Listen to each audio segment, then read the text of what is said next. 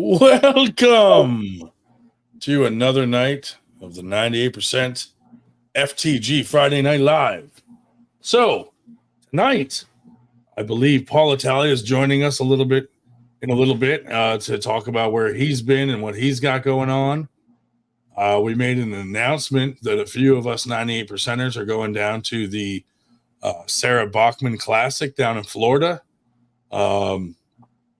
We've been having some talks with Paul Lynn to try to settle some Northeast feuds between 98. Well, really, me and James Reed.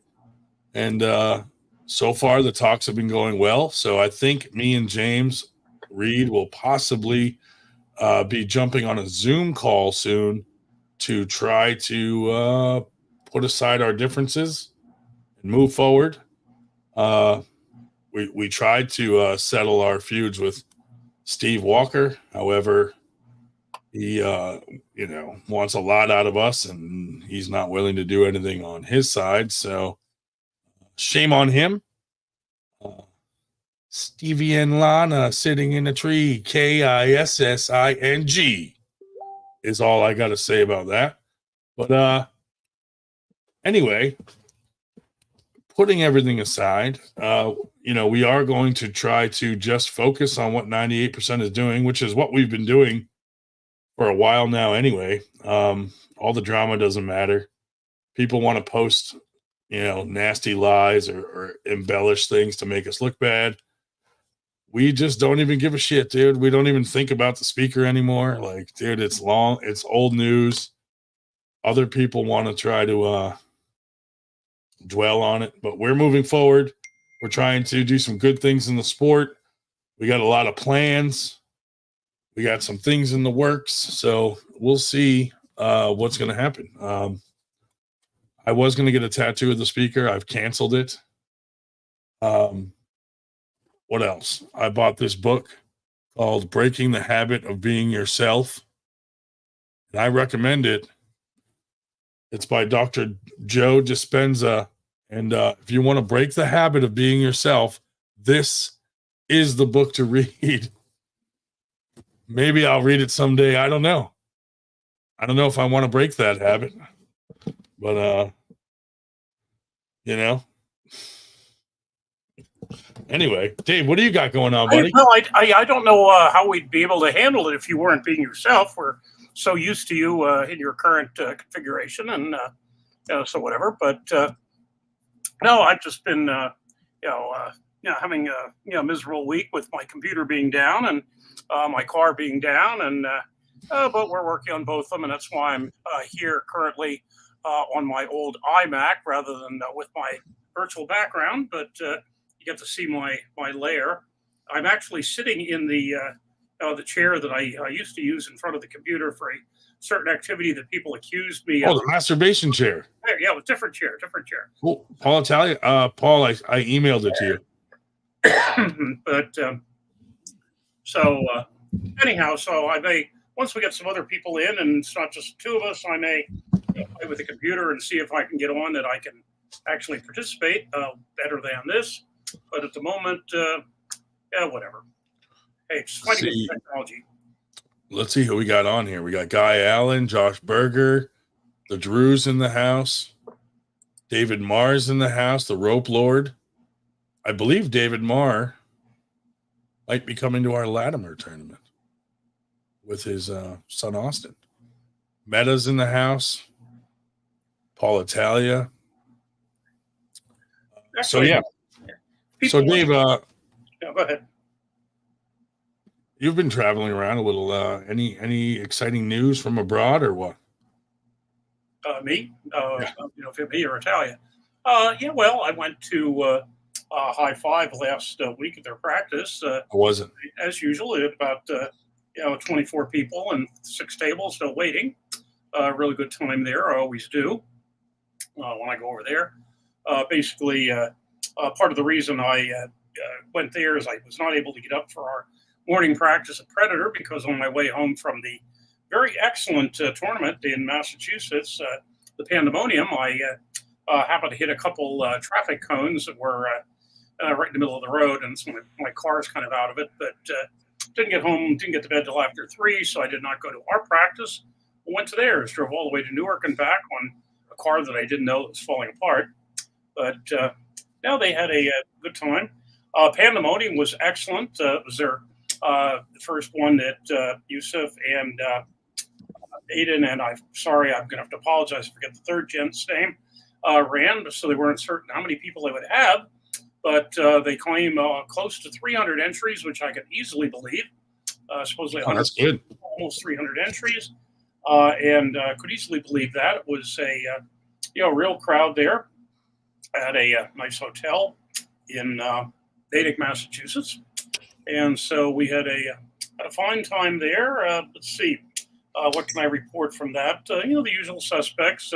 They had, by my count, I recognized people from at least 9 states at their tournament, all 6 of the New England states, plus New York, New Jersey, and Pennsylvania. I managed to lose like I usually do, but still had a decent time.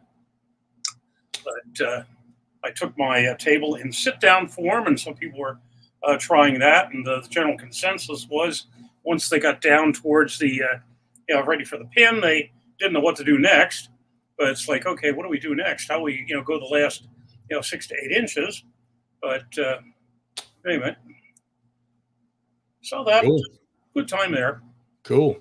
Oh, Sue Fisher in the house, Captain Obvious. Yeah, this weekend will be shoulder. Nitro's birthday party a week late. Nitro's birthday party up in the Pittston area. So if you're within a couple hours of Wilkes-Barre, Pennsylvania, we can give you the address for that. We're going to be having a couple tables right on the banks of what's the name of the little stream there? I forget. But anyway, so that's Nitro was what was Nitro 60 something, and last week, and so we're holding the big on Sunday, not Saturday. We usually do it Saturday, but it had to be moved to Sunday. But so that'll be the fun thing for this week, and then Cole in the house. Yeah. And then actually the week after that, I won't even be at a arm wrestling event, although there are several. Yeah. We got our Sean Latimer New Jersey State Championship coming up. After that, we have our Arnold's, the September skirmish. And then we're canceling our November tournament to accommodate Steve Walker, even though he's not doing anything to accommodate us. Doing it anyway to be the bigger people so that we're not stooping down to the level of Lana. But Cole, how you doing, buddy? What's up, guys? I'm doing good. I don't know if my internet connection might not be too good. My phone's kind of messed up, but I wanted to jump on here and see how y'all was doing. We're good, man. We're good.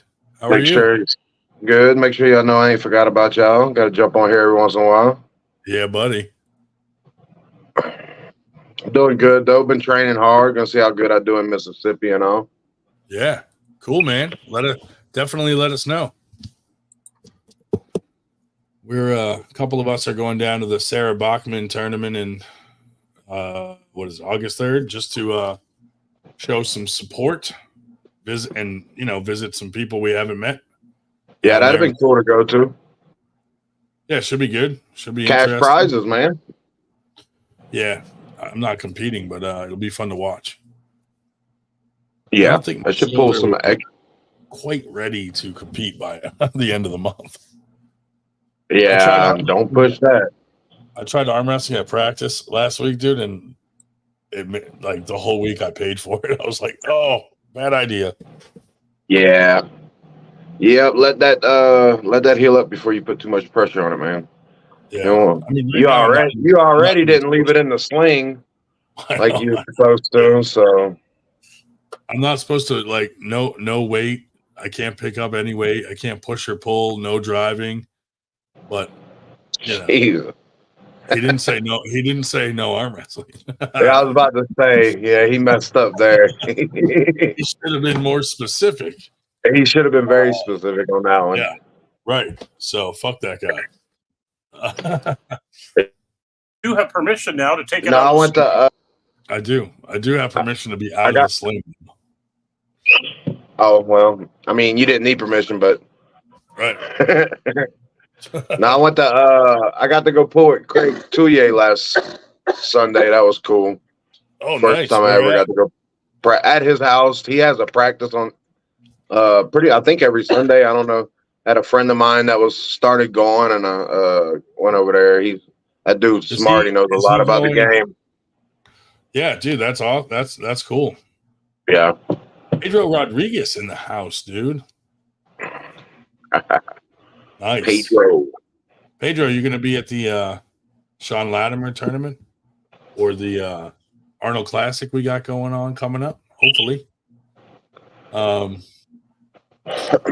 Yeah, that's cool. You got to pull with Craig. That's awesome, dude. Yeah. That trying to spread my wings out, feel everybody different, So Yeah. you learn a lot from people like that, man. That's been in the game that long.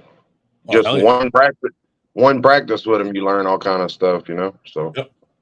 Yeah, dude, just soak it up like a sponge, that's what I did. I'm glad I waited because I'm like a year and a half in now, and at first, people try and tell you all kind of stuff, but it don't sink in. Now, once you pass the elbow hurting all the time and all that, you could learn a lot. You can start soaking it up. So it's kind of where I'm at. It's because when you start, dude, everybody tells you something different. So it takes a while to figure out like what works for you, Yeah, what lanes to go that work for you, yeah. Yeah, because there's definitely a lot of lanes out there that don't work for me, buddy. All that pressing stuff. Ooh. Oh yeah. I don't even try to press yet.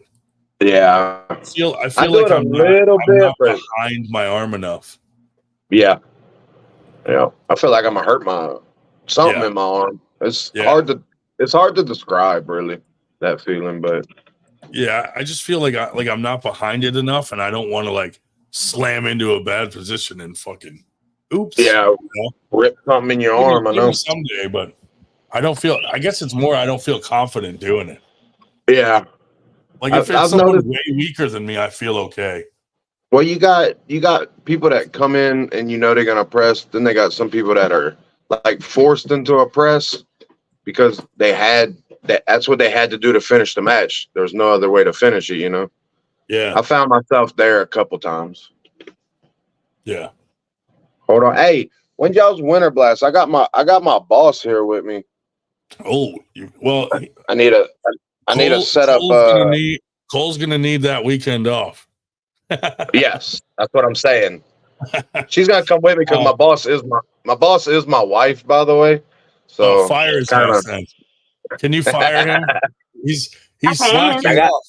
I got all these people.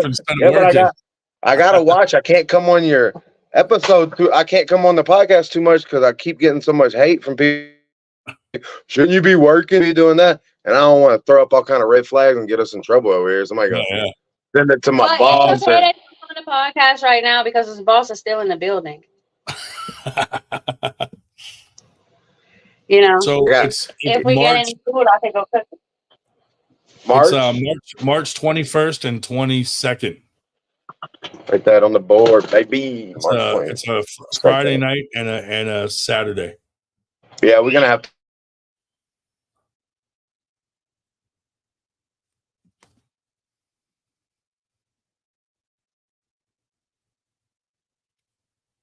Uh-oh, I think we lost him. Yeah, I'm not sure what the deal was there. We lost. He froze up. Yeah. Anyway. My bad. My connection's gonna start messing up, but yeah. But anyway, I plan on coming. So cool, man. That'll be awesome. So everybody needs to know when y'all see me there, y'all getting y'all's ass whooped because yeah, I'm almost a bad motherfucker. All right, bro. I can't wait. I'm not a bad motherfucker yet, but I'm almost there. I'm getting there, man. Well, you got some time, dude. You got like 6 months till Winter Blast, so yeah. Maybe more. But yeah, I've never been up northeast of the states. You know what I mean? So arm wrestling. There's no other reason in the world for me to go anyway. So arm wrestling will bring me up there. That's good. Yeah, man, that'll be good. Where is it at? Well, we got a new venue, so it's actually going to be in Valley Forge, PA. It's Pennsylvania, right? Yeah. Yeah, not far outside of Philly, like maybe like a half Pennsylvania, hour. Angie. Think we can make it? Yeah, next year. Yeah. Okay. All right. Well, that's what I wanted to do, though. Make sure y'all knew I was coming to that because last year it looked like it was fun, dude. Oh, it was badass, dude. Yeah. Meta wants to know if you and your wife can hire Harlan. Yeah, for sure. You guys looking for some? For sure. some We hire all crackheads. They clean very well. we even supply the crack. Yeah, man. For real. I'll go buy him the rocks and everything. He can come clean all my floors, all my ceilings over here. All night long, dude. That's funny. Yep, I'm here all night. I'm scrubbing floors. Harlan got a new job, but he won't tell anybody where he's working. I don't know. I talked to him a little bit. He seems to like me, so I mean, whatever happened with everybody, I don't care me.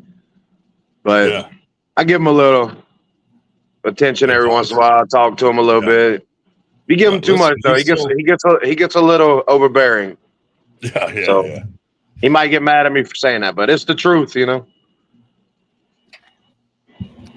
Yeah, I'm still on his hit list. I should see him at my next tournament, so nice. Yeah. Oh, Barry Bourne in the house. Oh, Cole. You and Barry Bourne would be a good super match, dude. Barry Bourne, that sounds so familiar. He used to hang out with Travis a lot, and he was boxing Dave Morocco. They had that boxing match. Sound like you've been in the game a long time, though, man. Yeah, but you guys are both big, strong boys.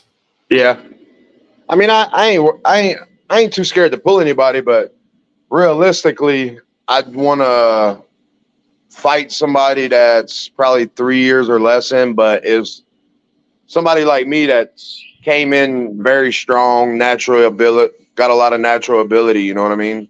But still kind of new to the game. I don't want to go out there and fight a veteran and just get destroyed for no reason. You know what I mean? I think your best bet then, you want a sure win, is Dave Shell. Yeah. No, that ain't what I want. I don't want a sure win. I just want to find somebody that's around the same level as me. Yeah. Around the same age in the sport and feels like they have a lot of natural ability. That would be somebody I'm interested in having a match with. You know what I mean? You know what you got to do is find someone that's been in the same amount of time as you, and then cross-reference it on the Airs rating system. And if you guys have a close score, that's a pretty good idea. That might work really well. That's a pretty good idea. Yeah. I mean, that's what it's designed for. I mean, them scores though. Yeah. If I look, you're right though. If I find somebody around the same age as me in the sport, yeah, that's killing it. You know what I mean? Because the longer the air system is around, the more accurate it'll be on scores and people's levels and such. Well, in the South over here, we don't have in between amateur and pro, semi-pro. You know. Yeah. So it's kind of. I went to 2 tournaments and just flashed every amateur. So I was like, man, this ain't no fun. So I went to pro. You know. Yeah. And I did okay. 3rd and 4th place my last 2. So, I mean, crazy Uncle Jim said, "What's your weight? He'll pull you." Right, 340. I lost like 40 pounds in the last couple 6, 7, 8 months. Yeah. Sweet. Yep. Oh, getting strong. I really ain't trying to lose weight. It's just all the work I've been doing with arm wrestling is starting to just fall off. So. Oh my God! Italia. Yo! What's up, guys? Paul, you're still alive, dude. Everybody's like, "Where's Paul been?" I'm like, "Everybody been, man." I told everyone you've just been busy launching your business. That's it, man. Over in Florida right now, enjoying paradise down here. Nice. Are you going to make it out to the Sarah Bachman yet, or do you don't know yet? Not sure yet. I'll know in the next few days. Cool. I just placed the order for the truck in today, so I'll get to know when it's ready. Nice. Me and Johnny are going down, and Sue Fisher, and I think Paul Lynn said he's going down too. Nice. Everybody's coming down. Hell yeah. Yeah, it'll be fun. What's been going on with you guys, man? What's been new? Well, we're working on a we're working on trying to end the feud here in the Northeast with James and on that whole side. Paul's going to try to do a Zoom call and we're going to try to smooth everything over with those guys. Nice, man. So we'll see if that works out. That should be interesting. Yeah, I mean, are we gonna do it live so we can watch? I would love to, but I think we're doing a private one first. Maybe in the future. Maybe in the future. We're gonna go work it out. Dude, you know who's mediating it? Who? Captain Pretentious. Oh wow. That way he can mute whoever starts yelling or whatever. I think I should be the guy in the middle, man. I dealt with both of you guys. I've been on the other side of both of you guys. Be Captain's mediator. Yeah, there you go. There you go. But yeah, that's been going pretty good. Little drama with the Walkers, but you know, fuck those guys. What's going on with them? They're just Mike Mignonia passed away, and I think from that, Steve was close with him, and I think Steve is just taking out his anger on us for some reason. Trying to say that he's trying to say like I purposely promoted an event on the day during Mike's funeral, and I'm like, dude, I post every day. You know what I mean? Like he's just kind of twisting it a little, I guess, because he's mad, but it was not intentional. I post something every day, like fucking, but his emotions are high right now, so he's got some shit going on. So I'm trying to just ignore it, and hope that he takes that post down that he put up, because it's, what post? He did a post, and he posted it in one of James's rooms, and it was kind of like, saying that I purposely threw a tournament on top of him and Mike's date, and then I posted stuff on the day of the funeral, all intentional. And I'm like, no, dude, me and Mike were friends. I would not do that to Mike. Steve just angry, probably because he lost someone who was like a father to him. Wait, but, so you guys have an event the same day as them? Is that what's going on? Well, we got the Sean Latimer New Jersey State Championship. They're mad about that. Even though, remember Sean Hancock tried to throw one in New Jersey, and Steve Walker made him change the name of the tournament because he said he's not from there. Oh, yeah. You know what? I remember you bought the trophies. Yeah, from Sean, because he had to eat that cost. So I remember that. Steve told Hancock the only people that can throw a tournament in New Jersey are Mike Mignonia, Sean Latimer, or Beast Mode. So Latimer was like, hey, I'll throw one. So I'm like, all right. So we planned it, and then I said we can buy the trophies from Sean so he doesn't have to eat that cost of the ones he already made. So Sean was all happy. So we bought them, and now they want us to change the name of that to not a New Jersey State Championship. And I'm like, dude, it's too late. Like, we're not eating those trophies a second time. Like, we're just, sorry. But anyway, and then another date they said fell on top of one of theirs in November. So I canceled that tournament to accommodate them. And my only thing was take that post down. And they were like, no, fuck you. And then Tracy called Knuckles up and said, you got to cancel these guys as a Arnold's qualifier. And Knuckles up was like, yeah, sorry, I'm not doing that. So, just some drama like that. But we're trying to work through it. I mean, what do you expect? And you guys reminded me of why I stopped being an arm wrestling promoter. That is exactly it's drama, dude, all the time. Yeah, exactly. Devin stole a dragon, so there's that. But anyway, other than that drama, dude, fuck those guys. We're moving forward. We're trying to do things to accommodate them and be the bigger people. When's the truce going down between you guys and the other side? I don't know. Captain's trying to plan it. Paul Lynn's trying to plan it. We're going to see what happens. Really, they're just going to throw me and James in a Zoom and see how it goes down. I can't wait, dude. It's going to be fun. Wow. Have you guys talked at all since No. your whole nope, okay. Not at all, dude. Not once. Well, we did try to truce way back, like a couple months after the original thing happened, and we just were yelling at each other. And poor Paul was like, "Guys, stop! This isn't helpful." And like he just gave up. Was like, "Fuck this! You guys aren't gonna fucking truce." And that was it. So since then, we have not talked. So we'll see. So what's the truce about though? Like what is everybody getting? Like what are both sides? I mean, I already posted. We're just gonna stop talking. We're just gonna stop poking each other. Like he'll do a post like he did about nationals and then mention me in it, which was unnecessary. So basically, the truce is, hey, you stop doing stuff like that, and I'll stop poking you on our podcast. Gotcha. So just to keep the peace, and that way arm wrestlers aren't getting dragged into it. Nobody has to choose where to go or any shit like that. We've never told anyone not to go to James's tournaments, but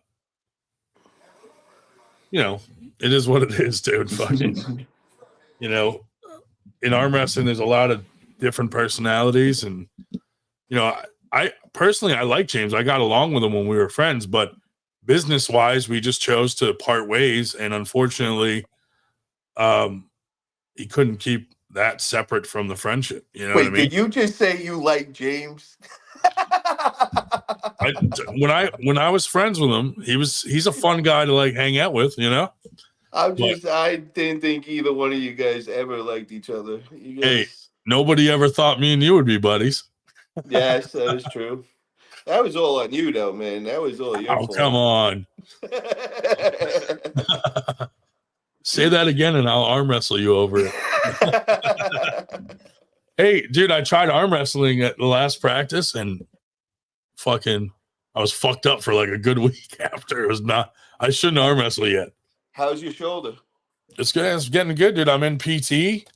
I can't lift my arm all the way up yet. Like that's about it right there. But on the table, if I dig my elbow in and I don't let anything hit my shoulder, I can still get a little workout just like in my forearm and my wrist. How long after surgery has it been? 6 weeks. Okay. Yeah, no, you shouldn't be on a little too soon to arm wrestle. Yeah, I know. I just got out of the sling technically last week and started PT. So how many times a week are you doing PT? 2 or 3 times? 3. And really do that. And then when you go home, do that shit on your off days. Yeah. Just repeat. I did it every day, man. I've been doing it every fucking day, dude. Like the routine they gave me, I just do it every day, like 5 times a day. Exactly. Whenever I get up and walk to another room or something, I'm like doing my pendulums and all that fucking shit, Hell yeah. Yeah, that's real good. I think me getting out of the brace early kind of helped me progress faster. Because I just took it off early and just didn't fucking wear the thing. Yeah, no, the second time after my surgery, literally 2 days after, I took off my brace. Yeah. But the first time I had it on for like 3-4 months. Yeah, it's annoying. Like I just couldn't. Oh my god, that thing was torturous, bro. I couldn't sleep in it, dude. That thing, sleeping is the worst. Oh, dude, that's my biggest problem is I can't get a good night's sleep. That's it. Because every time you roll over and you feel a little tweak of pain, I'm up. Like, yep. I went and got this like crazy pillow. I spent like $200 on this thing, and you put your arm through it, and it's got all this crazy shit to it. I tried it once, and I'm like, hell no, I can't use this thing. Yeah, yeah. It was just a waste. $5 super chat from Captain Pretentious. I can never be called an enemy of the sport. After this, I will be the MLK of the sport. Unity. That's true, dude. That's going to be a huge honor to unite the North. but yeah. So dude, so I want to get back to that. So what does it mean once you guys are united again? Now, what can we expect from this? See, like, I don't know where it's going to go from there. Like, probably at first, it's just going to be, we're just not going to talk about each other and poke each other. Like That sounds I a would, little weird, bro. yeah, we're not gonna poke each other, you know, in the bedroom. No, but I think, you know, as long as we're not like throwing gasoline on the fire, I think that helps. And then I'd like to get to a point where, you know, if they're throwing a tournament nearby and I just want to show up to support, that it's not going to cause a bunch of drama. You know what I mean? Yeah. Because like I like going to all tournaments, and even if I'm not competing, I'll just show up to like help support and walk around, and you know, if they need a hand or whatever. You're not gonna go try stealing their speakers, are you? If I see mine, I will. Is that part of the truth? No, it's not. I don't give a fuck about the speaker anymore. Oh man. You know, it's like what that you thing's you probably leaving the speaker out to rot, man. it's probably Nobody left behind, bro. What the yeah. fuck? I'm just abandoning it. It's hiding in the closet, man. It needs you. Well, I hired someone to shoot James, but the kid went and shot the president instead. Oh my So god. now he's dead, and that's it, dude. I can't even use him. How far is that from your house? Where that was? It's more west. Is it like real far? Yeah. I mean, it was like more towards like the Pittsburgh side of the state. Wow, okay. Yeah, a little over 4 hours, maybe 4.5, 5 hours. Of course, Dave would know. It was crazy. because I Me and go my out there- I girl go out were there gonna all- go to the one the week before that was in Miami. We seen it like the day before, and we were thinking about driving down there. And we're like, I don't feel like standing in the sun for like 95 degrees all day. But Yeah. I almost was at that one right before it. Dude, you see all the shit going on with that? Like, someone fucked up big time. Yeah, right. Like, someone really fucked up letting that dude fucking get a shot off. Yeah, and I put on my Facebook for a second, and I seen somebody said that he got shot. I was like, yo, that's a fucked up joke you're playing right now. And then I fucking looked, and it literally happened a minute before that. I was like, holy! So I made Yeah. that post. I Crazy, couldn't believe dude. that was crazy. Not It's fun. crazy. So I went on a road trip, man. I went over to Alabama. Yeah. How's that? Alabama's the experience, man. I didn't expect it to be the way it was. You know, I was Good or expecting a little bad? different. I went to a bad area, man. I didn't realize. I went to that Birmingham city. Yeah. And you know, we got there, and me and my girl, we went out like around like midnight with the dog, and we would just walked a few blocks. And as we're walking, I'm looking around, and I'm like seeing some sketchy characters, bro, like for real. And you know, I'm from New York, bro. I've been everywhere. I walk around anywhere at any time of night, nothing. But yo, this shit was like extreme. So I said to her, I'm like, damn, it kind of reminds me of like Houston, but even worse, like a lot Yeah. worse than Houston right now. And everything. So we went back into the room, and now we start looking up Birmingham. It's like the #1 crime city in the country, and over 350% crime rates of Yeah. violent crimes. And so, yo, the next day we wake up, and we were gonna go out that night, but we ended up staying in the hotel. And we went to the restaurant and went to the bar there instead of going out. We wake up the next day, right down Yeah. the block, there was a mass shooting in the club over there. We're like, oh shit, thank God we didn't go out. So we told the people that we were like hanging out with and all, and they're like, oh yeah, that happens a lot over here. I was like, oh shit. So yeah, Birmingham Damn. was definitely an That's experience. crazy, dude. Yeah, it's pretty crazy over there. It's just like the forgotten city, man. They just everybody pulled out. Anybody that had money or whatever, it's just all abandoned buildings. Everywhere you look, they're like 10 buildings on each block, and I'd say 8 of them are abandoned. Damn. Yeah, it's extreme, bro. I've never seen a city so fucked up in my life. That's crazy, dude. Yeah, it's nuts. Like, you think about some of these states. Like, I went to Iowa, and I went to a town, and they were like, yeah, dude, this is one of the worst cities with gang violence. And I'm like, fucking in Iowa? It's Yeah, like I know, right? it's all cornfields. I'm like, what are they fighting over? Like, because they got nothing else to do. Yeah. You know? Like, damn, dude. It was pretty extreme. I've been like, you know, I've seen a couple places back in the day, like Ohio. I remember when like Goodyear pulled out, and like that was like the main company that, you know, everybody kind of worked for. and all. And I went in a couple areas over there, and I was like, oh shit! But Alabama takes the cake, man. Holy shit, that was That's extreme. crazy. Yeah, That's definitely. crazy. And they say it's the most corrupt government there is. Like they just like, stored everybody in the city and then just robbed this everything, like all the politicians. Yeah, dude. Well, hey, at least you got to experience it, and you Yeah, saw right. what's up. Hell yeah. How's stuff going with the business? Good. Oh yeah, bro. So yeah, check it out, dude. Got my shit right there. Oh, nice, dude. Hell That's yeah. badass. So I bought my truck today. I bought my first dump truck. Nice. It's being made now. It takes 4 weeks Yeah. to be done and all. But I got it all customized the way I wanted it, and we'll be up and running. I think like the mid August.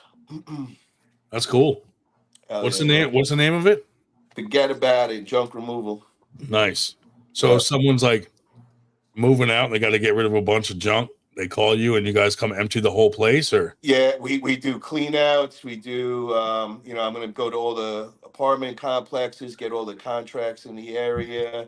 I mean, anybody that has anything around, any kind of junk, you need a shed knocked down, whatever you need, we take care. Forget about it. Junk removal, take care of all your problems.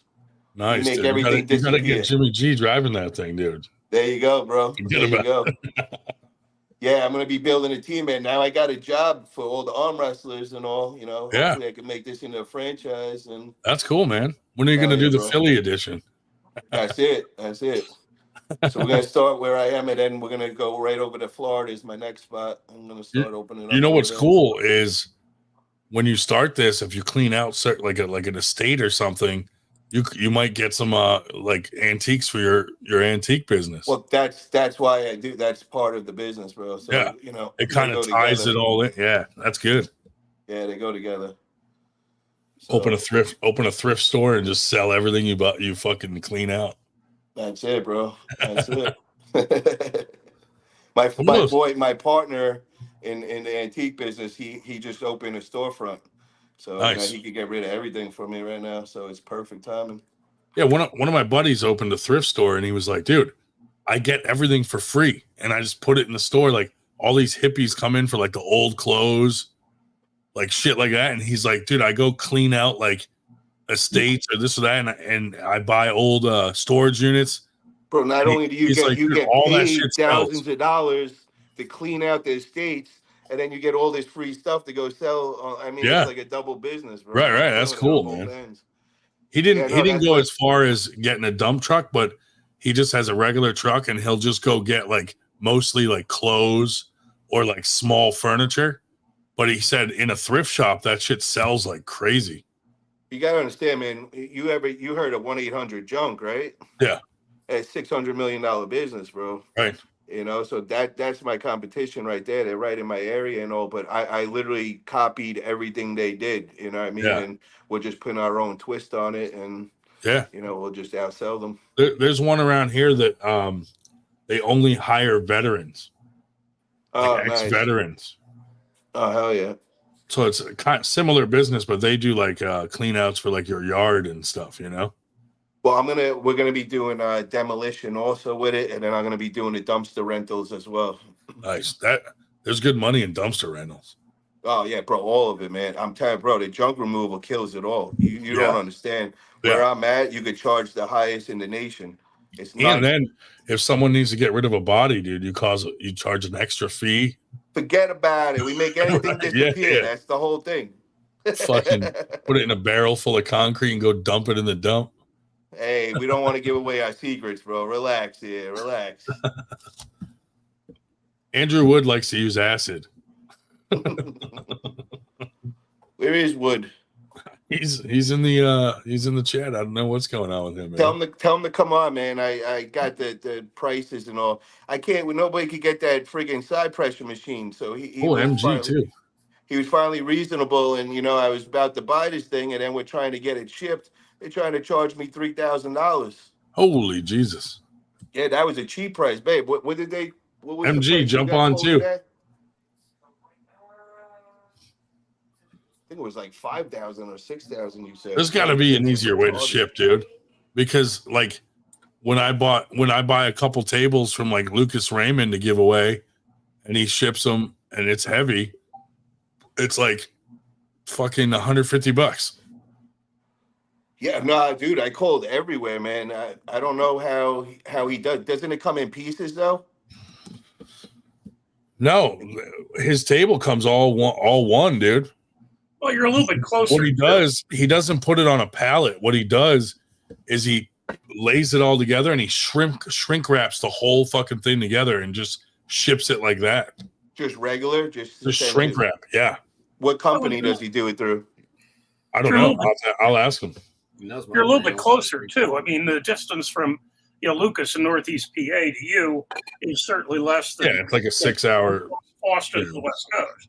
Austin, I think it's like 5 or 6 hours from where he is to me, but yeah, but still, I mean, it's still not that it's reasonable. yeah, it's not where $5,000, right? they're giving us like $5,000-$6,000 price. You know, it's like retarded. Yo, Wood, you hear what I said? I mean, I heard a little bit, but I had to turn the audio off while I was joining the studio. Yeah, we called around. I mean, they're just retarded prices, bro. The price that you heard was a good price compared to what we heard. Yeah, $600. I told my neighbor $600, and he's like, "Shit, dude, we'll fucking put gas in the car and just drive it to California." No. But that was $600 if we did it tomorrow because they had a truck going already, so they were willing to throw you on. But if you did it yourself, what was it, 2,000 something? Yeah, like 2,300 or some shit. Yeah, that's the difference, bro. The only reason they said 600 is they just had a truck going in that area. Damn. Yeah. That's crazy. Probably because if you put it on a pallet, then it becomes like freight, you know? Well, that's where we called up. We called the freight. But they have at UPS, they got like that store freight where it's not like where you need to have a loading dock or anything like that, and they'll do it themselves. They'll create it for you. You got to do is send Shell down there and strap it to the top of his car. That's it. Done deal. The old man to drive it around. We'll have Wood throw a big practice in Texas for you. When you pick it up, you could go and practice with him. Now you drive it to Cali, and I'll throw a big ass practice over here, and I'll give you a tour around Petaluma of the Mecca of where arm wrestling begun. So it'll be worth your time, bro. You're on mute. Where wrist wrestling began, not where arm wrestling began. Oh, exactly. Shots fired. Dave corrected you. Got it. All right, so let's set this up, Dave. Dave, when's the next time you're going to be in Texas? November 2nd. Well, somewhere around November 2nd for the glorious AW5. Oh, that's right. He is going down there. Which one you rooming with? By myself, thank you. I'm not going to be staying with the infamous Harlan. MG's in the house. Hey, MG, Paul Italia came on here specifically to see your armpit hair. Could you show him? Wait, what? She's all natural, man. She's never Paul Italia came on to see MG's armpit hair. Look at that, dude. Full bush. Full bush in the armpit. Oh, you're not playing, huh? She's a natural woman. Is she a good arm wrestler? No, she's one of the people Dave Kotlow sent onto the podcast thinking that it was like a business meeting. Oh, wow. And she's been coming on ever since, though. Wow. Yeah. Crazy, right? What crazy group did you meet Kotlow in this time? She used to work with him. She works for what is it? StubHub. Yeah. So she sells tickets. She's one of the high-ranking people over at StubHub. So if you need tickets, Paul, if you need tickets to something, she's your girl. Nice. Hell yeah. So Kotlow used to work at StubHub? I don't know. I think she did something with him. I don't know. MG, where did you meet Kotlow at? I thought he worked for like an oil company or something. She met him in a massage parlor. It was totally a massage parlor. Where did you meet him? Like working with him somewhere else or at StubHub? Yeah. Did she go mute? StubHub. Kotlow in the room with you right now, and is he StubHub. making you say what you're saying? Blink twice if he's threatening you. Oh man. I think he's right there. No one threatens me. Oh, No one threatens me. No one. Dave, are you trying to join from another fucking phone or something? Try to get in. I can help you with stuff. It's Whoa, Dave. not working. Dave, you're tripping me out, bro. I think I see Dave, like, there's an echo or something. yeah, You old you're moving bastard. around. Sounded like a video game from the 90s. Yeah. Oh, he'll figure it out. But yeah, other than that, dude, we got a few tournaments coming up. We're just working on some good things, dude. I'm looking forward to our Arnold qualifier. That's gonna be fun. That's gonna be fire. When's the date on that one? That is September 7th. Hell yeah. Are you going to the next Knuckles Up? Yeah, I think so.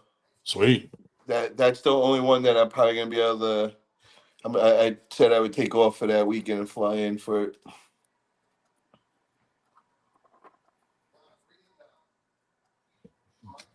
Cool, man. I'll be there. I try to go to all of them. Really, I mean, it's worth going. It's not a far drive for me. It's like an hour and a half or something. Yeah, I haven't missed one yet, man. I'm 3 for 3. Nice. Me too. I can't wait, dude. Hopefully I'll get to go to all of them. And it'll be cool to go to the Arnold's. I've never been to Arnold's. That's crazy. I haven't been there yet. I every year I'm supposed to go and I never end up getting there. Yeah. I heard that's crazy there. Me too. That's why I'm excited. I'm excited to go this year. Go check it out. Yep. That's probably like the biggest one other than the Olympia for the fitness world. Yeah. Yeah, that'll be interesting to go see. Get a lot of free pens and shit. So what's up, Andrew? How you doing tonight? Dude, I'm fucking tired. I fucking was burning gasoline all day. It was horrible. I was gonna say you're quiet, dude. I was staring at a gasoline fire for like fucking 8 hours today. Jeez. Did you burn someone's house down or something? No, but that fucking gasoline was full of he over added all of the fucking fuel stabilizers, and that shit was it smelled like plastic burning because he had it in a kitty litter container and it was eating the fucking container. So I was burning the plastic off too. It was fucking gnarly. Damn. That's crazy, dude. That's probably how Nanya felt when he burned that boat down. He burned a boat down? Oh, dude. Paul, last week, he came on a fake account and nobody was on the screen and he just sat here for a while. And then all of a sudden he popped up and he's like, I'm fucking here. And I was like, oh God, dude. I actually heard all bad. Somebody hit me up and they were telling me that Paul Lynn came on and kind of gave me a quick update with that, and then told me that Nanya popped on, and that's why I wanted to pop on tonight and all. I was like, nice. Oh shit, it's been getting wild over at the 98, and I've been missing out and all. Yeah, dude, it was funny. He tried to sneak on, but a whole different attitude. You see in the AWU, he was threatening my life and saying all this shit about my family, and then on here he was just totally calm and no threats. Yeah, but you know how it is, man. It could change like that, bro. It matters what day, what time of day. At any moment that could just flip mode and what drugs he's on. If he's coming off a bad couple days, dude, he's fucking. That was the thing with him, man. You'd be mad cool with him for a long time, and then all of a sudden he'll just flip mode on you, just out of nowhere, and you're just remember that one night when we were on here and he left, and then he came back and flipped the fuck out and was like, "Grondin, you're a snake. I know you. You said just because I said something." He did the whole contract shit. That contract was nuts. Dude, the contract thing was crazy. I mean, he admitted that was his way of trying to get you to cancel. He was trying to get you to cancel. So good the whole time, and then he just fucking wowed out at the end. Yeah, dude. The best was when he was crying on stage after, like, everybody thinks I'm a loser and I did this for the people and now I'm natty. And What's he been doing? Is he pulling? Does he have anything coming up? No, he hasn't been, but he's planning on. I guess he's just doing these fucking crazy super matches. He's got some AW5 shit going on, I guess. What happened? So I thought he was gonna get all this shit, man. I thought he had a couple of things set up after that. I don't know. He said he's been training and he's waiting for these matches, I guess. And I have no idea. You never know with him what's going on, you know. The last time he talked to me, he said he was going to turn up to one of my tournaments and kick my ass in front of the whole tournament. I'm like, okay. He's a bit of a liability. I don't know how he's lasted this long talking that kind of shit to everyone. You know, like that's part of the reason why Ryan's going to the thing in Florida, because Harlan's agreeing to show up and Harlan said he's going to show up in Florida and kick my ass at the Sarah Bachman. I'm like, sweet. Like, I'll fucking hit him with my gimpy arm, dude. He's not showing up. He ain't showing up there. If I spin fast enough, my arm will just naturally swing into him. That is where I met him, though. That is the place he showed up. Oh, Orlando? No, not Orlando. He showed up at Chances where they live. I forgot where they live. I forgot the name of it. Well, hey, maybe he'll show up. I don't know. Fucking. I doubt. That's gonna be a lot of dicks he has to suck to earn the money to go down there, dude. Has he been around at all? No. He's been in the AWU thing. He still fucking like tags me sometimes, but he calls Shell now and then still. Yeah, he called me this afternoon to ask what the subject was going to be on tonight and to complain that why we don't let him on. After all, we let Nanya back on. Nanya snuck on first off, and Harlan, I would rather have your dad Willis on. I mean, give Harlan a year, and I feel like he'd probably be better on the podcast. I feel like he's still refining himself as a human. Well, as an arm wrestling personality, I feel like he's getting better. Yeah, I think like in the beginning, he thought he had to say crazy shit to get noticed, and Harlan, he already went over that. Oh, that's what he's doing now. He has a very low IQ. No, that's what he's doing now. He believes that he's only been in like less than 2 years, but he's known coast to coast, and he's known for being an idiot, but he doesn't care. He's not known coast to coast. That's just fine. It's just fine. To coast? As long as he is it's because he messages people privately to talk about me and Paul. Well, no, he actually is known nationally. Apparently, even Sean Boom Hancock was like talking shit to him as a referee at an event when his name got called. So everyone knows him. Dude, me and Paul went to Eric Wolf's house in Arizona, and that fucking dude was like, "This guy Harlan's been messaging me talking about you." And we were like, "What the fuck? Like, why?" And then Bob Brown was standing next to him, and he's like, "Yeah, he hit me up too." Yeah, dude, it was crazy, and we're like, "What the fuck is he hitting up random people?" It was crazy, man. He's you like, guys don't hit up random people on the internet. That's what it's for. Yeah, but like he's hitting up people about me and Paul that don't know anything about the situation and trying to fill them in, and they're like, "Dude, I don't know who you are." The latest. It was weird as shit, dude. The latest person he is advising is Paul Passmore, because he's telling Paul, "Look, you're really good. You're really good at. You're really strong, but you're not getting the attention you deserve because you're too polite." So he's basically telling Paul he has to be more of a dick if he wants to get attention. You know what? I will have to admit, Harlan is probably dumb enough to think Taylor Swift is a woman. Harlan's advice to people is like, "Look, just go on a podcast and say the N-word, and that'll jumpstart your career." He now has since there's now a vacancy in the room that Capo has gotten for him, because I'm not going to stay with him. He's going to be rooming with Ninja. Oh, that Ninja kid, yeah. Yeah, Ninja's going to be rooming. Harlan got fired, Paul. I don't know if you heard from Freddy's. Oh yeah, why is that? They fired him. It's a big secret. I don't know.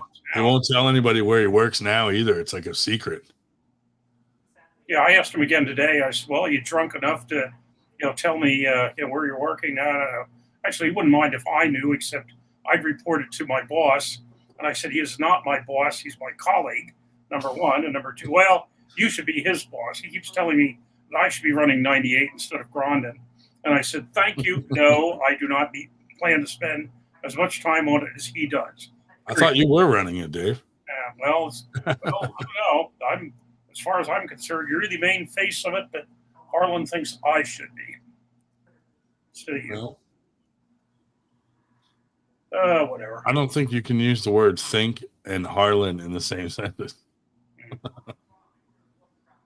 Well, fuck that. What am I doing on this fucking podcast, man? What am I doing here right now? Well, and then the other thing you're missing, Paul, is that they have, of course, AWU. By God, that chat's been going on about who's pulling who and who's pulling what. And apparently, Palmer is pulling 5 different people for a total of $4,200. And, whatever. Jesus. So I said, hey. Andrew Wood, when are you going to get a crazy super match for money? Probably not, dude. I mean, like, look at my fucking bicep, dude. My bicep's all fucked. Yeah, but if Kotlau's willing to fly you out and cover hotel and everything, so then what? I pull him. I'll pull him. Bicep, and then I fucking Cole will pull anybody, dude. Cole will pull MG. No, I'm just playing. I like Wood. I wouldn't do that to him. I see Shubich has been making smart remarks in the chat for a while. That's the other thing in Harlan's advice is that Shubich should start selling his body on Instagram because he's really that good looking. Well, Harlan is gay as fuck, so that makes sense. But yeah, Harlan challenged Shubich to a lefty match. I'm like, dude, Shubich would kill Harlan lefty. Yeah, speaking of gay, Yakimovich asked today on the chat, why is he so gay? And I said, probably lots of practice. But he's been quite active on the chat. Big win. Oh, Shubich found out where he works, dude. Works at a local glory hole. I knew there's gonna be some bullshit. Oh, hell yeah, bro. That's MG. the dream job right there. MG, would you do a super match against someone in arm wrestling? Against another woman? Man, Hey, I got one. My wife will pull her, or my daughter. MG will only pull people who also have armpit hair. No, I would win. I would absolutely win. I would win. I guarantee it. I guarantee it. Whoa! What did Kotlau give you private lessons in arm wrestling? I don't need private lessons. I'm way ahead of that. Wow. No, I'm expert level of this. Maybe you versus Eric Harlan. Okay, I'll do it. He hates women. He hates women. Oh, then I'll take him down. There we go. I love There we go. I'll Challenge to jump Eric over. Sorry. Let me mute. I'll mute. MG, where are you right now? At your mom's house. Oh, that's not nice. That's not. She is an arm wrestler. What state do you live? Oh, she's in Texas, right? Fuck you with God. Where are you? I'm in Salt Lake City. Come on. Where? Who doesn't know who I am? Come on. In what city? Salt Lake City. Come on. Salt Lake City, Utah? Jesus. Wow. I know. That's why I can ride hard. And That's why she did so well in the Mormon history trivia contest. We could put her on with Bob Brown's crew over there. He got a whole crew of women arm wrestlers. Oh, nice. Would you consider arm wrestling, MG? Again, I would destroy in that whatever. No, just kidding. No. Well, you got like 6 or 7 in your area, and you have a legend that'll teach you. So we could set up a practice for you over there. Okay. That'd be cool. Legends, yeah, I'm down. Yeah, Bob Brown has quite a few women in that group. Yeah, he's got a whole crew, and they're really good, and they're fun, and they'll teach you. They're not gonna be like on some ego shit. Does MG stand for Mormon Gangster? And Jesse and Julian are going up there. Julian's doing very well. He's crushing all sorts of people in Utah. Julian Smith, formerly of Team Predator of Allentown, Pennsylvania. Yeah. All right, so we need to find out, MG, how did you meet Kotlo? Because now you're in Utah, so there's no way that you guys know each other like that. So was it like a group on Facebook you met? That's how I met Kotlo. He added me to that group for like 3 years straight, and I finally decided I had time to fucking talk shit because I wasn't arm wrestling anymore. There's some behind this. I think he's like, there's something going on right now. Oh, there's a conspiracy, dude. Yeah. Thank you. There is no Ooh, chocolate conspiracy. pretzel. There is no conspiracy. I just got roped into something, and I Soak Lake City. There's no such thing as soaking. It's not real. That is not real. It is not Oh, real. look, is this Robert Kelly saying hello? Sorry. Fuck that guy. But yeah, I am Mormon gangsta. If that's Mormon what you, gangster. if that's what you How want me long? to How be. long have you been a Mormon? Like your whole life, or Of course. Yeah. Born and can raised. people convert to being a Mormon? Of course. What's the process? I don't know. You have to soak. Soaking. You have to be molested. You have to be I'm molested sorry. by someone of sorry. someone of the cloth. The cloth. I'm sorry. Are you at work right now? Like, Fuck no. Are you allowed to Fuck have no. tattoos and dress like that? Oh no. I left the church, but I mean I don't shave, so it's cool and everything. Are you in a Pull my cult? arm here. Are you Absolutely. in a Mormon cult? No. Have you ever sacrificed a goat? Jesus fucking Christ. You need to change your name. She needs to change her name to MB. For Mormon bitch. No, Hey, for Mega Bush. Oh God. Mega gotta- Bush. That's what makes it hot, right? Like There it because is. I'm a Mega woman. Bush Greer. Everybody knows who I am. Everybody knows who What I do you am. mean by goat? Because I know in the Bible they talk about sacrificing kids, and there's a lot of some people like they think they're talking about goats, and other people think they're talking about kids. Which translation do you think is correct, or are they both correct translations? Probably a kid riding a goat. I think that I only know the Book of Mormon and a little bit about the Bible, so I couldn't answer those kind of things. Is that okay Oh if yeah. I keep myself off of mute or? Instead of getting jumped in, you have to get through the soaking gauntlet Oh, to be a yeah. Mormon. No, there's no such thing. Do you have to have armpit hair to be a Mormon? Oh no, that's just a Meredith thing. Do most Mormons have armpit hair? Or... No, they don't. Just me. I was traveling through the Mississippi Valley last year. There were a couple places I was at that they had the Book of Mormon in the hotel room along with the Bible. Oh wow! Ooh. If You it's go to- the Marriott, of course it is. Fucking- Because sorry. No, You go to a Mormon church. Fucking Ryan came up with 30 Mormon questions in 10 seconds. God damn. Mormon people, they don't hang their pictures on the wall straight in the background. Oh, here we go. James, what's I'm up, man? gonna fuck you guys up. I'm seriously gonna measure this, the chair rail to the painting, and you. Listen, it's not so me. what's the deal with the armpit hair? Like, what does that say? What does it say? Yeah. Keeps people far away from me. That's what it does.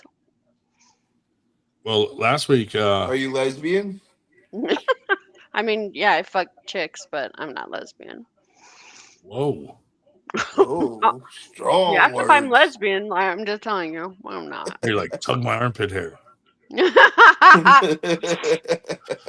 No, they tug mine. Have you ever braided them? Someone last week asked you to That's twirl the them. same thing. Yeah, no. You were twirling them around. I've always been out there. I mean, I don't hide who I am. Everybody knows who I am. You can Google my fucking name, fucking whatever, and Yeah, I like how I mind fucked all the doubters into thinking my real name's a fake name. That was so much fun. Wait, you're So is Salt Lake City? Is it kind of like hippie world? Like there's a lot of hippies out there and all. no Mm-mm. Mm-mm. a lot of armpit hair. Tons of armpit hair, but I've been like this since I was 16, and I can easily prove it. Oh wow. I know. It's my litmus test. So I didn't how get my old? growth spurt until I was 17 and a half. If you had your armpit hair since you were 16, how old is your armpit hair? Oh, no. I shave like quarterly. I just haven't shaved my armpits for, I don't know, a while. Oh yeah, I forgot to tell Paul. Barry Bourne was on a couple weeks ago, and he wants to come to Winter Blast. Oh wow, that'd be great. Yeah, Yeah, definitely get him he's a looking match. for matches. Yeah, definitely, bro. That'd be great to have him on there. I told Cole that might be a good match for Cole. Two big guys. Yeah. How long has Cole been in again? A year and a half, 2 years? Yeah, a year and a half. Yeah, that'd be a good match. That'd be a good one. How long? Who? Barry You and Bourne. Barry Bourne. Oh, I need to look him up. How long he's been in? He just been dabbling. He never really been in. He Oh, just like comes and goes. yeah. You don't want to put nobody like that against me. Nah, it'd be a good one. I think it'd be a good one. If they That one dabbling, would work, man. It makes sense. maybe so. Yeah, he's strong, man. He's not no, Yeah, he's like he's at that like whatever one. he'll beat almost every amateur, and then like he'll beat a lot of pros too, but Yeah. Well, at that same level. that does sound good. You know what I mean? Like, He's right. no, I know. I have an idea because I know you're real strong and you're a big boy and all. You're yeah. probably a lot bigger than him too. How much you weigh? Right now I'm weighing 340. I lost some weight, man. Yeah, so you're a lot bigger than him. He's probably like 260 probably on a good day. So he just got a really strong hand and all that. But Yeah. just don't listen to him. I mean, he came in and he was challenging all the elites in the sport, telling Travis he could beat him. Dan Mosher was No, challenging him for no, 10 grand. He was no. crazy when he first came in. Yeah, I know where I'm at. I don't really want to arm wrestle anybody that's serious about the sport, that's training every day, that's been in it more than 3 years, maybe 5 years if they're not really gifted, Yeah. I feel like I'm a little bit gifted as far as what you call it, no, just strength and all, I was naturally strong already, so I mean, What bro, a, you're 340 pounds. You're a fucking monster. you I versus Barry Bourne. Winner gets to comb Meredith's armpit hair. Oh, shit. James, how no, you doing, buddy? Yeah, pretty good. Yo, so Oh, what's up with this whole like you and Volume up, bro. You're like at 1% volume. Who's talking right now? That's crazy, Uncle your John. your It is- volume's really low. Let me see if I can turn it up. Try that. Hello? Sort of. hear me? Sort No, of. it sounds like you're like hidden in a closet or some shit, man. It's like you can't hear you at all. Really? Let me turn this off. Alright, can you hear me now? Oh, Yeah. MG. But MG it's- said it's you, at you like can't 5% you instead can't of braid. 1% broadcast volume. MG says you can't braid her armpit hair if you don't lick them first. Yeah. all right, gotta get them wet. Yo, can you hear me now? Yeah. There you go.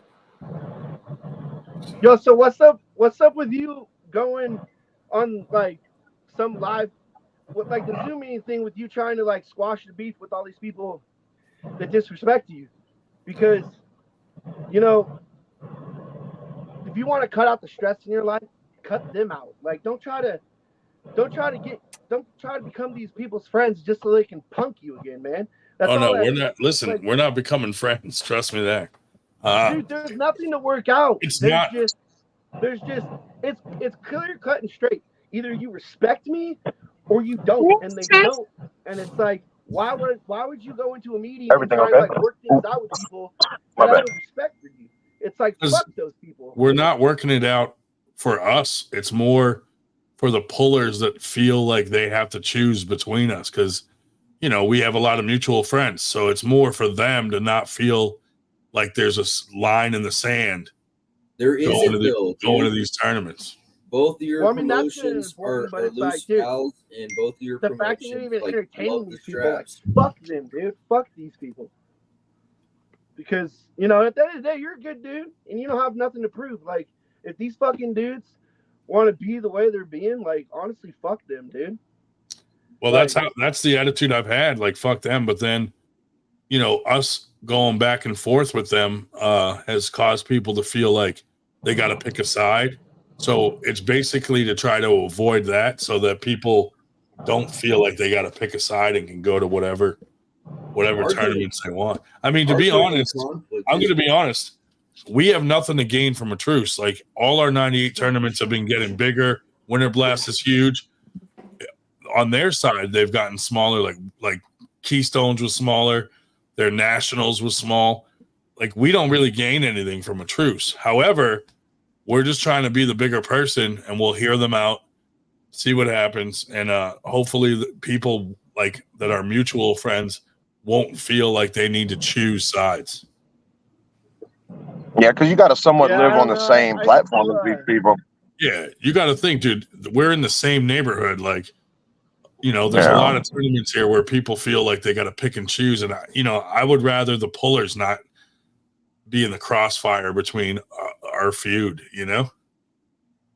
Yeah, I feel it, man. I used to be. There's a rock killing quarry a little few bit, but not miles so down much the street anymore. that's in the middle of nowhere if you want. But I used to be very forgiving of people and always like give them another chance when I was like younger. But as I aged, I'm just like, you know what? Fuck all that, dude. It's just causes more stress, more drama, and it's like if these people literally act like pieces of dog shit, and it's like it's probably in your best interest to just fuck you, leave me alone, dog. Like, I mean, that's pretty much how we've been. But like, you know, they'll say some shit online about me, then I say some shit back, and then it turns into all this shit where people kind of get turned off by it. So like, for the pullers, we're gonna try to just see if we can just cease fire, kind of thing, you know? Oh, you're so nice. I mean, there should have been fire in the first place, but I will say that, like, just the other day, I get phone calls from people that I used to be like best friends with, and I'm just like, why do you call me? Because every time you call me to try and like square things away, I'm just giving you another opportunity to later on fuck me over. And whether you know it or not, you're going to do it because I know you now. And it's like, I feel like you should know these people now. Just be careful. And first of all, you're a good guy, so you need to have your guard up. You need to be like, listen, do not let someone talk you into like forgiveness and let them like fuck you over again, because I'm just sick and tired of people fucking people over. So Ryan, are you gonna take off the ban now? Now the 98 could go to their tournaments. I can't even hear you anymore. Fuck. No, that's still active. Hold on. The funniest thing though is like literally we've never told, like, Shubich goes to all James's tournaments. Oh, I don't stop, give a shit. man! I didn't go to their event because of you. You told me not to go, bro. Said if you go, you're fuck dead. Those guys. If you go, you're dead. You're dead to me, dude. Walker told everybody, like, if they go to Sean Latimer's practice, they're dead to him. I'm like, dude, come on, that's crazy. If the TAL doesn't get into scholastic sports and start promoting themselves to kids like in schools and shit, then their little fucking amateur promotion is going to be worth nothing because they're providing nothing of value in the professional realm. It's just another tournament, you know? And apparently Billy Ortega wants to focus on protecting from arm breaks, so he's a babysitter more than a referee. Billy Ortega was on here last week and he asked Meredith to twirl her armpit hairs. Did she do it? Oh yeah, she twirled them. I believe she also told everybody her bra size. Still muted. I will tell people anything at any time because I am transparent. Oh, I thought you were gonna leave it at trans. No, I mean, Almost went all the I'll way fuck left. you with my dick. I mean, that would be rad too, you know, because it's huge. But no, not trans. That's my problem, dude. All these trannies have way bigger dick than me. It's embarrassing.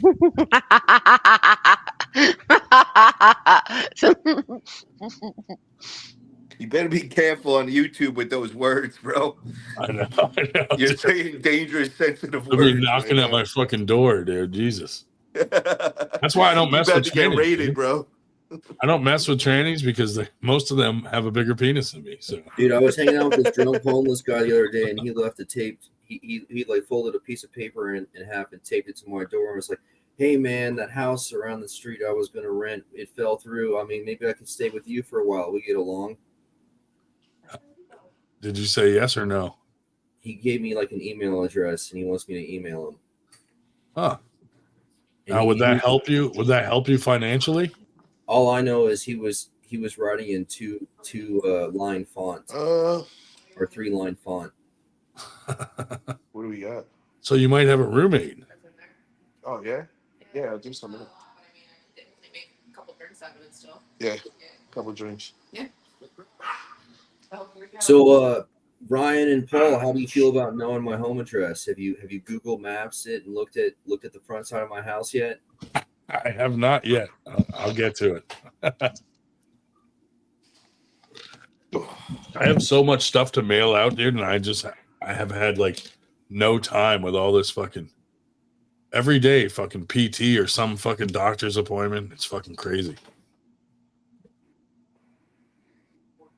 So the shirt has not gone out. Oh, Dave Schubert wants to know if can Dominic Toretto in the red shirt pull Hardland Lefty this November? I mean, dude, honestly, like as a soccer referee, in my experience, like all the drama between the commissioners and the registrars for different soccer organizations, they were all amateur to intermediate at best. You know, there was no advanced, intermediate, or like advanced soccer taking place under those promotions. And if it was like a special event, like a large tournament, you know. But yeah, dude, like fucking commissioners they're so up their own ass about fucking doing what they want to do, like to do their promotion. It's just crazy. Yeah.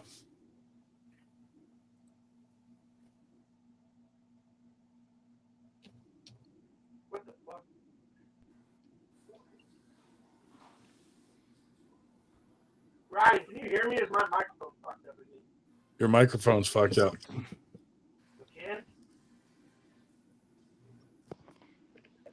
It's good now though, right? Yep. God damn it! What That's the weird. fuck? That pisses me off. Every time I connect to my Bluetooth, my speaker fucks up. Hey, what's going on November 2nd? Where's that at? I have no idea. That's Arm Schubert. Wrestling Uncensored 5 in Houston. I currently can't spend any money right now because I have some financial stuff I gotta do now. Yeah, being self-employed's a bitch, ain't it? I'm not self-employed. That didn't work out.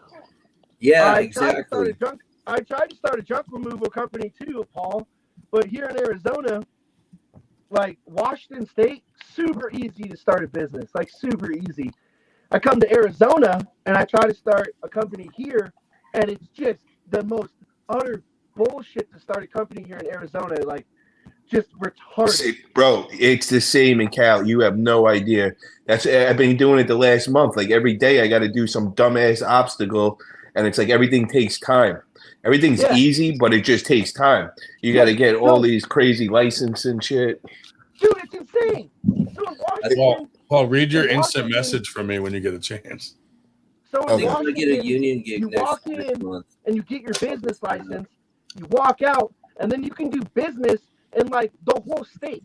And that's it. Like, it's just so easy. I come here to Arizona, get a business license, and it's like you can only do business in the county that you got the business license, and then you have to like pay more fees and do more bullshit. And me and my brother like hired a lawyer to like get all this. And then at the end of the day, my brother's like, this isn't fucking worth it, man. Like, I'm about to like move out of state again if I'm going to start a business, and I'm just not doing that. And I was like, well, fuck, that sucks. Yo, what do they charge for a load out there in Arizona? What's a full truckload go for? Do you know? Yeah, I had all the price points and stuff. It's like a dump truck or like a just a truck and a bed. So like for the dump trucks, it's like the 12-foot. Like a 12-yard.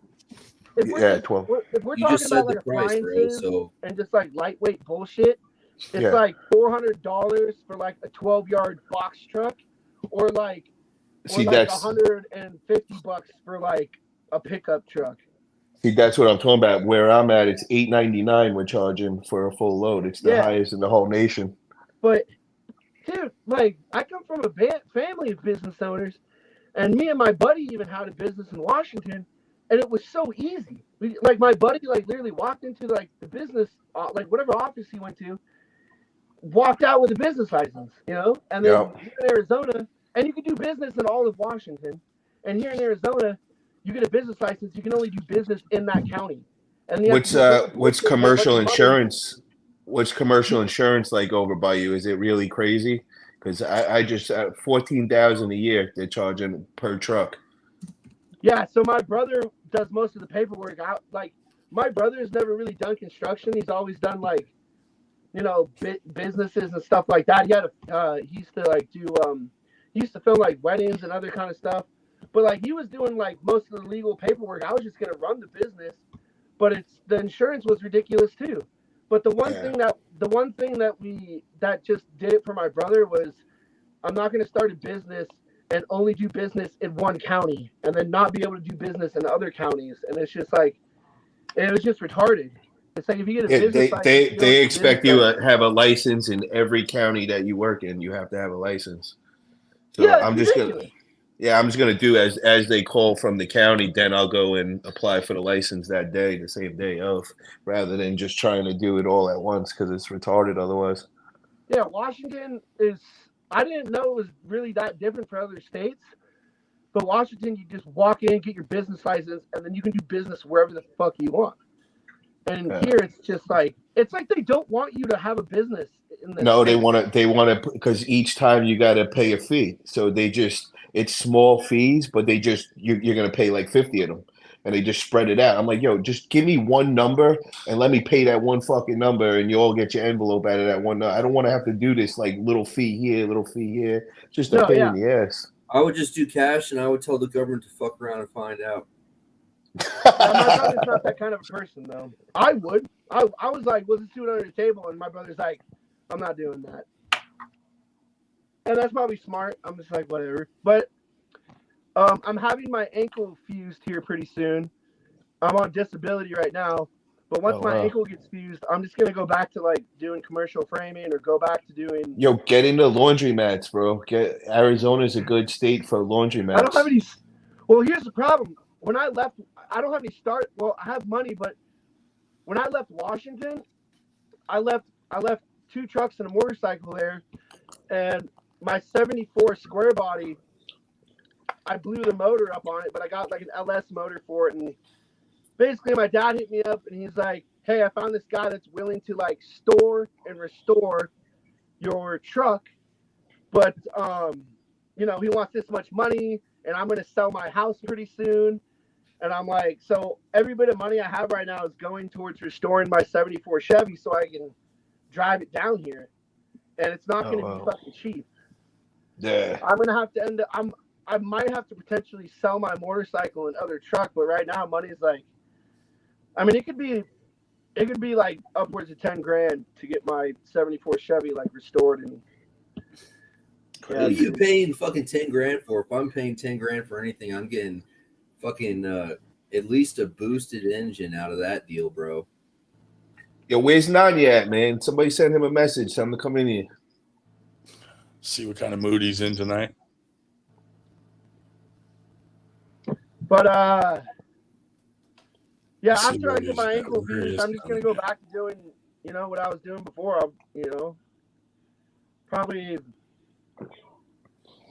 go back to doing I was a heavy equipment operator, but I have way too many tickets now to be insured to drive any of their trucks on the street.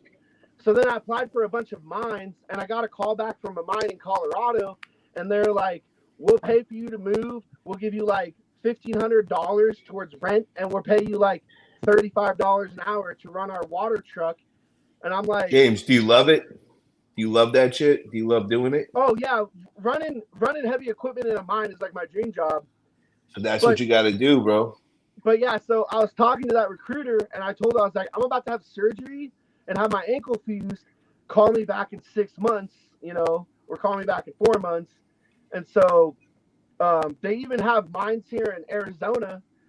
But once I get my ankle fused, my ankle's gotten to the point where I can't even do heavy equipment because they expect me to jump in and out of my equipment and do labor. And I was like, I can't really do anything with my ankle the way it is right now. But once it's fused, I want to go back to doing heavy equipment, but I want to work in a mine. I want to, basically just hog dirt and load trucks, How old are you?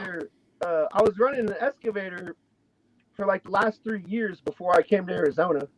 How old are you? 31. 31. So what you got to do, man, is you like doing that. You like working with the heavy equipment. Go work for that a couple of years. Do not spend a penny. Stack that money. Just stack it. Stop buying cars. Stop doing dopey shit with it. Stack that money. Now go buy your own excavator. And now you go and start fucking, you got your own business. There you go, bro. And you start doing what you love. And now you're not working for somebody else. And now you're still plenty young enough to do it too.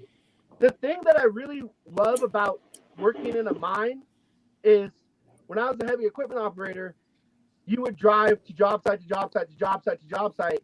If I got a job in a mine, then I could live close and just go to that job every day and not have to worry about, having a good driving record or any of that, because you don't even have to have a license to work in a mine.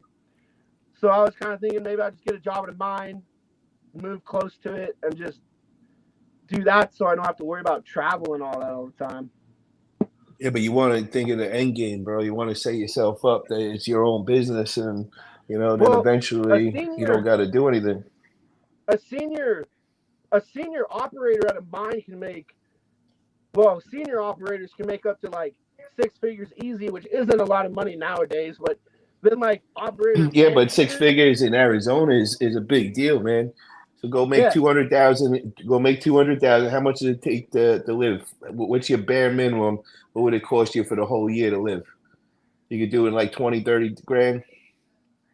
I think you could do it in Arizona. There's a lot of copper mines here. People. But listen to me, man. Stack your money. I'm trying to give you the formula. You don't want to be doing this shit working for somebody your whole life, man. You're 31 right now. Start stacking that money and then go open your own business. That's the key, bro. You got to think long term. Yeah, you have that fucking nest egg to start the business, because you're gonna sink there for a few years while your business takes off.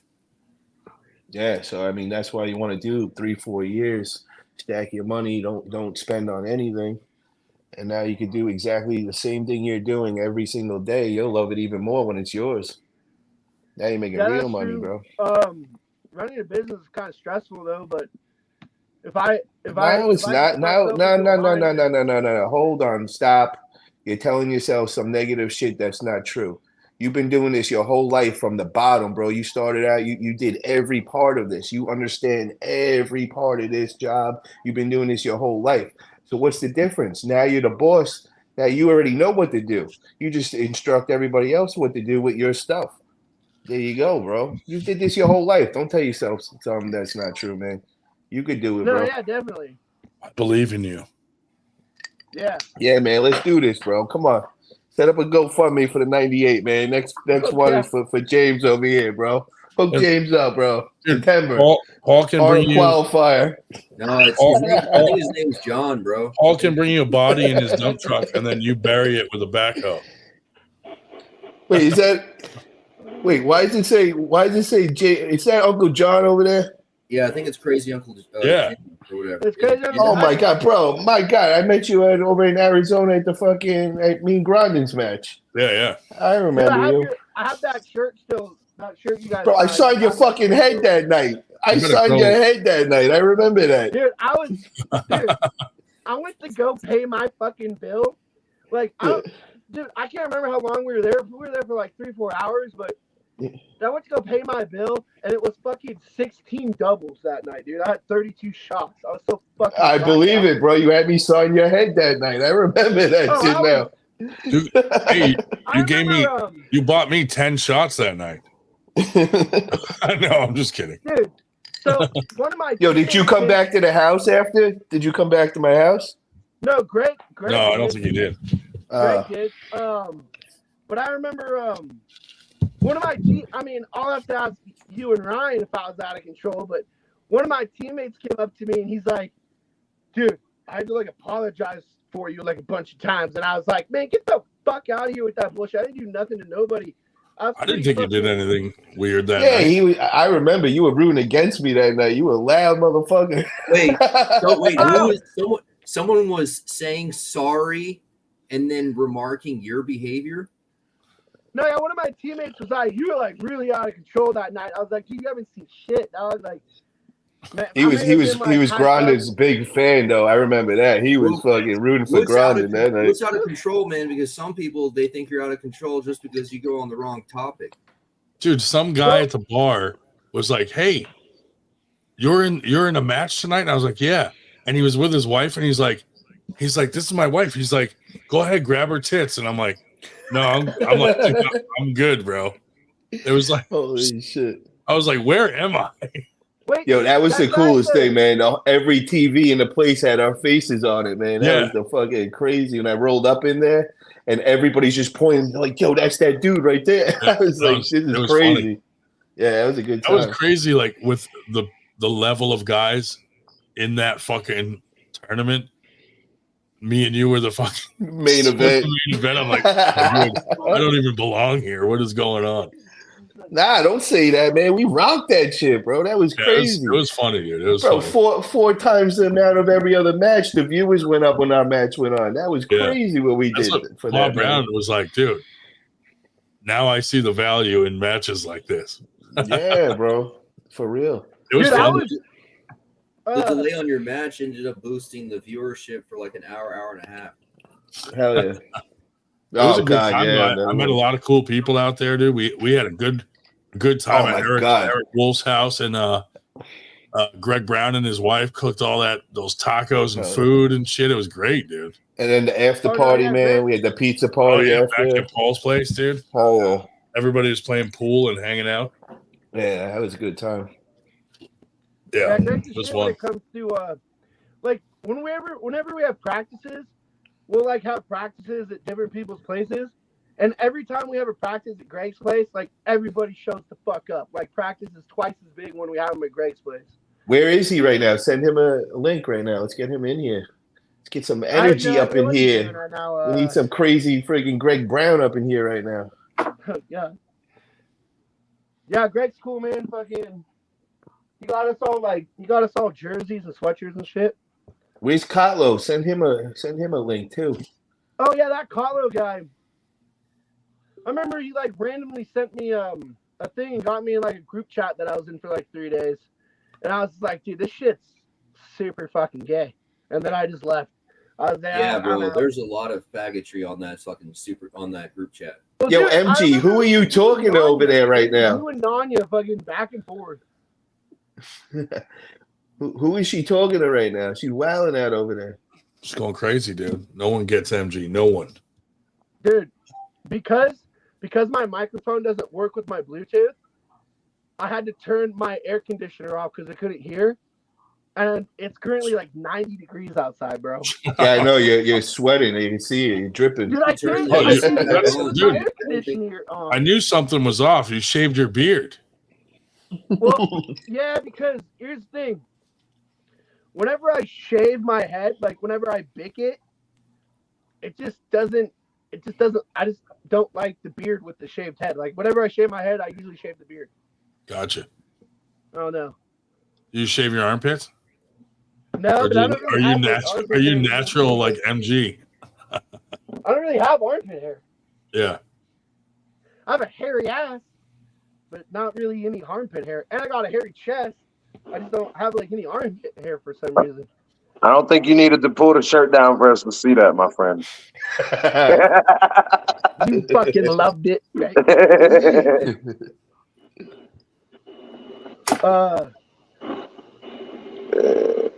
Yeah, armpit hair. Yeah. Look Yo, like you man. had. Look like you got some twist up a biceps blunt. there, though, man. How long you been twist arm up a blunt. wrestling? I'm Dang. kind of like off and on from like 2019. But when for the first 4 years of doing it, I was like a really bad alcoholic and I didn't take shit seriously. And it's kind of like, I'm not really a bad alcoholic anymore, but I still don't really train.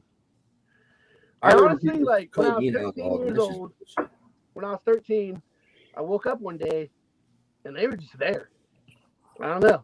I just woke up one day and just had like huge arms, and I don't train my biceps or anything. That's fucking good genetics for them biceps, man. Yeah, I should train more, but I'm just like, I don't know. Been a little bit depressed about not working. We know, Mr. Italia. I'm working on mine. I've been off cycle. I haven't been training. I never worked my biceps till I started arm wrestling, but they coming in. You know what I mean? There you You go. gotta worry about that arm though. There you go. Board Arm Wrestling has just joined us in the chat. I've been taking a break from training for a few weeks. I'm just resting. What the fuck is that you're holding there, bud? Yo, Wood, why don't you just drive out the side pressure machine to me? And I'll pay for gas. It sounds like that's what I'm gonna have to fucking do, of fucking shipping. Yeah. Well, Wood, if you sell that, what are you gonna make another one? Or you just? Oh yeah, he mass produces them, bro. Right there on the He shelf. pops them out. Yeah, he. How Every time much he's on the podcast. Oh, man. never mind. I ain't gonna ask him how much they are. No, you should, bro. Tables? I'm gonna review it and everything. He's selling them for $1,500, but he can hook people up if you're willing to work with him with pickup and or delivery and shit. I'll come get that bitch. My price point theoretically should be $3,000. Yeah. A fucking table? Huh? Nah, he puts so many hours in it. It's just he can't get that yet. But once they get known, it'll get there. I mean, so we're helping him But out I there. mean, if you have any hopes of selling it to like a market, not a lot of people could probably afford that. Well, Yeah, but let me try it out and I'll review it for everybody, and I'm gonna make videos and all, and I'll let you guys know if it's worth it. I ain't gonna lie though. I believe he made something nice. No, he did, bro. I'm telling you, I believe it. This weird motherfucker's got to be good at that shit. I know he is. I seen one of them Wood, that I he love made you, buddy. in Texas. I seen one of them that he made at Texas at the last AWU event, and I got to try it out, and I was pretty impressed. I was like, yeah, I like this. I would get it like that. And then mine's like the better one too. He even did the next level up on this one. Yeah, that one was. If he was smart, Paul, if he was smart, he would have had that thing to you a year ago, bro, and you'd be promoting that shit a year ago when everything was getting hot with Nanya and everything, all that shit. Man, come on, boy. What the fuck are you doing? Bring that shit to Paul. Give that shit to him. That is called a business investment. You are stupid. You closed that door a long time ago now. He was using denigrating language against me at the time. I don't do business with people like that. Yeah, but you got to see. Listen, that's all fun and game, but you got to see the business side of that. You could have threw that table out and he'd have been, if it's good, dude, and you got faith in your product, bro, it's going to sell itself after that. All you got to do is give it to somebody that's got a little spotlight and got a little business of himself, and he knows how to spotlight it himself after that. Thank you. Especially when it going against Nanya. Wiggles, especially going against Nanya, that would have been a perfect one, man. I know. And then that might have been. That honestly might have been the difference. That made it the difference in him winning too. I think if that motherfucker would have just showed up on time. How about yeah, I know. How about Wiggles super match with Cole. There you go. No, I like the Barry Oh, Bourne who? one. I I keep like hearing Barry Wiggles. Bourne. Oh, is Wiggles left-handed? Because if I go out to any super matches, I'm gonna want a right and a left. Because my left's is getting third place in pro right now, and my right's still in fourth. But right hand. There's a lot more talent in the right hand, to be honest with you. What's your Yeah, primary hand, Cole? Left? It's right. Oh, it's right. I think right hand should be Barry Bourne and left hand Wiggles if he wants to do it. Ask Wiggles if he's down with left hand. I'm down. Wiggles, are you down for a left hand match? Where when? I have no Look idea. at it. I'm like setting It it would up. listen, Ryan, this would have to be at Winter Blast because that's the only time I'm gonna be around y'all. So that'd be something we set up for Winter Blast, and What the heck is this? and then I'm very interested in coming to Winter Blast this year. For a match? Yeah. Bring home one of those. Yeah, I could talk to Arm Gods is doing all the super matches. And we gotta be tight with that. So I mean that's a hard one. We gotta see. But Barry Bourne, that might be a seller right there. That's a big name out here, and all that could happen, man. We'll see. Well, we'll see. If I do really good in Mississippi, which is going to be really hard, we'll see how good I do there. Hopefully, I can get on the podium with the right hand this time and the left hand. So anywhere on the podium. When you get off of here, man, go look up Barry Bourne and Gary Roberts. Hold on, I got to write it down because I'm gonna forget. Let me go get a pen. All right. Who's that? Oh shit. I competed over the weekend last weekend. I got second. It was my first one back from surgery. What's up, Wiggles? How you doing, bro? Pretty good, brother. How are you? I've been good, man. Been good. I see you looking like a fucking monster, bro. You're blowing up, bro. Looks like you're eating fucking cows on the regular. Looks like about a big 400 grams of protein a day. Really? 400? He's been eating MJ's armpit hair. What you said, Barry? Barry? Yeah. Yeah, Barry Bourne. So Borne? Bourne. Okay. All right, but you're gonna have to look at it some other time because this is one of those you're gonna have to watch the episodes. It's worth it. You're gonna be entertained. Okay. You know, he's a character, bro. You're gonna die laughing and shit. But That's he also knows how to arm wrestle too. Yeah. What's the main super matches so far for Winter Blast? Or have you got any listed yet, Ryan? Well, I know Corey West is coming. Oh shit. I know RBJ's coming. Oh my goodness. But I'm trying not to say much because I know Arm Gods wants to release all that info. So they got their list of matches. I've been wanting to get beat up by RBJ for so long. Like have him just beat you up. Try. So I just want to see him go in like one of his tantrums. It's going to be great.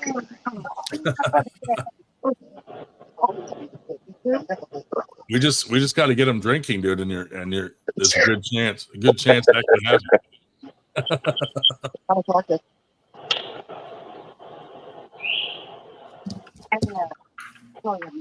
There's a lot of people coming this year, dude. So many people are coming from all over the country.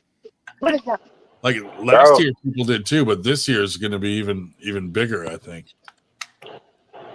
It's probably going to be, if it ain't bigger, I think it's going to be just maybe more quality. You know what I mean?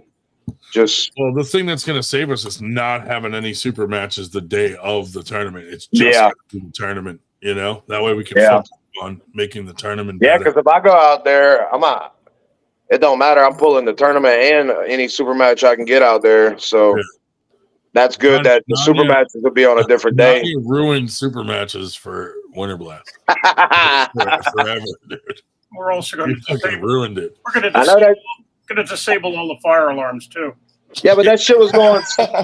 Hey, that shit was going smooth. Dumbass, bro. He fucking all that dumb shit. He didn't get nothing out of it. That's what's fucked up. He didn't get no big matches, no nothing. Dude, did you see when he had the money and he's just buying fucking t-shirts and hats right away and spending all that money? I was like, what the fuck? But we got to get him on here right now. I want to have a talk with him, man. He didn't do shit with that, man. We got to have a Yeah, chat. you need a rematch.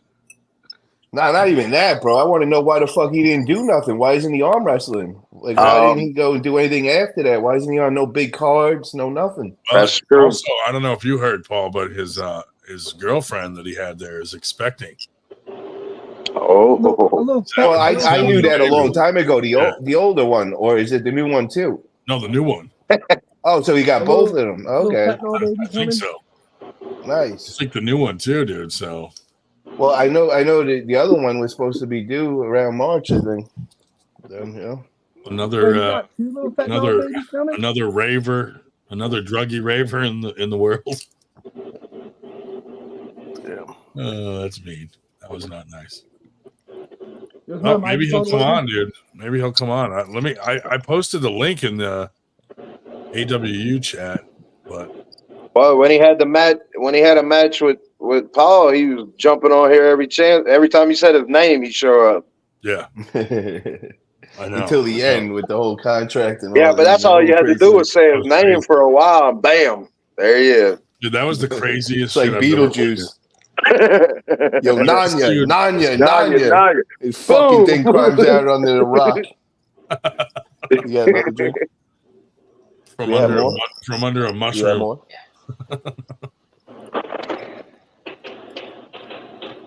Dude, I think he spent all his money throwing his own fucking music festival in the woods. Oh my god, that'd be a good time to be there. Yeah. That was probably crazy. Free I mushrooms. can't front, bro. That was like probably the most fun time ever. He probably had a festival at his house. I think within a week he blew all that money. Yeah, I believe it. I guarantee but it. That was a fucking good time. I bet you had. Yeah, That's I why some memories. he was disappeared for a whole fucking month. I cashed out my my IRA and I spent all of it in like 3 days. Really? Yeah, during that housing crash, 2009, they like just like cut it in half, so I just cashed it out. Yeah, plug in my phone. I spend $3,000 a month on Grubhub. No, just kidding. You're not kidding. You're not kidding. Won't tell anyone. He's not being I can fully see honest. that It's like shit. half- That was not a lie. No, sometimes I use DoorDash. Yeah, it's fucking convenient. Fucking right it is, dude. I gotta wait till my wife goes to bed though, because she gets mad at me.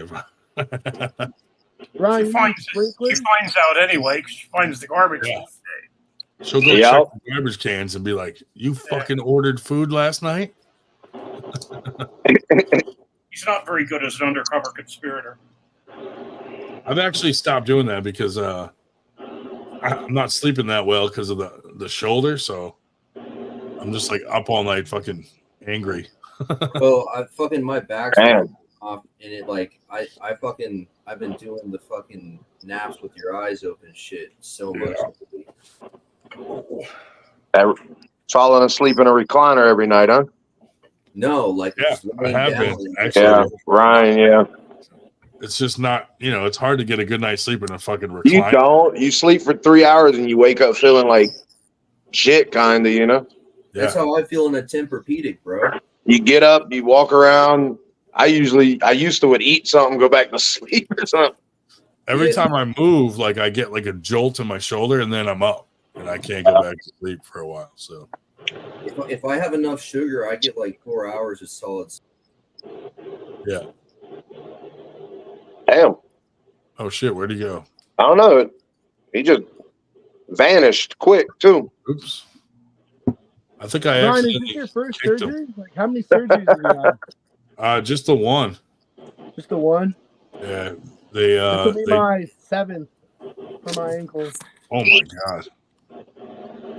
But the ankle's the only thing that never really truly healed right. Like, well, I'm sorry. I've had 2 surgeries in my life: the shoulder, and then I was circumcised when I was a kid. Oh, that's when I was a baby. When I was a baby. Yeah. I was circumcised too when I was a baby. But They did it against my will. Like I didn't approve it, so I feel like I got gypped. yeah, I've never really counted that, but is that I considered? just Safety? I don't decided know. to start counting that now. Yeah, Well, you then I guess missing. it's number 8 You, for me then. But you'd really benefit of that half-inch, 3/4 of an inch, huh? Every fucking every cubic inch counts. God damn. Well, I had a fraternity brother. I have a fraternity brother in Palm Springs, California, naturally, and his roommate, so to speak, went into the hospital, and everybody's all being sympathetic, like, "Oh, hope he's better, hope he's better." Then we discover actually went in for a penis enlargement because he was a porn star. I was like, okay, fine, here we are, giving him all the sympathy. Really sick, and nah, not quite. Oh well. They have remarkable pool parties. You look at the picture and there's something missing, namely women. But yeah, whatever. Cool dude. Palm Springs, the lifestyle.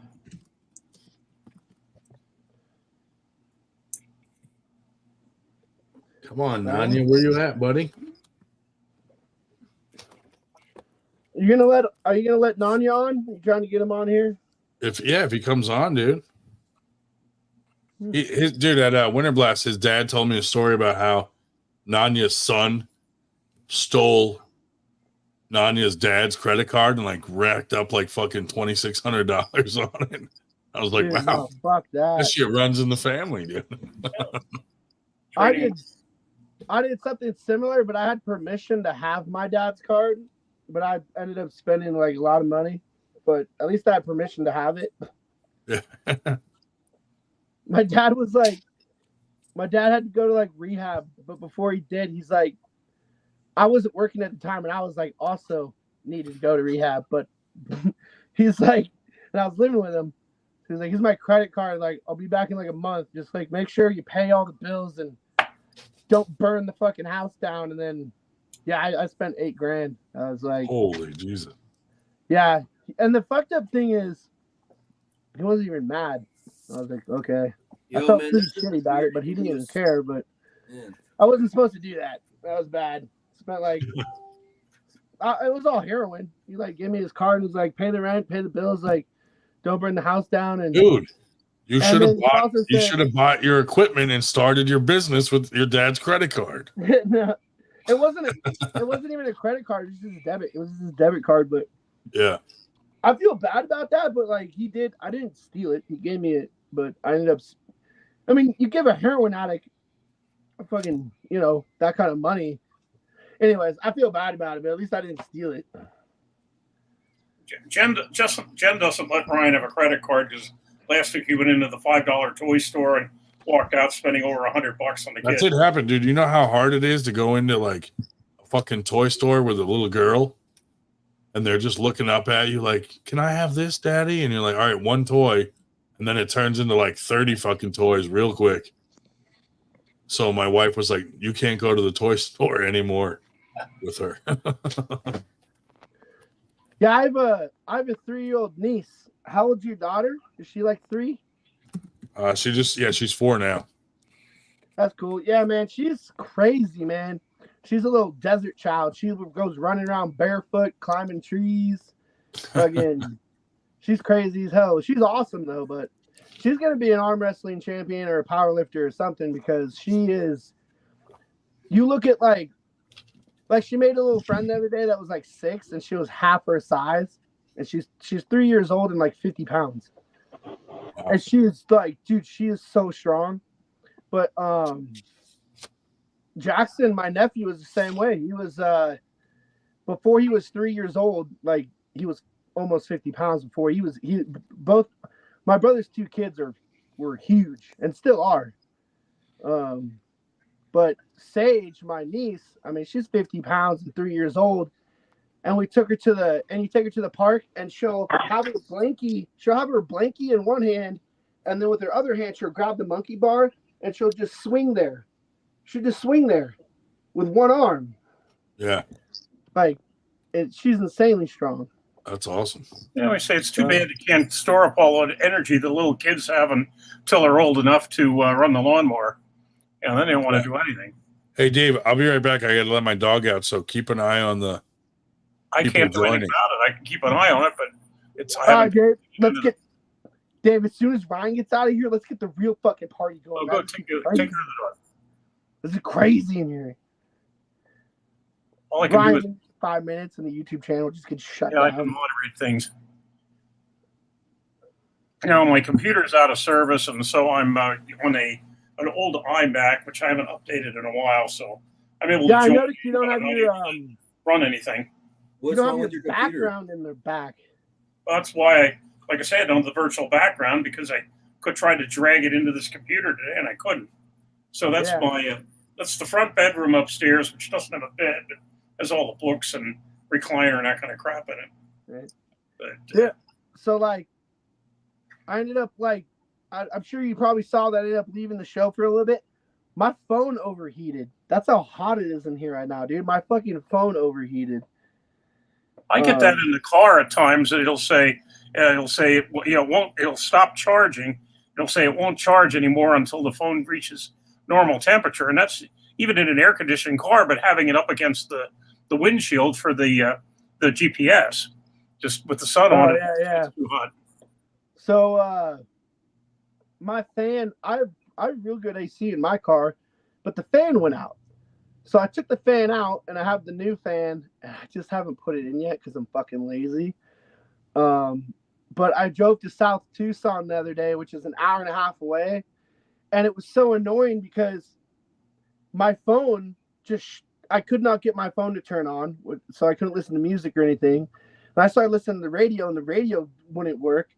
And then, dude, it was 110 degrees. Oh man, this is my first summer here, dude, and it's brutal. Like, So what, you're in the Phoenix area? What? You are in the Phoenix area or what? Oh. No, I live in San Manuel in the middle of the desert, and I'm about an hour outside of Tucson. Well, the nice thing about the Tucson area is if it gets so damn miserably hot you can't stand it anymore, you can drive up to Mount Lemmon and be up in the 11,000 feet up. It's damn sight cooler. Yeah, it definitely is. I've been up there to Mount Lemmon. I can see Mount Lemmon Mount Lemmon is in my view. If I walk out my door right now and open it, I can see Mount Lemmon. And then I can actually get to Mount Lemmon without driving on any concrete. Like, there's a dirt road that takes you right to Mount Lemmon, and it can take you like up the mountain too on a dirt road. That's fine. Yeah, it's just amazing with as you go up the mountain, going through the different climate zones. Yeah. Until you get up with the Douglas firs and so forth on top of the mountain. Yeah. So my brother, I'm a huge car guy, but my brother's just a pure hunter. That's like what he lives for. Like, that's all he does is hunt. And so that's why he moved here, and I followed him here. But our hunting spots are literally like 7 miles away. Like, my brother took me bear hunting, and we literally drove like 25 minutes to the spot to where, like, it's all BLM land. It's all BLM land, like 4 miles from here. I'm like 4 miles away from BLM, and it's great because, like, I like to hunt and shoot guns too, so I can literally ride my bike in the winter if I want. In the summer, it's a little hot. I tried it and got heat stroke. It was bad. At the start of June, I rode my bicycle out there, and dude, oh my God, I was vomiting. It was bad. It was hot. It was like 100+ degrees that day. That was a mistake. Why were you vomiting? You don't vomit from the heat. Yeah, you do. You shit your pants too if it gets bad enough. Yeah, I remember I was on my motorcycle one day. This was like years ago, but I was like visiting my aunt in Fresno, California, and nobody was on a motorcycle that day because it was 115 degrees. And I remember just like, this is the stupidest thing I've ever done, and I'm trying to get home, and I start to get this feeling of like claustrophobia. Like, if you're ever in a place that you just want to get out of, but you can't because I'm in the wide open and there's nowhere else to really go except for straight home to the AC. And I'm like starting to get a panic attack because like my skin started tingling and I went like cold, and I literally I pulled over into this neighborhood and found a sprinkler, And yeah, dude, I was vomiting and convulsing and like fucking shit my pants and ended up in the hospital, dude. I almost died. Well, I don't think I almost died, but it was bad. What was your water intake like? Great, dude. I drink water like a motherfucker, dude. But What here's the about thing. salt? Do you keep salt with you? Yeah, I got a whole fucking can of salt. I got a whole can of Himalayan pink salt. And Yeah, I take creatine. And another thing is the best thing to take to keep your hydration is carbs, because 1 gram of carbs holds 3 grams of water. Like, I'm eating plenty of carbs, creatine, salt. Like, I'm not dehydrated, bro. When your body, you could be overhydrated and you will get heat stroke if it's hot enough. Yeah, but and the yeah, vomiting your part. skin will turn to pins and needles. You'll all of a sudden feel cold for no reason, and you will fucking shit your pants and vomit. Like, no joke. I don't know if that's heat related. That is 100% heat related. You fucking oh my god. I was born in Redding, and yeah, I can talk all about Northern California's heat. But I mean, I get you on like wanting to take a shit. Your body's like, let's get this shit out of here, man. We're working on some other stuff right now. It's like no, it gets to the point where your body starts to like. If you get hot enough, your body, it's like when you die, your body like loses the ability to hold in stuff. And so when you're stroking out, your muscles are like, like if you get really bad heat stroke, you will shit your pants and vomit, and you'll feel cold all of a sudden, and your skin will be crawling, and you're kind of get what I call, and that's like, I mean, this is the part that confuses me. The sign of heat stroke is like sun drunk. The first thing you'll feel is like all of a sudden you'll be really hot, and then you won't feel so hot, and then you'll feel kind of drunk, and then you'll be like laughing for no reason, and then right after you'll go cold and your skin will be crawling, and then you'll shit your pants and vomit if it gets bad enough. Like I've had that happen to me a few times. I mean, I don't vomit, but like when I got heat exhaustion, I definitely go take a shit before I pass out. Well, the first thing that happens is you get sun drunk. Like if you get hot enough, you start laughing for no reason. You're feeling almost kind of drunk, and then the next thing that happens is your skin will start crawling, and you'll get like cold chills. Yeah, the cold chills is normal, dude. You should enjoy that. I don't understand why that's a bad thing. You should appreciate. If it's 100+ degrees and you're get cold chills, like that's bad. That's your body. That as far as I'm concerned, I view that positively, and I view that as my body regulating, and where it's compensated so extremely that it now feels cold in a hot environment. Yeah, I know what nerve damage. Like your fucking body's freaking out, dude. Like I know one thing. If you was in Louisiana sitting in that, and you turn the AC off, you'd be in a puddle of sweat right now. The humidity would get a hold of you so fast. Yeah. Well, wouldn't be able to breathe. Here's the craziest thing about summers here. I'll tell you. Yeah. So, the summers here, like in Washington, winter would come along, and you'd have like rainstorms and electric storms, and like it'd be all stormy and crazy and rain a lot. Here, it's vice versa. In fall and winter, it's beautiful, and there's no storms, and it never rains. And then spring, same thing. And then the summer is monsoon season. So we have a monsoon season, and it is July and August. So in July and August, when it is the hottest out of the year, is when we get there's lightning outside. Dude, there's been lightning every single day since July. Oh yeah, late July. That's when we get our rain too. Over here. So like, there is a lot of humidity here during the summer because it rains constantly.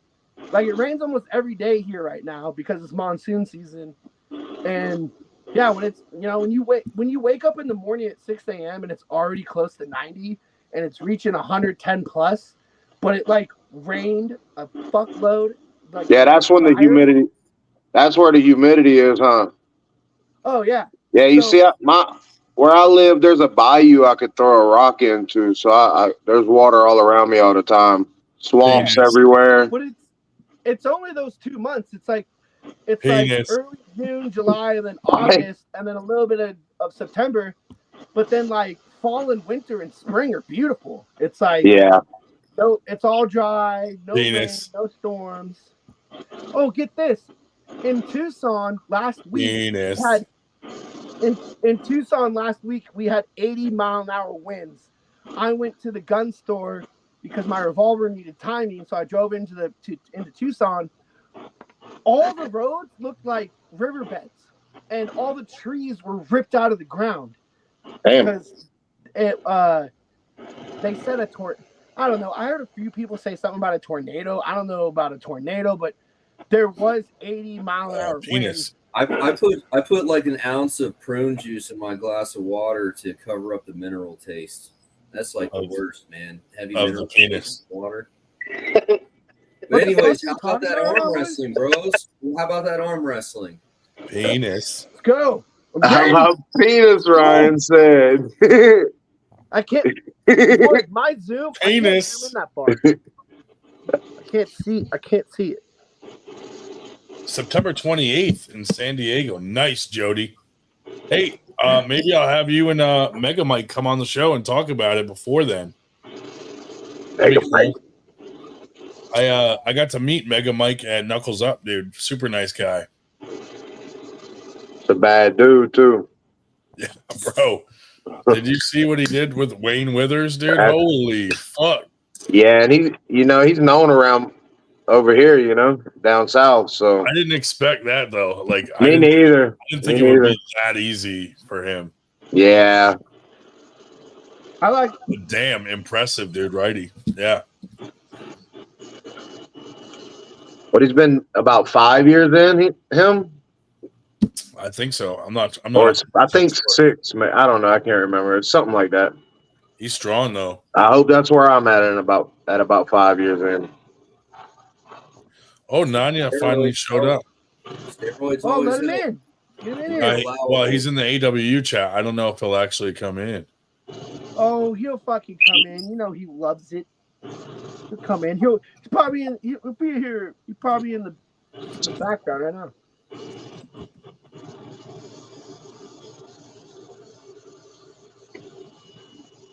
Oh shit.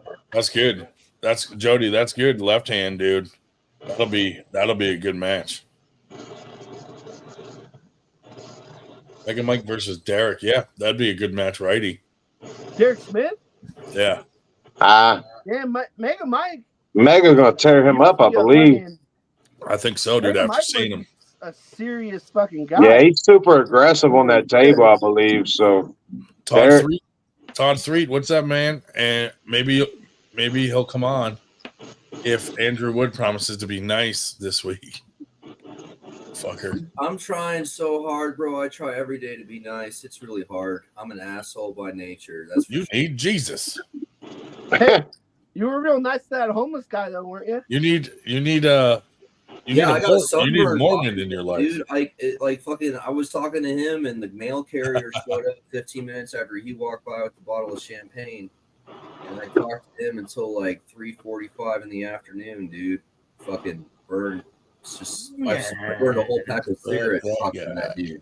I was probably talking to him for 3 hours at least. My fucking neighbor, I had 2 neighbors who talked shit to me about me talking to that dude for Looks 3 like hours. a retarded bulldog. Oh, it's just that good. Nah, I know. Hanging hungry. Anybody notice that Trump walked off the stage after getting shot more coherent than Biden does? Yeah. It's a shame that fucking pussy tried to spam kill and get the kill meter up while he was waiting to die. Well, Otherwise, Trump could have kept his speech going. I'm really surprised at this generation. He's 20 years old that he wasn't doing it on live. Yeah.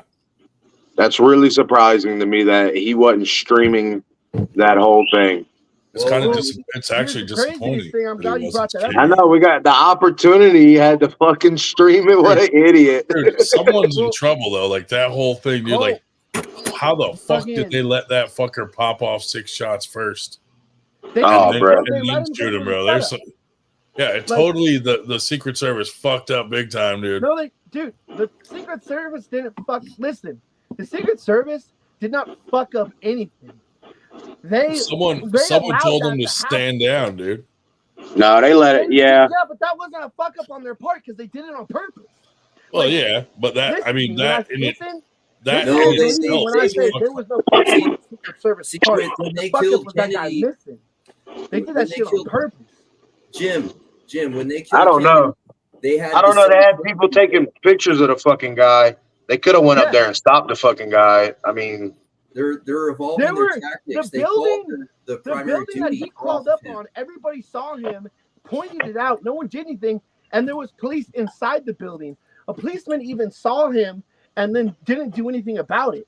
Like everything. Oh, the kid was aimed the gun set up. at There him, was so he no- just like Yeah. I'm tired of listen, I didn't see I'm nothing. tired of people saying that they fucked up because they did it on purpose. well, I mean that in itself is a big fuck up. you Yeah. know?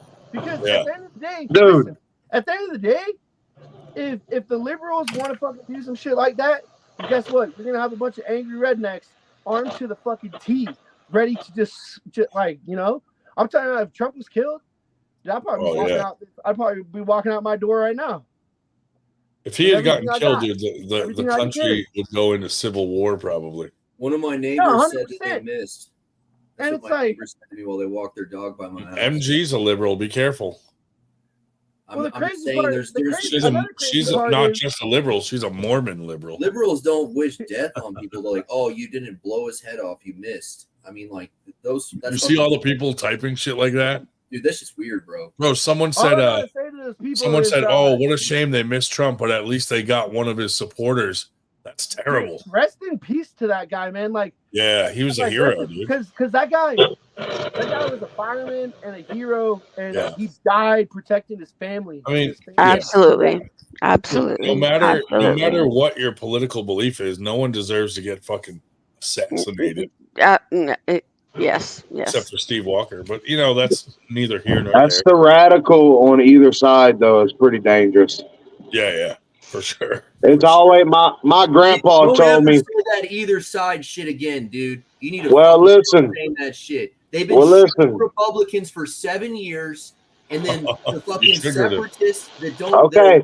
that are more right wing than the I'm fucking sorry. Republicans, they're harassing them until they kill themselves, dude. It's not a two-way street; it's a one-way street. There's only one group of people shooting people. Well, and it's been like that for fucking 7 years. Don't I say agree that. with all that, but I agree with all that, and I ain't gonna get into it. But some advice my grandpa gave me before he died. He said he don't really care what side I'm on. He was a really good guy, you know. He was a Republican, but he's like, whatever side you're on, just remember it's better to be towards the middle of whatever side you're on.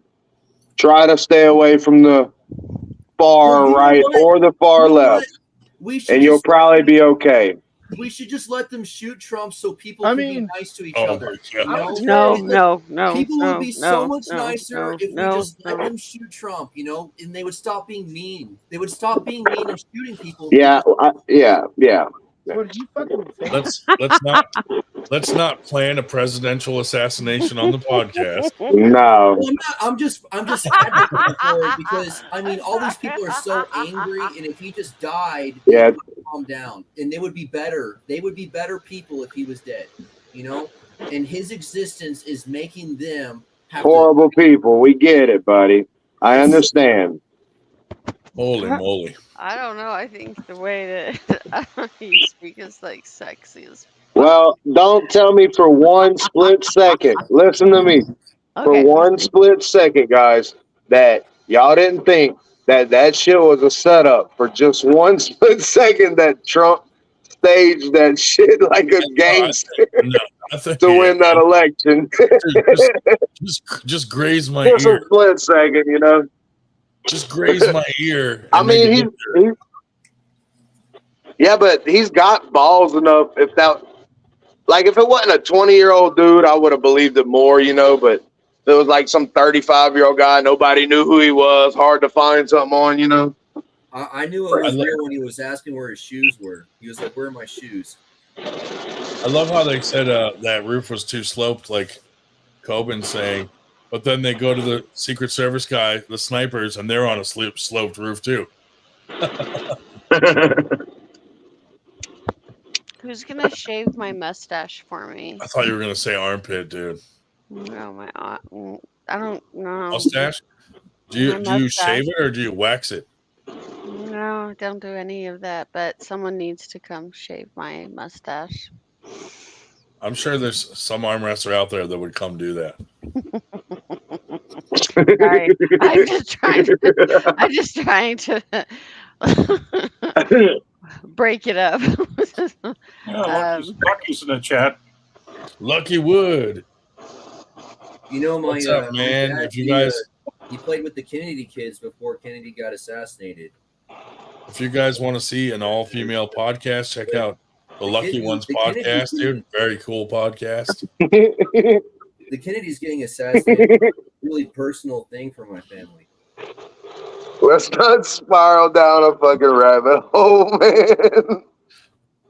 That's all Wood does, dude. I know. I'm trying Wood to. lives in rabbit holes.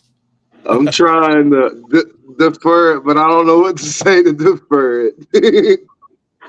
Well, I think it's fine. Maybe we should change the subject because I have the for MG says she's really good at trivia. She just commented a while ago she's really good at geography, so I want to give her the trivia question of the night. She's really good at geography. Hold on. Bring it. Very well in the Mormon question. Do you know? Can you point to Not a Mormon Rhodesia on the question. map? But the trivia question for MG of the night is, what is the one state that at the time it was admitted to the Union was not majority white? Rhodesia. Okay. States? The question is, not- say it one more time. Admitted to the Union, and it wasn't the majority of white. That's correct. Majority was non-white.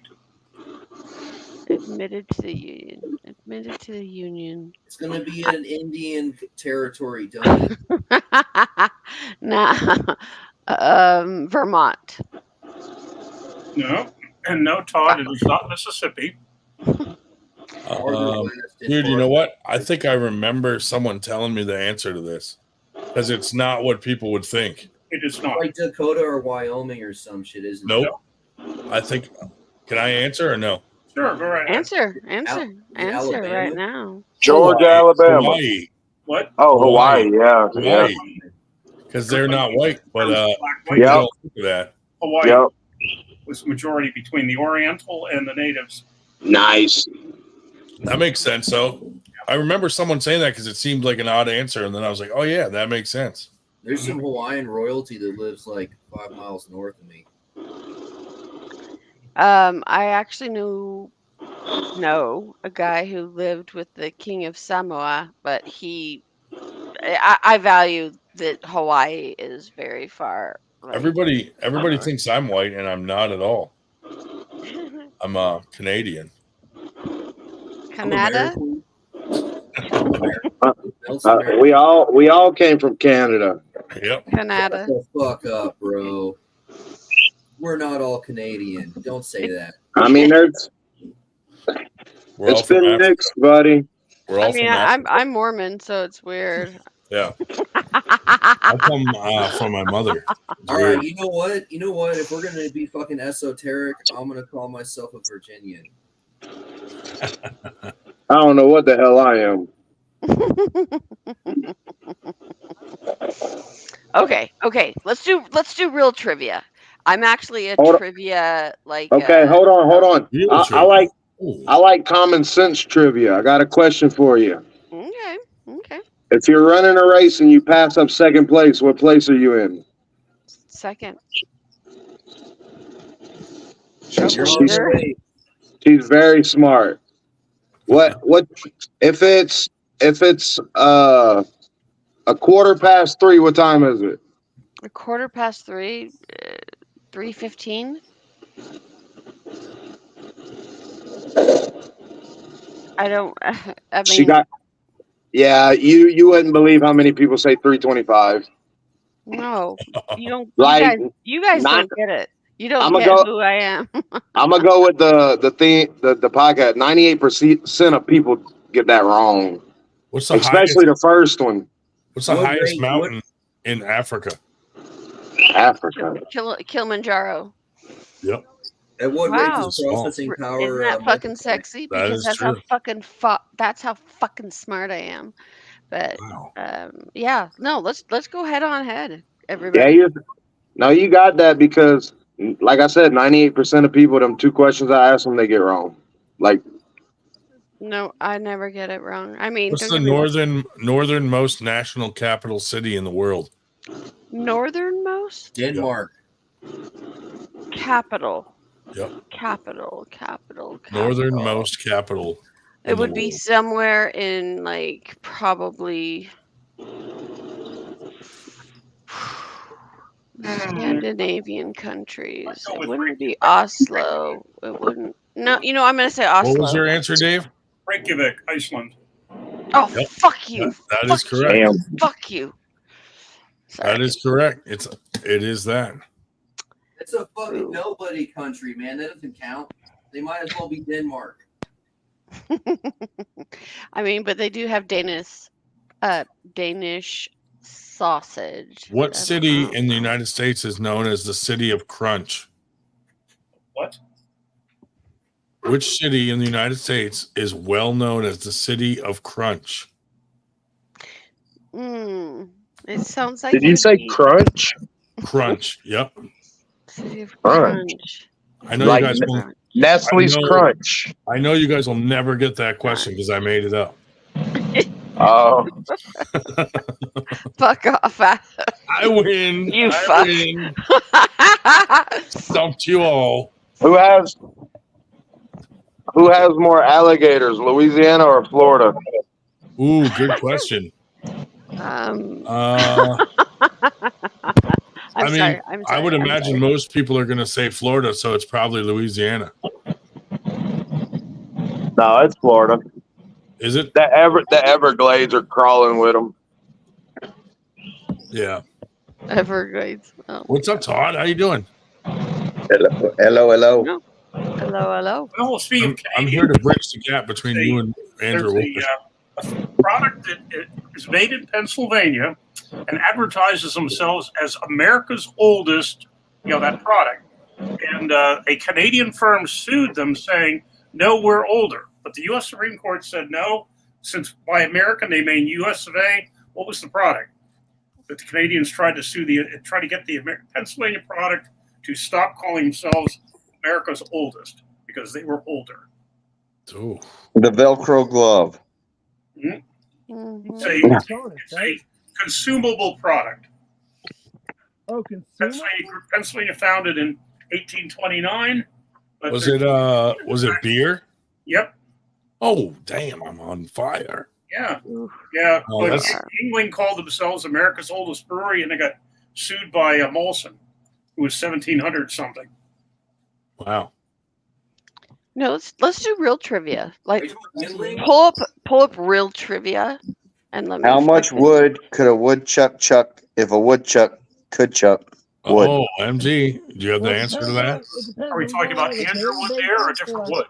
Talking about like in it one day. Yeah, you have to be more specific. In one day or in its lifetime? I'm sorry. In an hour. I'm like 10.2 ounces a day. Daily rate. Is that correct? What U.S. territory shows up at the conventions and advertises themselves as a place where America's Day begins? Because they are the first territory, in the globe that when it's spinning around, to the first ones that. California. Nope. Was it Michigan? Territory. Not Illinois? Illinois? No. Michigan. Pennsylvania. No, it's a territory. Say the question. What was the question, Dave? Where America's Day begins. It's an American colony in the Eastern Pacific. I didn't hear the question. The beginning. What is the American territory that shows up Guam. at Republican and Democratic conventions, saying we are where America's Day begins? Guam. I'll be back in a little while, guys. Guam, you were absolutely correct. Yep, Guam. Look at the brains on this fucker. No. Oh, I'm watching the brains on everyone. Being in the Navy, I had no idea about that one. Yeah. That's a weird question, Dave. Guam really has a lot of sexy. fucking snakes.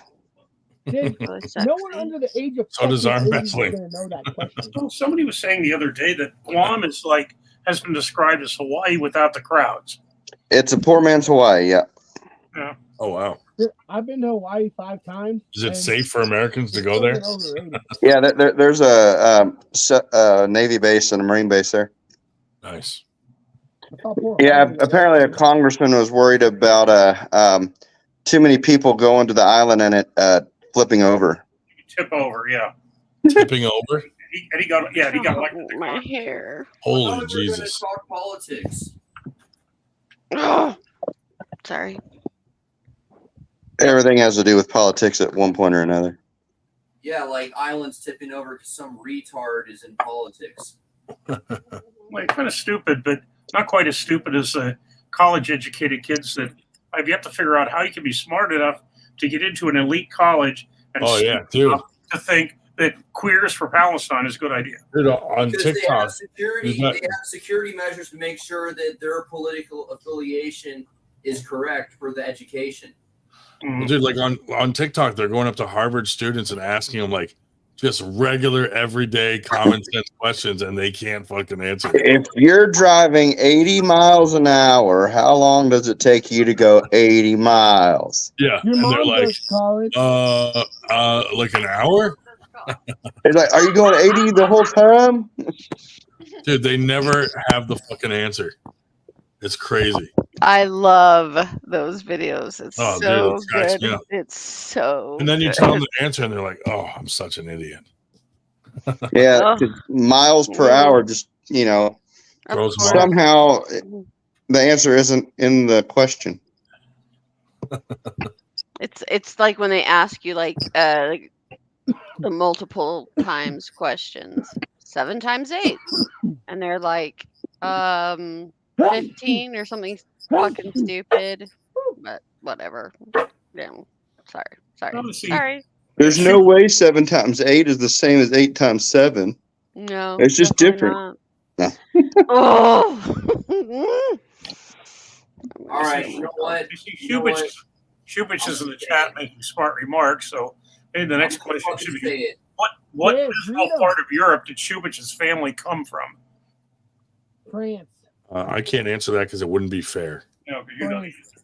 Austria. Madrid or another fucking M-name state. No, Oh yeah. Oh yeah. Prague. Let's No. take. No, the fucking the one the fucking pro-poop shit dude came from, maybe. What's that fucking Yes, name called? What's I'm gonna say the France. gayest country? Canada. Utah right now. Canada. I don't know. Probably. I mean, Damn Utah French is- Canadians. Damn you, Ryan. I know. Germany. Super gay. I'm gonna go get a glass of sweet tea and chug it just because I don't like French people. Okay. Since everybody obviously gives up, they're from Belarus. Belarus. Oh. My God! I just got look at this. I just got a phone call from Eric Harlan. yeah. Tell him to come on. Tell him to come on the show. Oh, Oh, God. Are you gonna let him on? No. All right, hang on a minute. Let me. Maybe just so I can tell him he's a fucking weird. Put it on speaker. Yeah, put it on speaker and How talk to him, Dave. Dave, how many times a day do you and Harlan sext each other? Dave doesn't want to put him on speaker because he's gonna be like, "Hey, sweetie. Hey, sweetheart. Hey, sweetheart.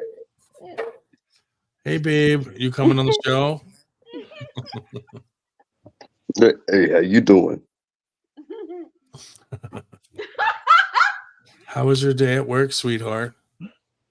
Look at him. He's all, look how excited Dave's like. He's so happy. Like, Working?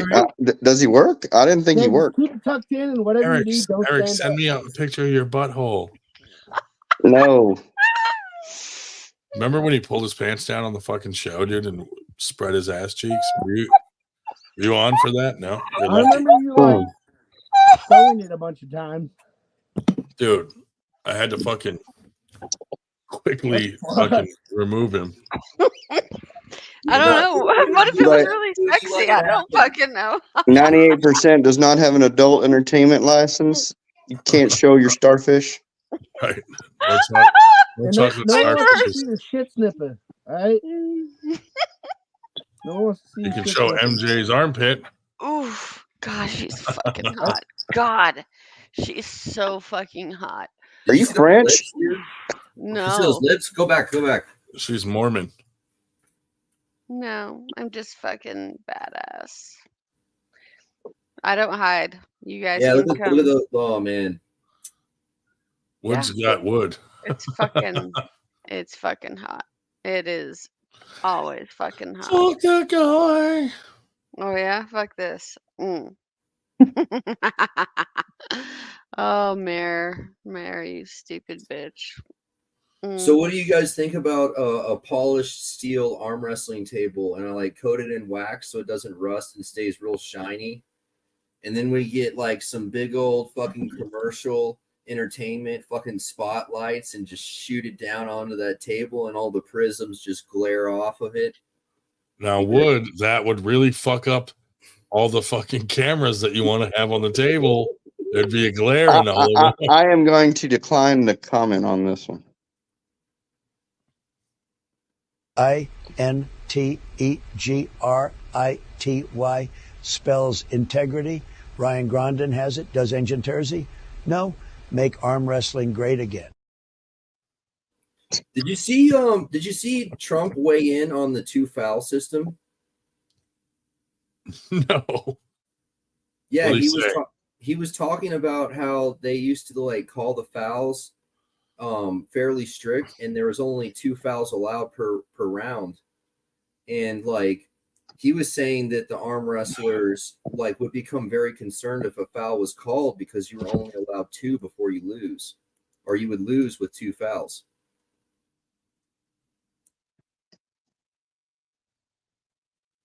Gang fries are done. I guess I missed that. Yeah. And speaking of that fancy arm wrestling table, yeah, we just need a disco ball for an arm wrestling table. That'll work.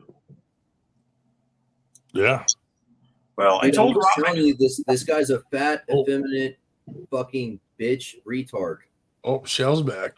Yeah, I told Eric that Ryan will be very disappointed because the only message that Eric has for us tonight is "fuck you, Paul Italia." Wow. Wow. So I said, Ryan, really disappointed that it's Hey, fuck Paul Italia, not Ron, fuck. did you have a nice private conversation with Italia? I saw you and him fucking take off to go whisper. Who, me? Yeah, what were you and Italia talking about when you guys took off? Oh, no. He got off. I just went to go let my dog in. All right. Yeah, I didn't talk to him. Yeah, I don't know why he got off, actually. Let me see if he messaged me. No, he didn't. Probably went to go smoke weed or something. Or go drive 140 miles an hour while filming on the podcast. Yeah. Remember that one? Oh, yeah. I was like, geez. Imagine, dude, like, he loses control and, like, dies live on the podcast. 140 is fairly controllable. I mean, that's about when the air density starts to be a concern, though. So things start to change pretty quick when you go past that. I went 150 once, but I was in a very heavy Cadillac, so it did not feel like I was going 150. Yeah, I had a 2015 Camaro, and I hit 146 towards the top of 4th gear. I still had 2 gears to go, and I'm like, I'm about to hit a S curve and drop down into a canyon that's about a 300-foot grade. I'm like, no, I'm good. Yeah, I was on the straightaway in a Cadillac STS, and an STS. Yeah. What's an STS? It means it's a V6, so it probably took a little time to get up to. No, it was an 8. It was an 8. Was it a CTS or a STS? No, it wasn't. It was a 32 valve North Star, older one. Yeah, dude. Oh, okay. first time I went 100, I was in my friend's Cadillac doing that. Fucking Dude, 32 valve North Star will get you up to 150, no problem. Dude, but it felt smooth as fuck. Like it didn't. Like I'm like I don't even feel like I'm going 150 at all.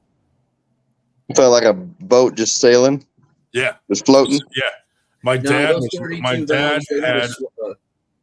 had an STS too, and we were side by side, just like kind of racing each other. Not really, but we got up to 150, and then I just was like, all right, I'm done, dude. I'm not. Yeah, a buddy of mine had a 4-door CTS-V, and it was like a damn 4-door. Yeah, it was like a 4-door fucking Corvette. CTS-V I was has like, good God. G10 in it, doesn't it? What were your tires? No, it was a. What speed were your tires rated for? Because I know, like some tires I get are like rated for like 135, and like some are rated when the CTS-V came out, it was like the fastest production car at the time. Yeah, it was. Put a shitty tire on there, it'll blow up. Yeah, that Camaro that I had Pirelli tires on it. That sucker, it was a soft compound and it hugged the road. Nice. What year did the CTS-V come out? Oh, I don't know. I had an old STS that was 32 valve North Star. It definitely was not engine the was world's badass. fastest production car. I promise you that. Yeah. But it was close. You want to hear my old man retard story about? I mean, non-supercar. You know what I mean? It might have been the fastest production sedan. There you go. Yeah, probably. it was something like that. But yeah, those. I mean, were they had like 600. What did they have? Or no, it was 550, wasn't it? It was Banana. 550. And it was an LSA motor. Yeah. Is he gonna come on, Dave, or no? Who? Dude, my phone keeps Harlan. overheating, dude. Sorry? It's so fucking hot in here. Is Harlan gonna try to come on or no? Well, I told him he couldn't. I mean, if you want him on, Tell him to come on, and then that way I have the joy of booting him if he Hell, gets Nanya was on last week, so might as well. Yeah. tell him Tell he's your lover welcome on. get the fuck on here right now. But if he, I want to talk about his dad, Willis Harlan. Is that what you want me to tell him? If he misbehaves, you'll boot him. Yeah, tell him if he says something retarded, he's out of here. Yeah. Or if he shows us starfish. Okay. Or if he just talks at all. You sit there and listen, buddy. All he has to do is breathe, and he's out of here. I feel like Todd 3 in a few more years of being on podcasts could just Seriously, you want me to tell him to come on or not? correct speech framing. Seriously, you want me to tell him to come on? Yeah, go ahead. Okay. I don't even know if he can. He might be blocked. I can always show him my armpits. Yeah, show him. Yeah, if you could do that, Oh. and then if you could challenge him to a match, that'd be great. Just I get them win. all worked up. I don't even know what you're talking For about. context, he's like a racist, weird redneck loser that came on here and fucking said that. No. He said the N word. Are you guys talking about me right now? Yes. I mean, it could go either way. Someone's got a guilty conscience. I wasn't speaking specific enough, apparently. Don't tell Harlan you're a lesbian. He'll break into your house. Oh, Yeah. not a lesbian. Oh, dude, I mean, he broke into I a said don't lesbian's tell house him. and she shot him in the love handle. Say you're a lesbian. He got shot by a lesbian in the love handle. oh. He was just after the liquor license. Liquor license.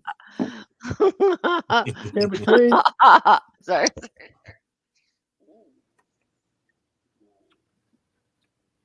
Dude, it's fucking hot today. I'm so fucking pissed right now that my Bluetooth speaker doesn't work. Cause I cannot hear you when my AC's running, dude, and my phone keeps overheating. He got fired from Freddy's for having head lice. Well, I told him he let him on, but I got voicemail. So I don't know if he'll. Yeah, that wasn't sea salt seasoning. That was that was critters that were moving on your burger. Scabies. Captain said he'll be on his 5th can of dust off by now. Get him in. Jeez. That's probably a fact, dude. He's like those guys that you see, like they're telling the police like they don't huff paint and they have like silver paint all over their fucking nose. Dude, I fucking knew a guy that did dust off. Cause I remember one day. Yeah, I mean, back in the day, I used to do landscaping when I was like a teenager. And I was like a full blown heroin addict. And one day, like, we just couldn't get any shit. And we're both dope sick. And he looks at me. He's like, dude, we could do dust off, and that'd probably get us well. And I just looked at There him you like, go, MG. It's a I was like, dude, landscaper. yeah, like, what the fuck are you talking about?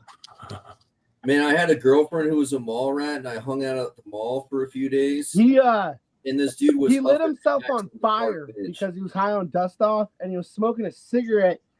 I remember this because he was like my coworker, and he never came to work again. I'm like, what the fuck happened to you? And he's like, oh, dude, I was fucking high off my ass on dust off and smoking a cigarette, trying to like gas up my car, and dude, he fucking caught himself on fire, like trying to fuel up his car, smoking a cigarette, high on dust off. Dude, we had a guy who tried to Super hit nice dust guy. off. He tried hitting dust off while he was driving a company vehicle, and he fucking passed out and like rolled down a hill, rolled the truck, got fired. I was like, dude, why would you do dust off while you're driving a vehicle? Crazy. So, I had a guy in an organization I was in. I'm not going to say which one because, but his car was on empty, and so he put water in his gas tank to move his needle up. That way, it wouldn't show it was on empty. What the fuck? And he thought he could make it, back to his house. It sounds like something an Australian would do. That's crazy. Australians actually have perfected water separation filters. If you ever need a water separator filter for your vehicle, just go hit up the Australians. They got that shit dialed. Australia is like a giant version of Texas. Shubich, what Do you guys know who Slim Jesus is? Minus the guns. What's that, Shubich? Do you guys know who Slim Jesus is? Slim Jesus, yeah. Well, you want to do tell. I can't quite top the. It's like the water Slim Shady, but like he's anorexic and fucking he's like still in the days where he was Slim Shady.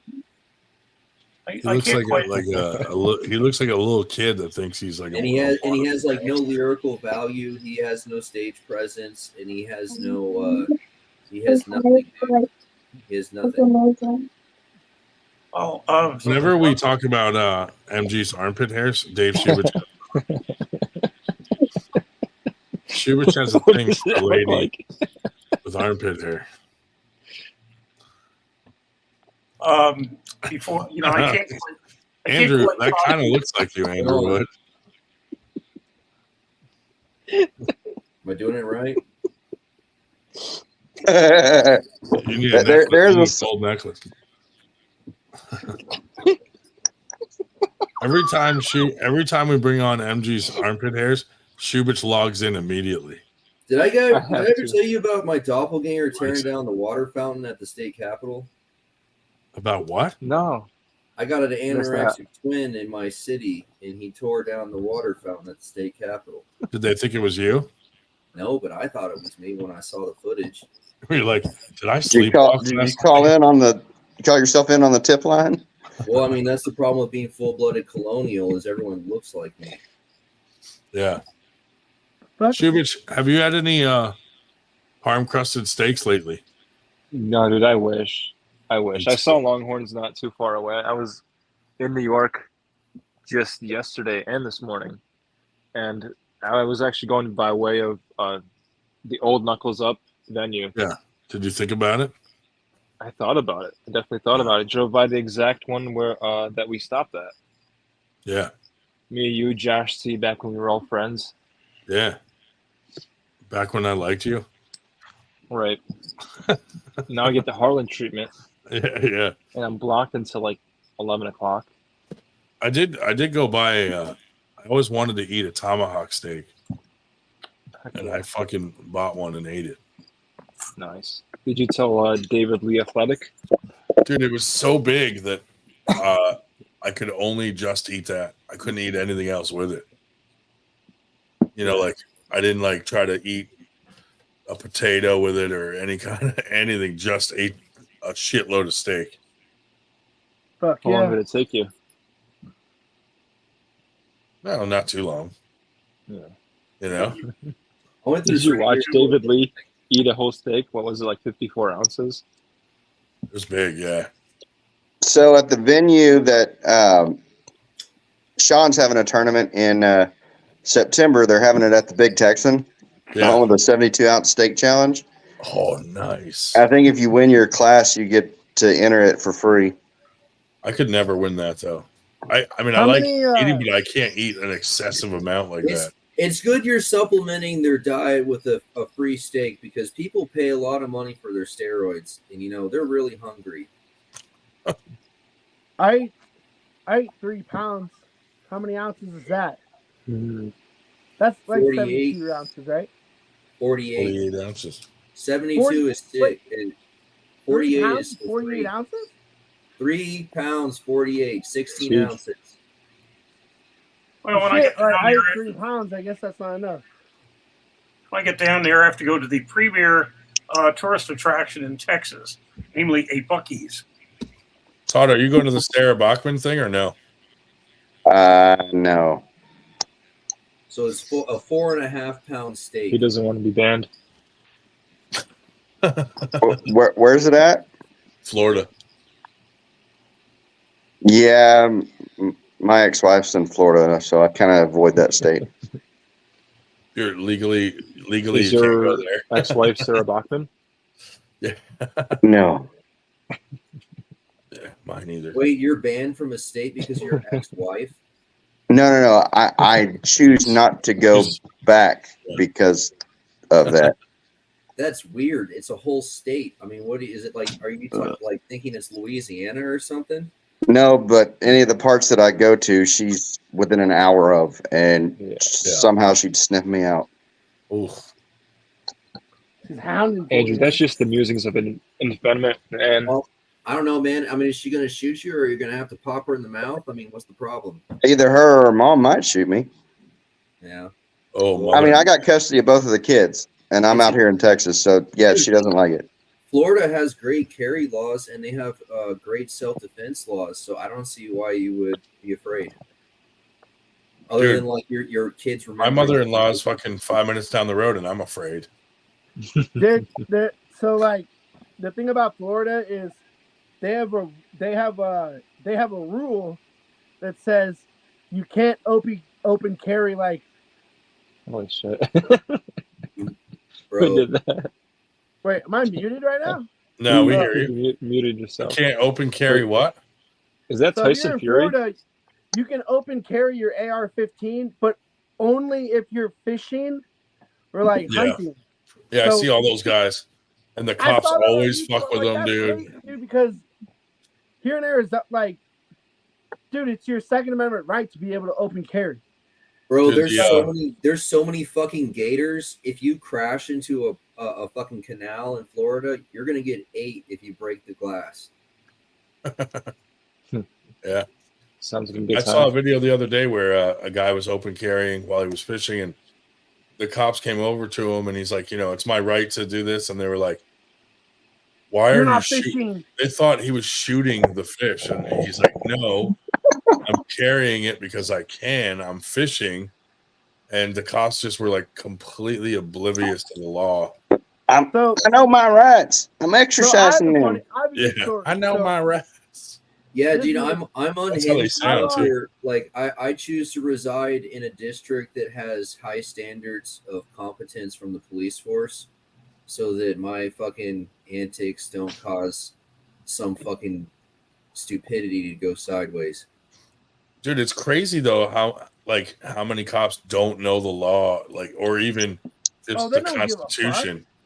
They don't give a They don't fuck give a about the fuck. Constitution. There's a Are you video talking going about Kyle around Easley? right now of some road rager getting shot from a guy in a white pickup truck. I don't know if y'all I saw that. It's That happening road all the rager has time now, guns in man. it. These fucking pussies pull out their fucking guns after they start some shit, and then they fucking want to run their Yeah, car but into you the and guy shit. that was road raging It's had a fucking gun. lame, bro. They're just fucking This pussies guy that have never like Would shut addressed the fuck up themselves. for a second. Dude, I saw that same video. you gotta The white yell pickup louder. truck We can't hear rear-ended you at the all. guy, and the guy jumped out of his car with a pistol in his hand and started smashing his fucking truck with it. And then the guy in the white pickup truck pulled out his own pistol and just smoked the motherfucker. And Yeah. So the guy had his pistol in his right hand, and he was hitting the truck with his gun in the right hand. he switched it out of the view of the guy into his left hand, raised his right hand back again. And as soon as he raised his right hand again, that's when the guy fired because he thought he was bringing his gun back up. Yep. Point fucking blank too, dude. Like that guy's done. Bye. But Yeah, all you heard is pop, pop, pop. I had a scenario with the police because when I was 13 years old, I committed a felony and they took my gun rights away. So fast forward, I was supposed to get my gun rights again until I was like, 18, but I committed another felony. And so then I couldn't get my gun rights until I was 27. But on my 29th birthday, I got a lawyer and got my gun rights back. But I applied for a concealed carry and they wouldn't give me a CPL license, but that's fine. You can open carry. So I was open carrying in a store and these cops were like surrounding my car and they're asking me like, why am I carrying a gun out in the open? And I told them straight up, I'm like, because I got my gun rights back. I applied for a concealed carry and they wouldn't give me a concealed carry. So my only option is to open carry. But when they showed up to my car, dude, they were pointing their fucking rifles in my face. You got a gun charge, you dumbass. What do you think they were going to do? You're going to get that every time. You might have Lana Jones on next week. Well, no, it's just funny because it's like, you're not going to give me my concealed weapons permit, then I'm going to open carry. Lunch lady. I wonder what they do if you carried around a longbow or a crossbow just randomly. Right? Like I'm not going to try to find out, but or No, just, man, just a sword, like a fucking medieval sword, and you're just go around in a samurai outfit and walk around. Yeah. I went to go meet my friends because we were just wanting to go target shooting. I was on my motorcycle. I don't have any like saddlebags that lock. So of course I'm gonna have my like weapon on me, but I'm not allowed to conceal it because I can't get a concealed weapons permit. I already tried to, but I do have my gun rights back. So yeah, I walked into the store with the weapon unconcealed, and then the cops were like, "Why are you doing this?" And I'm like, "Because I'm fucking allowed to. Why do you have your gun in my face?" Yeah. Like I have my concealed, like I have my gun rights back, but they refuse to give me a concealed weapons permit. Here in Arizona, you don't need one.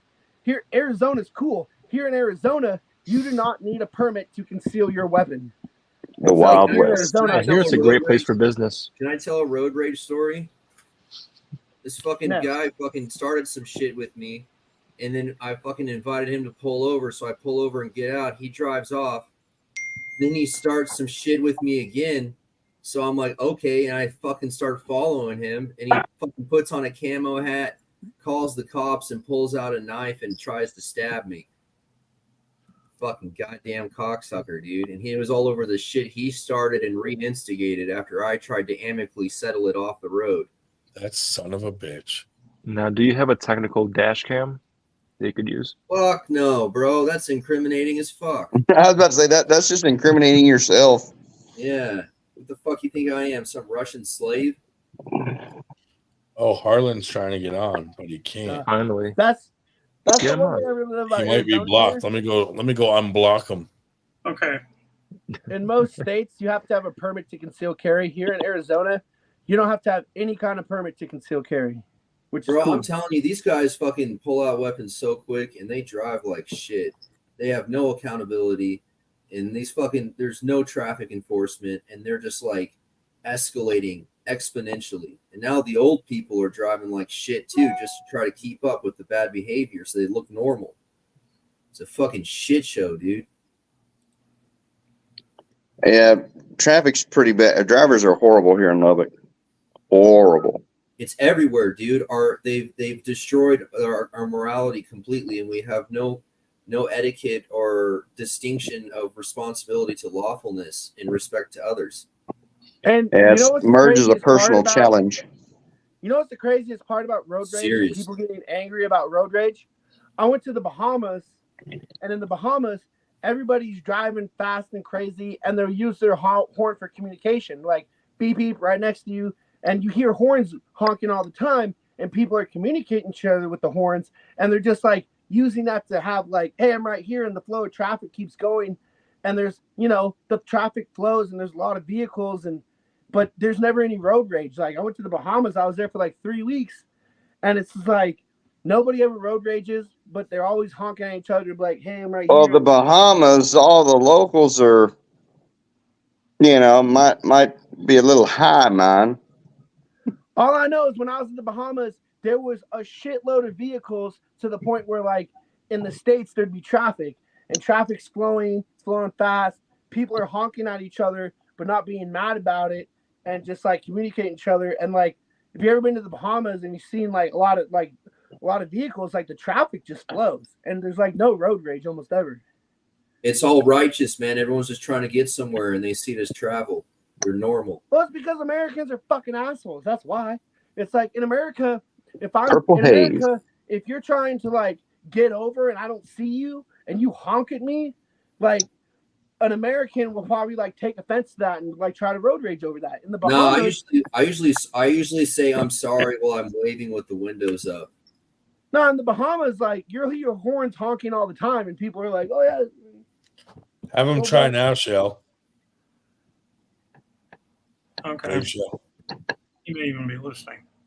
The only thing I didn't like about the Bahamas is their weed law was the same as cocaine and other drugs. It's like if you get caught with meth or cocaine, you get sent to jail for 6 months, and the same with weed. And I'm just like, so I didn't smoke any weed while I was there. Because I was like, dude, I'm not to be put in jail for 6 months over smoking a joint. That's the only thing about the Bahamas I hated. I smoked weed in front of the cops in Mexico. That's fucking Mexico. Off and shit, dude. It's CBD, I swear, it's CBD. No, they like the guy I bought it from was like, show them the weed I sold you. And I'm like, you're telling me to pull the weed out you sold me and give it to the cop right now, bro? No, the cops want money. And he was like, yeah, do it. And I'm like, fuck. That's some good structure right there, isn't it? And so I do it. And I show the cop my weed, and they fucking are bullshitting because he had put the white people's coffee shop on the side of the container he put it in. No, the thing about cops in Mexico is they get paid $50 a month. I mean, sorry, not a month, a weekly. Like how many pesos the police get in Mexico? It's the equivalent of like $50 a week. And so that's why the police, if you're a fucking güero, a white dude, and you're doing some stupid shit, it really doesn't matter your race, period. But especially if you're especially if you're not from Mexico and you're white, you know, they're going to be asking you for like, you know, pronounced güero. But that usually, calculate, you know, but yeah, that's all they really want, you know, like. I think my overhead was like Mexico, they don't get shit for money. They get their money by getting paid to ignore things. Like my buddy is Mexican and he lives in Mexico, and he told me, he was like, yeah, man, one time I saw this car hit an old lady in the street, and the cops showed up and they gave them like. You're muted again, that bro. lady fucking died.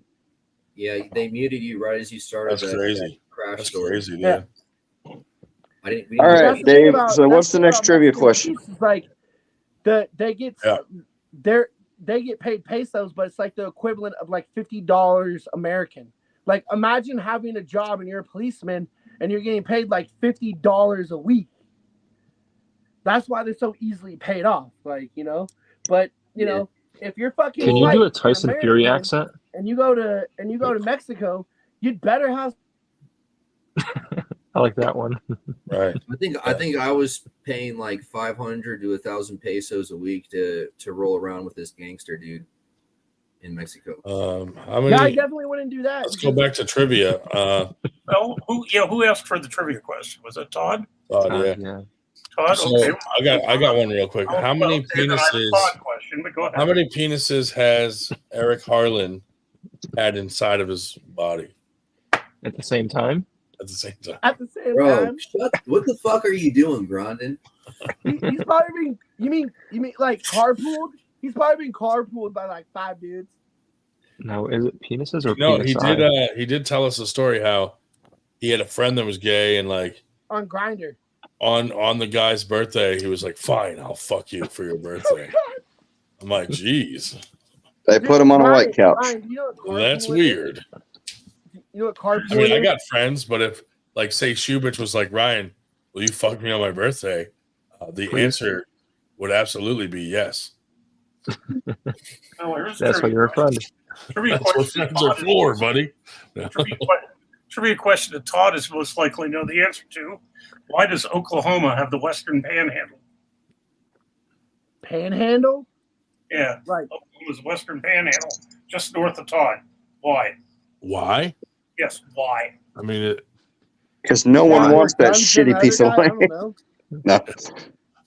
There's a lot of rednecks with guns in that state, ain't It there? was formerly part of Texas, and had to give it to Oklahoma.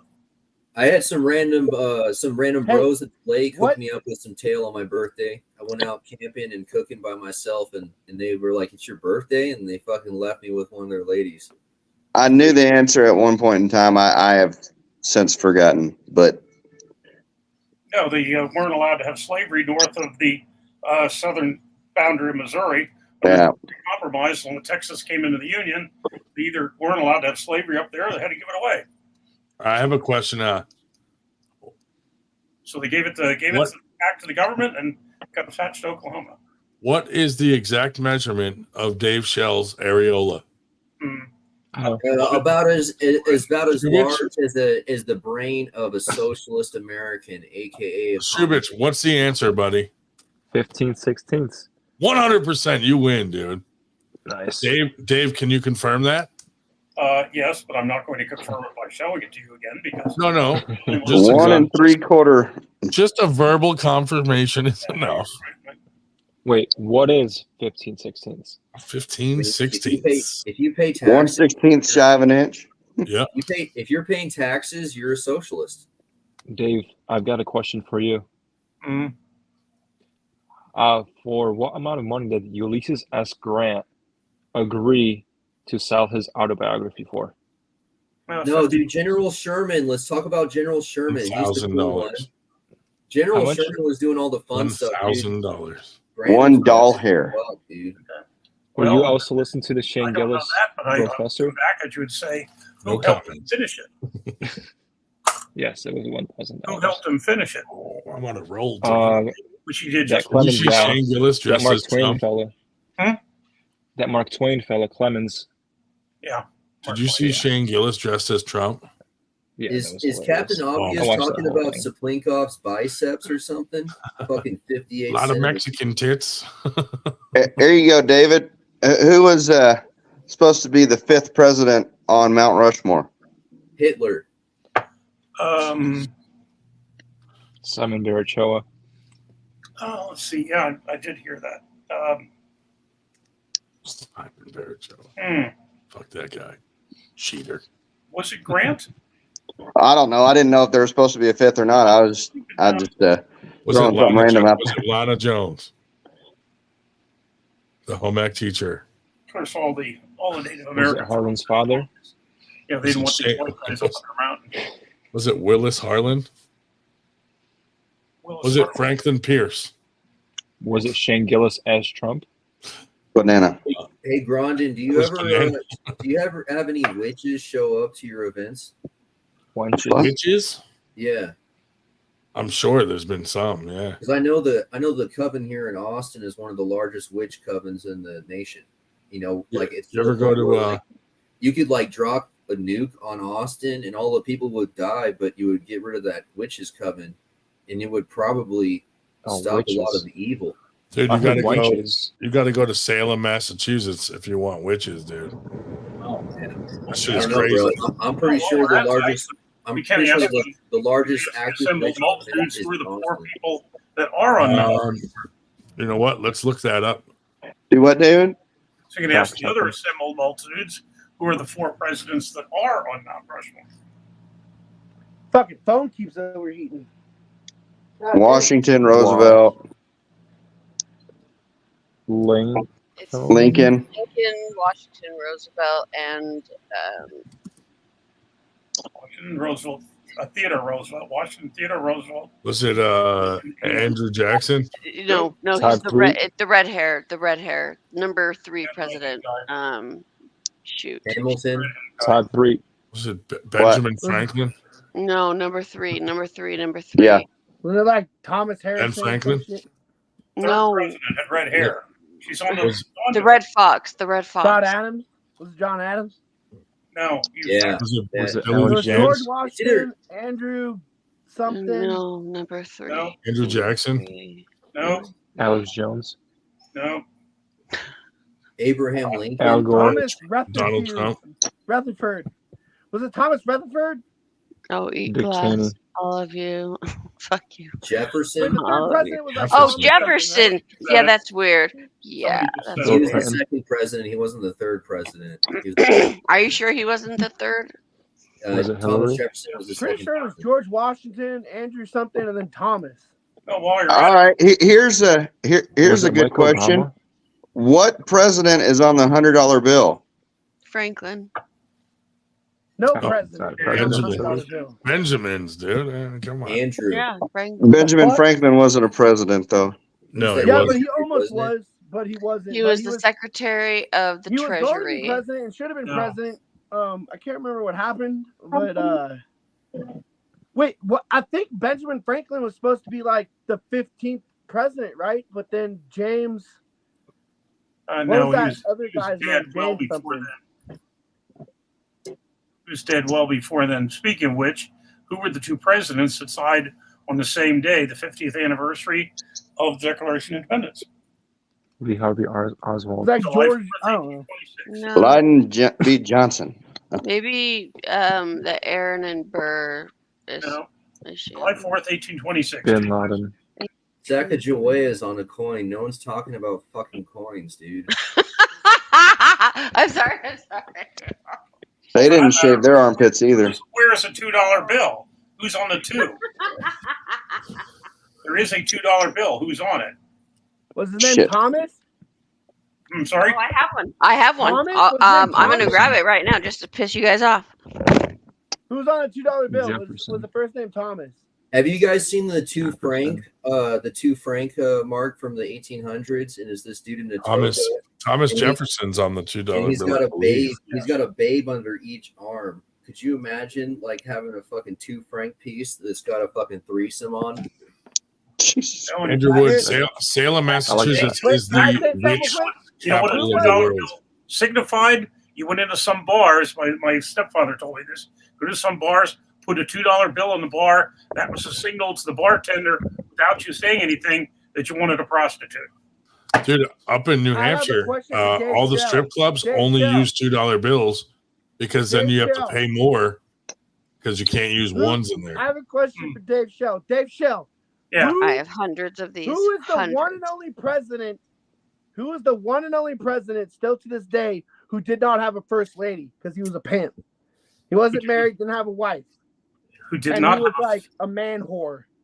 Yeah, wait, Hey, who I'm was sorry to interrupt you, man, but I gotta go break this car window and rescue a dog. Fine, I saw a guy go into a deli, man. Okay, I fine. gotta do it. Go. I gotta Okay, do cool. it. Go. Who See is you, the Wood. one and only president that did not have a wife? Taft? I would I'll give you a hint. say He was like number 15. Buchanan. Yeah, he was the only one from Did you say James? James Earl Jones. Wait, what did Ryan just say? I Yeah, said, James I Buchanan. said He was the only one from Buchanan. Pennsylvania. Yeah, dude, James Buchanan was a pimp, dude. That guy was awesome. I remember. All I remember is that he was not married. Dude, he wasn't married because he was like he'd go around just fucking women and shooting guns, and he was like the Trump of the he was a lot like Trump. He was just a bad man. Oh, he had Bad terrible man. hair. No, dude, he was really tall. I remember he was like really tall, really strong, good looking man, and he didn't have a wife, and he was very He was outspoken. very unlike Trump, and the reason he got elected is because he'd been out of the country as a diplomat. And he hadn't pissed everybody off. Trump, on the other hand, pisses everybody off. Not me. Well, I think don't know he's much about wonderful. history, but I remember listening about that guy, and he was just like Todd. he was just like That looks he was accurate, very dude. outspoken, and he didn't have and he just go. What's he was up? Just like gangster. Captain Obvious, who was on the 50-cent piece. Where did Cajuns originate? Louisiana. France. Okay, so there's Just Creole like the versus fucking Canadians. Cajun. No, That's like no. a Five Guys fry. Cajun is like an at the Nope. time they felt that you couldn't. It's a kind of seasoning. Right. Nope. I know that. Creole has They tomatoes did and kind of come Cajun from Canada. doesn't. They're not. No, it was like That's why some of them speak they French. spelt. Don't call a Cajun a redneck because then they'll get real pissed off. Oh, Well, Why? God. What are you it supposed was to call them? the Hillbillies? Cousin fuckers? Acadian Indians. But Couldn't speak. it's Is a that like an vernacular. Asian They It's couldn't Acadian? say vernacular. they It's couldn't say vernacular. Acadian, called- so they called them Cajuns. Yeah, it's a white thing of. Called a coon ass is what it's called. A fucking coon ass. Coon ass. But when I cook, Acadia is one of the oldest known human civilizations in. I in called Britain. my uncle a but redneck it was once, because they and were. he's like, Shoot him. Shoot I'm the not a gator. redneck, Shoot him. I'm a hick. And I was like, dude, I'm that's the Acadian. best thing I've ever heard in my life. I'm Acadian Indian mostly. He's like, I'm not an a Indian redneck, I'm a hick. outlaw. And I'm like, Oh what, yeah, like and you to have Half have like Cherokee a and Cherokee Kahlua. princess. Oh. It's the only in reason your- I know So that. is it when you Not- put an Asian in the Yeah, it's because they prison cell? didn't know how to say the words, and Yeah, they it couldn't was say like Acadian, so they just called them Cajuns. Cajuns. Yeah. Yeah, we're all connected, dude. They're dividing us into territories because there's a control dispute over who The gets Kuyongs. who gets to be the ambassador for whoever the ruling class that's outside of this realm is. Who's the Yeah. bastard for what? Kind of like soap. You're the bastard of a Y'all feminist need Jesus. You need to learn etiquette on podcasts, bro, and you'll get better. I need to learn etiquette on podcast. Okay, mister, I talk over everybody. I'm sorry. God damn. I'm Have sorry. any of you ever read the Book of Satan? No. No. I have. It's mostly isn't it really earthy and like it's mostly about just being selfish. Yeah. Yep. I knew a guy. Well, So when was your last you guys are all acid exam? Satan. You guys all talking over each other. Love Satan. It's about worshiping yourself versus worshiping Satan. This is what Basically. I'm reading now. So I Breaking had the a friend habit who was of a being Satanist. yourself. I had a friend who was Satanist. He Why was are you also the way you are? schizophrenic. He was severely An schizophrenic. amazing book. And Do you I remember headbutt people? he went to prison for like a year, and when he came out of prison, he was like a It's just converted babies. Christian, right? And so he went to this halfway house, and he got kicked Wow. out of the halfway house because a week prior he like They muted you again, bro. You Yeah. gotta pay attention. In case you get hit by a bus. what the fuck? What the fuck, Dave? It's my current reading. In case you get hit by a bus, how to organize your life now for when you're not around later. Do you think you're reading that because of your double knee replacement? No, my brother gave it to me some time back, actually before the knee replacement. But I recommend this book for That was everybody. super gay. Anyways, Breaking the habit of being yourself. Hey, Big you know, like gay thing I've heard since sincerely though, like I can't read books anymore. This is actually really frustrating to watch you guys recommend books when like I can't even last 15 pages, bro. I fucking can't do it anymore. Well, once I heard that, that's why I keep recommending books. Mm. the only time I've ever read is when I was in jail. Booked on phonics worked for me. I read Yeah, the well, getting beat up as a loudmouth shrimp during if you really want to get people excited, show them there's one of these on your shelf. extreme personality. Dave, you Dave, terrorist. what in the fuck? Dave, are Fucking you A, fucker? Dave. You know what? It's a though? religion of Face peace. If you read the Quran and you read the Bible, They're like the same, kind of. no, Ryan, did you know the Quran sounds that a little Dave more. Shell's believable. masturbation chair faces east What's towards that? Mecca? Dave, What would you ask? Let's see, I have about Dave Shell's masturbation chair Dave, faces did you east literally towards mute Mecca. Yeah, mute oh, what yeah, I was saying to definitely show did. us the fucking Quran? It's on his knees towards the Mecca and jerks Fucking off. camel fucker. You think that's his posture? When You he's guys whacking ever it? you guys ever snort powdered walrus tusk? Adderall, yeah, no, just Adderall. Jesus. A friend of Leave mine. leave it to Meredith to go right to party fucking mode. Look up stuff in the Bible. You get this. A friend of Johnson's awesome. a friend of mine once snorted like powdered glass, thinking it was meth, and he fucking died instantly. Oh, that's I'm sorry. I apologize. Powdered glass? Who fucking? No, it's powdered Fiberglass, huh? He fucking bought like a fucking bag of meth thinking it was meth, but it was powdered, crushed up glass, and he snorted it. What kind of and person he crushes up immediately glass fucking and gives it died. to a meth head? Born in Blood: The Lost Secrets of Freemasonry. Nice. I'm about to go get my Mein Kampf fucking book. No, I'm kidding. God damn. Oh man. God damn. Todd, do you have the audiobook? No, apparently I was told I'd be put on a watch list if I bought it or checked it out of the library. It's got to be a trip listening I to mean, it in original German. Yeah, I got it out of the library. Oh, you guys are terrible. What's your favorite brand of knife? Let's see. What else do I have here? Let me rephrase that. My Pocket- favorite brand is folding Batman, but pocket I can't knife, afford not- that shit. Oh, Like, not $30 fixed blade. knives. Buck. I'll show you. Buck. Yeah, the old classic. Oh, yeah, I'll fucking show you. Watch this. I'm a I fan like of You guys Batman. read- Watch Batman. this. I'm a fan Hey, of can you guys read Scarecrow right now? and Benchman. Watch out, MG is spurting them. Hey, guess how old this book is? 10 years old. At least 5. Yeah, buddy, dude. What's that Rondon, case? Rondon, have you ever read this book? Is that case? Yep. That's an old classic, dude. This is The a The classic. Rise, The House.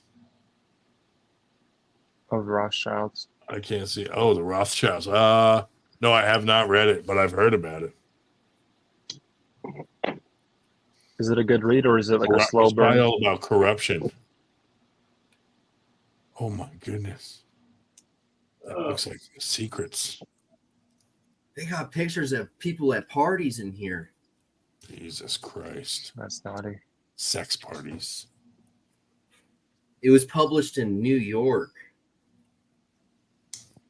Where's the fucking date? Is it in the back of the book? Do you have secret fantasies, Wood? Yeah, like watching all the liberals get nuked and then them blaming it on Russia so they can control the population and military law. I regret asking. That's a great book. That's one of my favorites. Oh, yeah. My daughter would like that one. Well, you want to hear a story about how retarded I was today? Yes. Okay. Yeah. Yeah, my car is in the shop, and I was hoping to be back today, but I needed to go somewhere over the weekend, so I got a rental today. And they ended up giving me a Jeep Wrangler Sahara. Okay, so You're in the Wrangler, Dave? Jeep Wrangler Sahara. I wanted a car because that's all they had. Sahara. Yeah. So anyway, so I come home with that. Well, it's one of these things with the fobs, with the you don't put a key in the damn thing. I get home, it's like, okay, how the fuck do I shut this damn thing off? Because there's no button on the fob to shut it off. There's the horn and there's the lock and unlock. So what the fuck? How the fuck do you turn these damn things off? I was already calling my brother and say, how do you have one of these? How the fuck do you turn this thing off? So I got out the cell phone with the light on it and took a look. Oh, there's a button. Fine. So shut the damn thing off. So I get out of the thing and I lock it and with the button and I reach for the handle and it's not locked. I'm thinking, what the fuck is going on here? Oh, you have the key in your pocket. How you lock the damn thing? So anyway, so I actually did call my brother and said, call me if you can. But before he could call me, one of the neighbors walked up. I said, is your car new enough as one of these stupid things on? Was How the fuck do I lock it? Was there key in your pocket? It was, I was holding it there. You have to be so many feet away from the damn thing Yeah. or it won't lock. Right. The neighbor said, here, just put it on the steps next to you, and then which was like 6 feet away from the car. Then okay, then it would lock. I what the fuck? So I'm saying, hey, never had one of these things. Modern technology. That's kind of funny. 15-year-old cars. I don't fucking know. Yeah. How you fuck to turn the damn thing off? That is funny, Dave. Now, Dave, when you stopped on the road, did the engine idle? Like, did it quiet down and everything?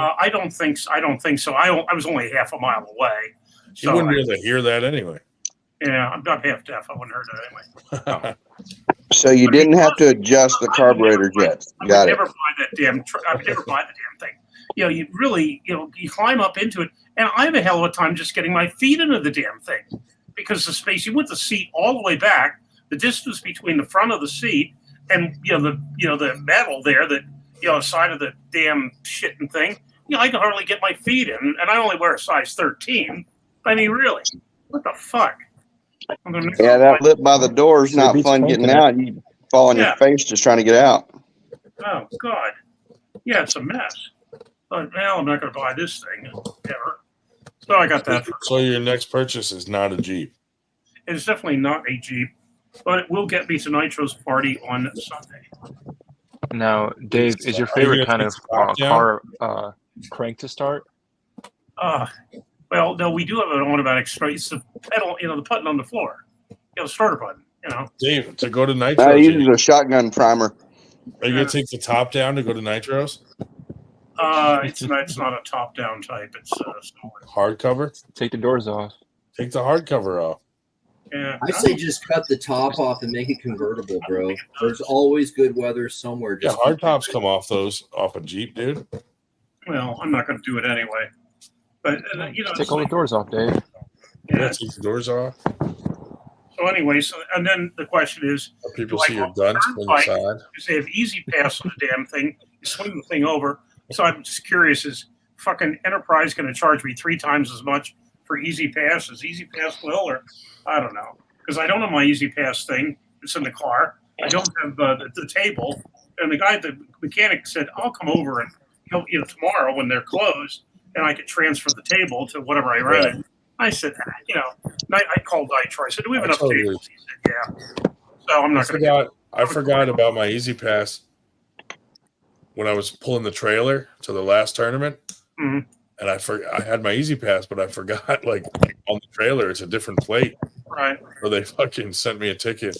And I was like, why am I getting a ticket? I have an Easy Pass. And then I was like, oh, it's a picture of the trailer. Arm wrestling has really changed me as a person, because now when I go like this and I think about shooting something, I'm like, I feel like Devin Larrett right now. What? Because I saw him doing this at Dennis Saplinkoff that one time. Oh, yeah. Hey, we can't talk about guns. You got on to me last week for it. Come on now. Oh, I'm not talking about guns. I'm just saying. Double standard. Like, every time I go like this, I'm like Devin Larrett. That one time he was doing this. Well, obvious says that off-road he drops the top, and do I know I have to wave to everyone else driving in a Wrangler? Actually, I don't know. He does have the thing on the floor that I can put it into 4-wheel super fuck mode. Dude, now I didn't know this. Now, not only do you have to wave, but if they park near you, you got to leave a rubber duck on their fucking hood. Duck Jeep. Yeah, like my neighbor has this row of fucking ducks on her dash, and I'm like, wow, she bought them all herself and put them up there. I guarantee she hadn't gotten one from anyone else. Probably. I was like, that's a lot of ducks, dude. And she explained to me that supposedly it's a fad. Wait, they're supposed to what put do they do ducks that for? on your car. Is that so you know you're a swinger? You should get a really cheap Jeep and then build a bunch of hoops so that if it rolls sideways, it just does barrel rolls, and you could make it a carnival game on a small hill. I'm sure until the hill ends in a lake. Miles to the gallon of this hunk of shit with the big, massive tires, but whatever. Everyone that I know that off-roads out here and stuff like that in Jeeps, none of them have fucking ducks in their windshield. No. None of them. None of them. The only girl I knew who collected those little toy ducks, she switched to collecting. My daughter loves those ducks, dude. So when she saw them on the neighbor's car, she's like, oh. And I was like, no, you can't have those. We don't. They also make a Lego colored bracket deal for where every bracket's like a different color. Grondin, you should convert your child to collecting elephants, little elephant statues. She collects they're not going to live in India. What the fuck? Mickey and Minnie Mouse stuffed animals right now. I don't know. She's into anything. Every day she's into something new, dude, and wants to collect every fucking thing you can think of. Do you remember that punk rock kids store, and they had the little fucking mascots, and they had the male mascots and the female mascots, and you'd have Hot Topic, the emo kids, and they'd have that mascot all over. I can't believe Hot Topic still exists. I always saw Hot Topic as I thought we beat enough of those kids up that they canceled that store. I thought Hot Topic was the porn store for underage people. Dude, Hot Topic was fucking a little bit of everything, dude. Like it's Yeah, like, they had like Spencer's for emo kids. they had Yeah. sex. They had sex toys, and Yeah, they had Spencer's. That was the other one. They had sex toys and And then pornography backstage. topic. And I'm like a 12-year-old walking around like, oh, Forever that's a good 21. All the 40-year-old moms shopping at Forever 21, trying to live their life, their best life. I mean, anything's a toy if you're brave enough. No, there were Anything's a- there were anything's a dildo. dildos. There were sex toys in fucking Hot Topic, bro. I remember that shit. So Yeah, one of so my where's friends, Harlan?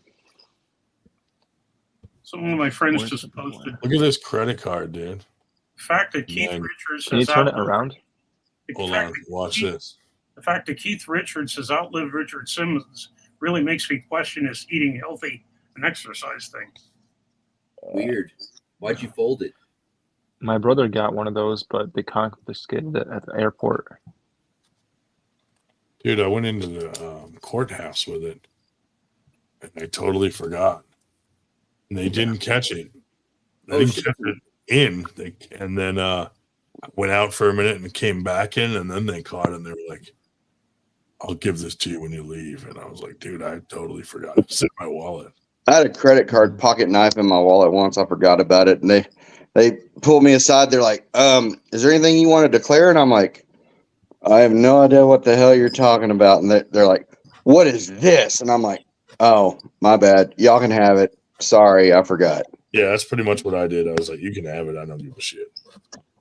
Here's a news flash. 14 minutes ago, Damon Ransom just posted, my sidekick speed was 62.6 miles per hour. As far Get as him on here. Dude, how did he measure? How did he get that fucking measurement? That, bro. As far as Get him on here. Like, fastest that's not ever even clocked, like that's working on my bad for a round kick 12-year-old, bro. What's faster, his speed punching or his kick? Chuck Norris. He's Black Norris. Dude, that dude is fucking delusional. Damon Ransom versus Beetlejuice. Let's go. Beetlejuice from Howard Stern. Yeah. So they're still saying that the highlight of AW5 is going to be me versus Damon Ransom. I said it's going to really suck if we're the highlight. See, Dave, see if you can defend against his sidekick. Isn't Palmer supposed to be taking on like 5 guys or something? Yes. Yeah, for 40. I think he does that on a regular basis. I was about to say, isn't that his daily wrestling. routine? That's his Friday night. Yeah, $4,200 worth on November 2nd. I remember when him and I were feuding, they kept wanting me to come down there, and I'm like, no, only if it's bare knuckle fucking boxing. We get destroyed, bro. You know, I'll tell you, if he doesn't hang out with Kotlo as much, he's actually making a little bit more sense. He really is. Yeah, Palmer would walk you, Todd. You got no chance. Oh, he'd probably beat me in pulling, probably. Who knows? Did you see Doug Allen trying to break his arm? That video? What? Yeah, that was No. messed up. Palmer was like practicing with Doug Allen. He beat some of his buddies, and then Doug Allen pulled him. And dude, you could tell he was like intentionally trying to break Palmer's arm. And I was like, "Damn, dude, that shit was crazy." I still remember Palmer's boxing video that he put out on the chat a long I time never ago. saw that.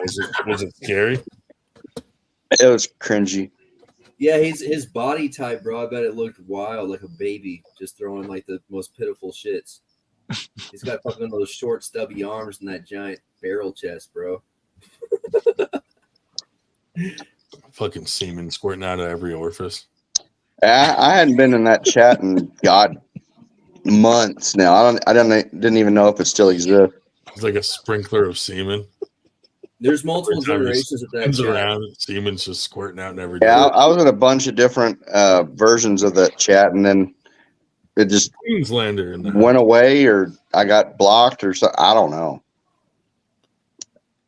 No, it's still, they keep changing the name. No, I'm not asking to get back in. I just, yeah. You heard it here, folks. Every time I leave there, they add me Invite back. to AW chat. Someone No, I don't need that shit. add Todd to the AW chat. He needs to talk to you guys. They always add me back to that chat, and I'm like, fuck. That was a dark time. I kept getting added back, and then people were getting so pissed off they left and wouldn't come back unless I was kicked off. That's what Nanya That's, said that that's in their Eric. game, bro. That's their game. They leave and they're like, Grondin better be out of here when I come back. And I'm like, That's dude, their fucking game, bro. I don't even that's how chat they there. play. That's them having fun. Yeah, I kept getting invited to the chats, and I kept leaving them. And then when I kept getting invited back, I would go into the chat and then change the name. Oh, I used to change the name of everybody in there, change the background, change the title. Yeah, it was that David Kotler guy. I was like, he invited me to some chat that Nanya and fucking Wood were on. I was on it for like 3 days. And then he like invited me to another chat, and I was like, dude, I don't want to fucking talk to you people. Nice. Yeah, they made my double chin into a quadruple chin. I'm like, you know what? That's just that's lovely. Thanks. I was like, and they put it on an old square tube TV. I think that was I got invited back onto a few Andrew, channels again. or it was Every time I did, Yankovic, whatever his I'd fuck his fuck name with is. the name of the, I'd fuck with the name of the chat.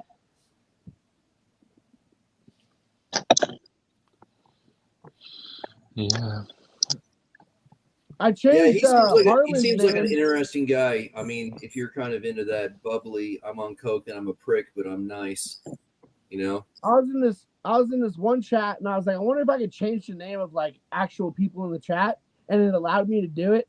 And I changed Harlan's name to Hard R. And the funny thing is, he didn't notice it, and no one said anything. So his name was Hard R for like days. I remember that. Yeah. Yeah, part of the course. I remember I got baited into that thing for a while, and you know, I got spun up a time or three, you know, but then I just like, you know what? No, I'm done. I'm pretty proud of chasing off actual pollers from being in that chat with my antics. I was so caustic in there that I saw like real people leaving the chat. I was like, I'm doing good. I'm getting. That's because I was in that chat for like 3 days, and it was what the fuck was his name again? Oh yeah, Nanya. It was Nanya posting like these weird flexy photos with like roses around his hair, and then it was Wood, and then it was Wood paragraph by paragraph, like telling this like weird stories. Yeah. And I was like, just shit what the posting, bro. fuck is this? Just shit posting as hard as I can. Yeah, apparently, if you're actually good at trolling, you get kicked out and banned from it. Yeah, I fucking did my best to make sure those cocksuckers stopped inviting me back to their chat. I think you had a permanent See you ban, guys. Andrew. Yeah. What can I say, dude? I got no life. I fucking scheduled that shit out. I like knew all their behavioral routines in the chat, and I just knew how to fucking decide what time of day to shit on their parade. I had to mute the notifications, and I just randomly pop in there and be like, all right, that's enough for today. I'm trying to remember the name of the chat because like I changed it, and I was like, what did I change it to? I can't remember. Ryan, was that you that made the fake page of AWU? Yeah. I made the fake page and the fake account, dude, and then like I kept going under everybody's post, dude, and just writing like, who cares? Big whoop, big deal. And like people were getting mad at AWU, and it was me the whole time. Really? Who was behind the accounts like Monster Michael Larrett and the mixed named ones? Dude, I was Travis's cleft lip. Shit. But yeah, there was a whole bunch, dude. It was like all the troll army guys were like fucking all kinds some of those, oh my god. Yeah. Yeah, I don't know, man. I've always trolled on my own account. I don't really troll on like all. We don't even know if Andrew Wood's your real name still. That's how good I am at trolling, bro. I've perfected the point where I'm hiding by my real identity. I already have a banner with your address on it to post on the podcast. I don't know if you call it trolling, but I took a lot of shit. Just But kidding, my just first kidding. name and last name were always there for people to see. Yeah. Because man, I would talk I shit. used to troll when I I'd say first whatever's got on my in mind and be like, "This is my first and last name. I don't give a fuck." Yeah, I no, can't hide from the internet. You can Google me and shit pops up. I see like the morality of trolling is kind of like cowardly. Like if you got some shit to say, at least tell me who the fuck you are. Look, if I'm gonna hide behind something and talk a bunch of shit, that's just like the ultimate coward. It's sinister, is what it is, man. That's like I have no problem. I have no problem telling you whatever the fuck I feel like telling you. But guess what? Yeah. My name's James Killian, bro. You want to know where I live? I'll give you my address. I don't give a fuck. I'll say whatever I want. But these people with the troll accounts have some shit to say, and I'm like, well, okay, well, what's your first and last name? Like, who the fuck are you? You know what I'm saying? It just seems like cowardly. Like, why the fuck can't you tell me what you just said to me, but at least let me know who you are, right? Yeah, my name is my name is Andrew Wood. Whatever I want, and I don't give a fuck who knows. I don't give a fuck if you know who I am. Yeah. Grondin knows where I live. It kind of scares me. Fucking. Yeah, you live in Austin, Texas. That was a huge error in Andrew Wood's. Yeah, Andrew Wood should have never given me his. No, I just don't think you realize that I'm willing to self-destruct if we've really failed as a society where I can't even trust Ryan Grondin. Well, then fuck it. Then I will fully self-destruct. I don't care. I mean, I wouldn't base it on me. Says the guy with a family and an upstanding job. So it is on you, actually. How dare you, Ryan? How dare you be successful? I would never violate that. You giving me your address. I mean, I might send you something like a frozen pig head. Where's my hat? Speaking of sending stuff. I have everything laid out that I got to mail. I got so much shit to mail. It's ridiculous. Slacker. I know. You're right. I have been slacking because all this PT is crazy. Dude. Like 3 times a week. I'm like, oh. When I receive that package, will it be a return address that I can use to ship something? Yeah. Cool.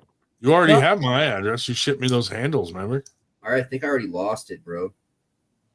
So the only thing I will say P.O. box. I will not.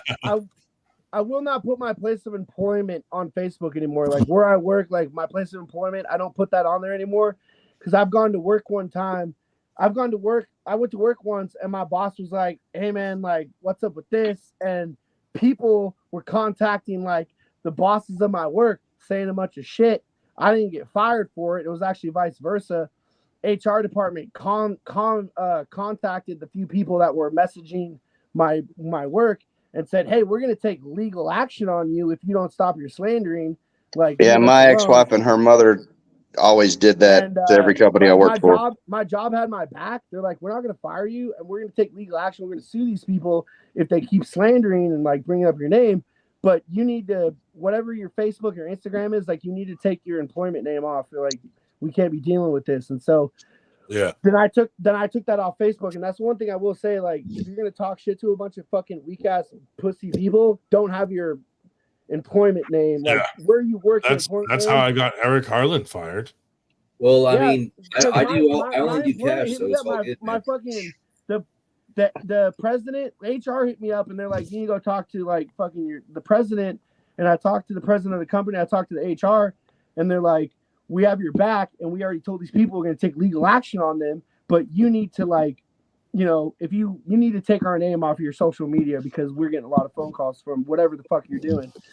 And so I did, but it is a sad time where people are going to troll you by calling your work because they want to be a fucking Karen. Yeah. So the deal was I lived in Wilderness Rim in this neighborhood where it used to be like a redneck neighborhood, and then like a bunch of rich people from the city moved in, and they didn't like rednecks with their loud trucks. What they do, buy double wides instead of single wides?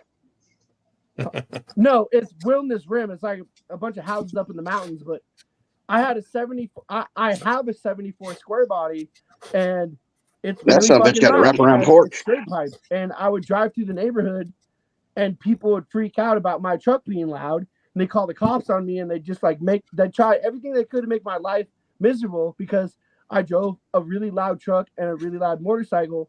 And they were contacting my boss and my HR department, being like, "Oh, this guy, he fucking drives this truck through the neighborhood at 100 miles an hour and does burnouts, and he's like really loud and da da da da da da." And it's pretty much I mean, it's all true, but fuck them. But I remember it's like, one of my neighbors pissed me off back in the day, and he had glass packs on his truck. And I waited till he came home one day, and I ran a water hose into his fucking muffler, and that bitch was loud as hell. But I only did it on one side, so it had uneven back pressure from then on, so it was pretty bad. Yeah, so I lived in a neighborhood called Wilderness Rim in unincorporated. Who got rimmed? Like unincorporated, like up in the mountains. Like I'm like on BML land, and for 20 plus years we would ride dirt bikes and quads, and then one day a bunch of rich yuppie people started to move in, and they were complaining about my truck and my dirt bike and my motorcycle. And I had a 3-wheeler when I was growing up. I survived. Yeah, and I was on the Facebook, on their Facebook group chat where they take pictures of me, and I took the picture of this guy calling me out. Like this guy had like taken a picture of my truck and be like, "Look at this piece of shit asshole," and I made it my profile picture. And then the guy like contacted my work because I don't know why I had my like work on there, but I will never put my place of employment on Facebook or social media again. But yeah, my Well, I guess I'll just never be employed again because I'm not taking my name down. No, I have my name on there. I'm just not putting my place of employment anymore. And they had my back too. Like the HR department was like, they showed me the email that they sent these people, and they're like, "We're gonna take legal action on you for slander, and we're gonna fucking sue." Facebook isn't for your workspace. That's more LinkedIn, you know. Yeah. Yeah. But I don't even have a LinkedIn account. That's how you know it's for work. These people. I was create one. It might help you find a job. I'm on MySpace.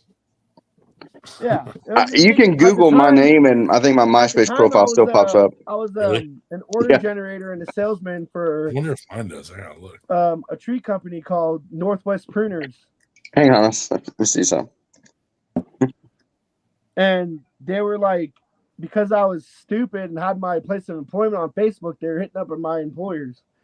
But I never got fired. They had my back. They just asked me to take my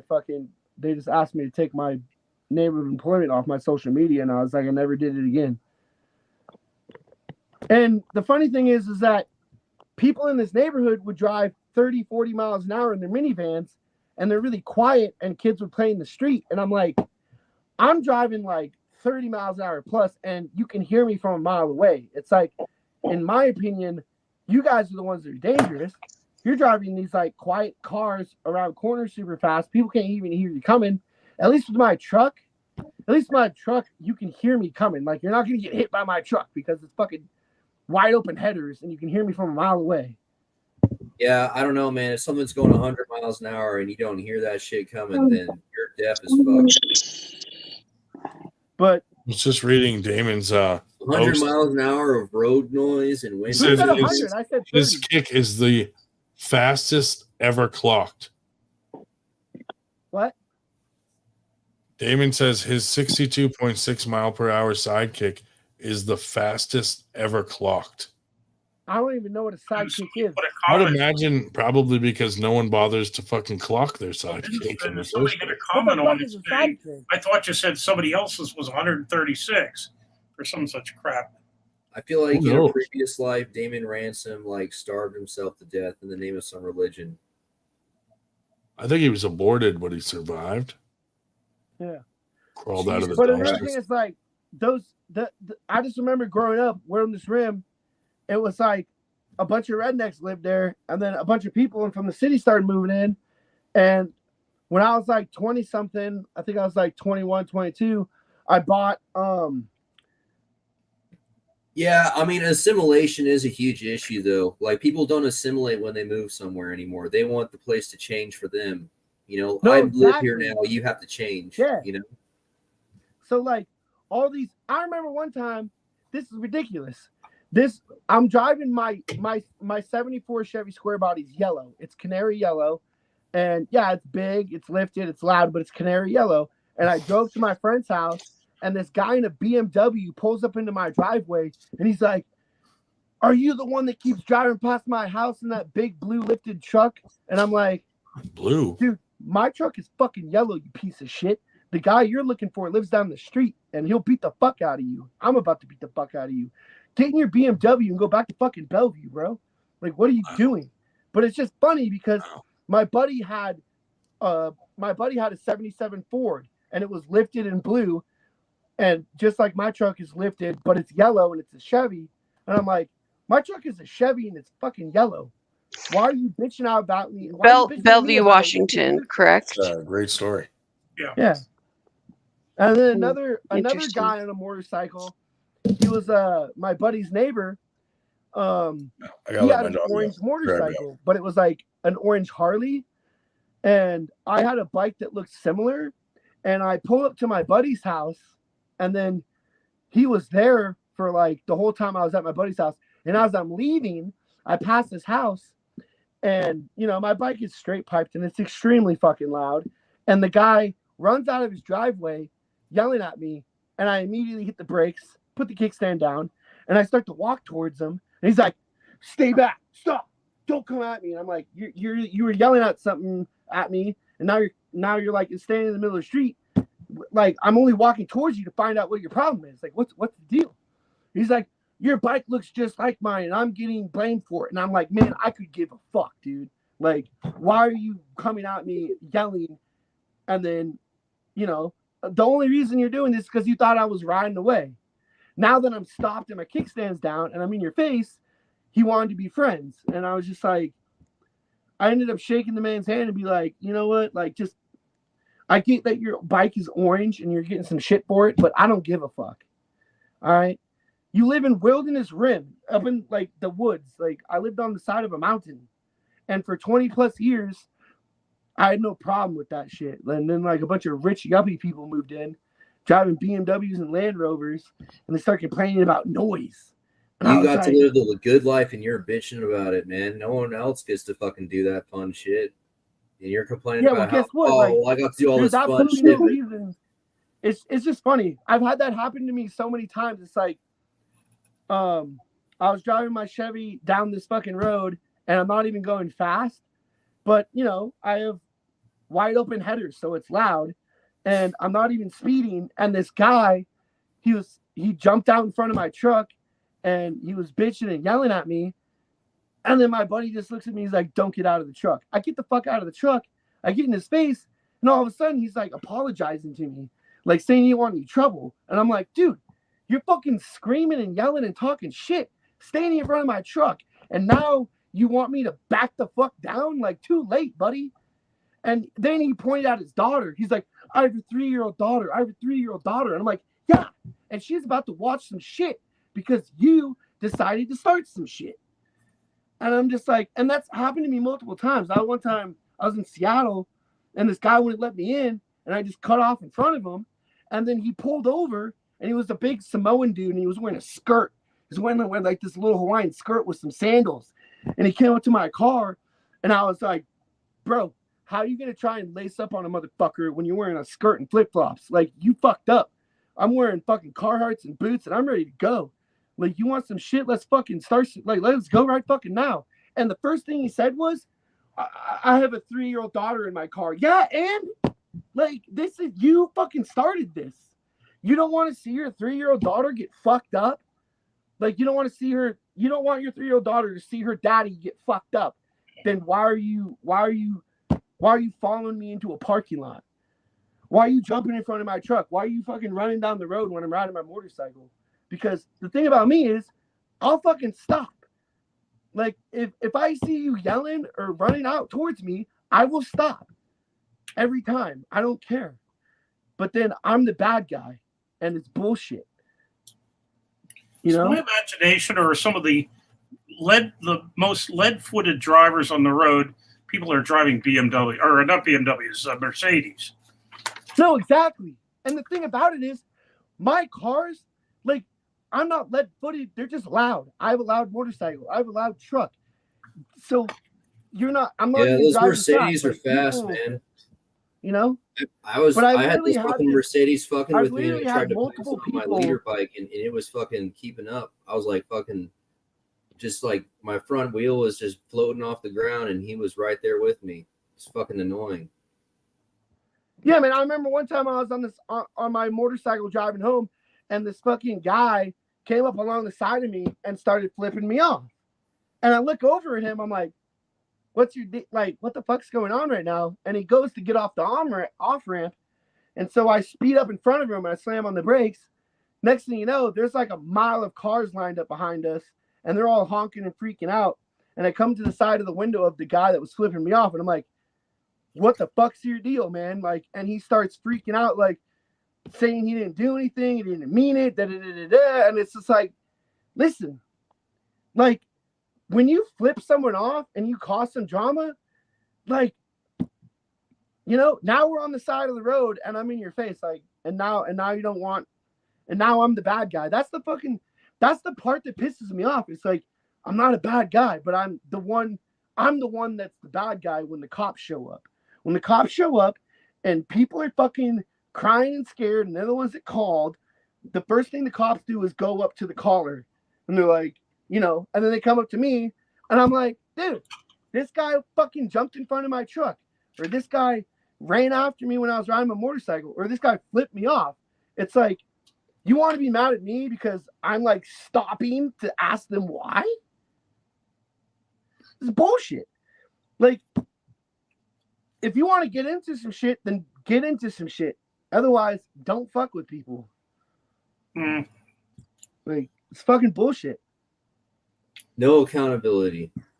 It's everywhere. No, bro. yeah, exactly. It's like, I would never start anything ever. I don't start things. Like, I just don't care. I just don't care. Yeah, leave me alone. Let me drive. You know, if you want to start something, I'm like that pit bull with a bone. Like, you get me excited and I can't turn it off. Like, you get me excited and I'm like, okay, let's go. Like, come on. Like, fucking hell yes, please. But then, you know, it's just bullshit. Because I'm always made out to look like the bad guy because some guy has like kids in the car and he like pulled in front of me and started some shit. And now I'm like the bad guy who's yelling at a dude with his kids and wife in the car. And I'm just like looking like a psychopath. And I'm like, why? Like, why? Yeah, why are you starting shit with your family? Don't you should be happy thoughts and peace of mind, man. You know, life mission complete. Have fun. Why are you starting shit?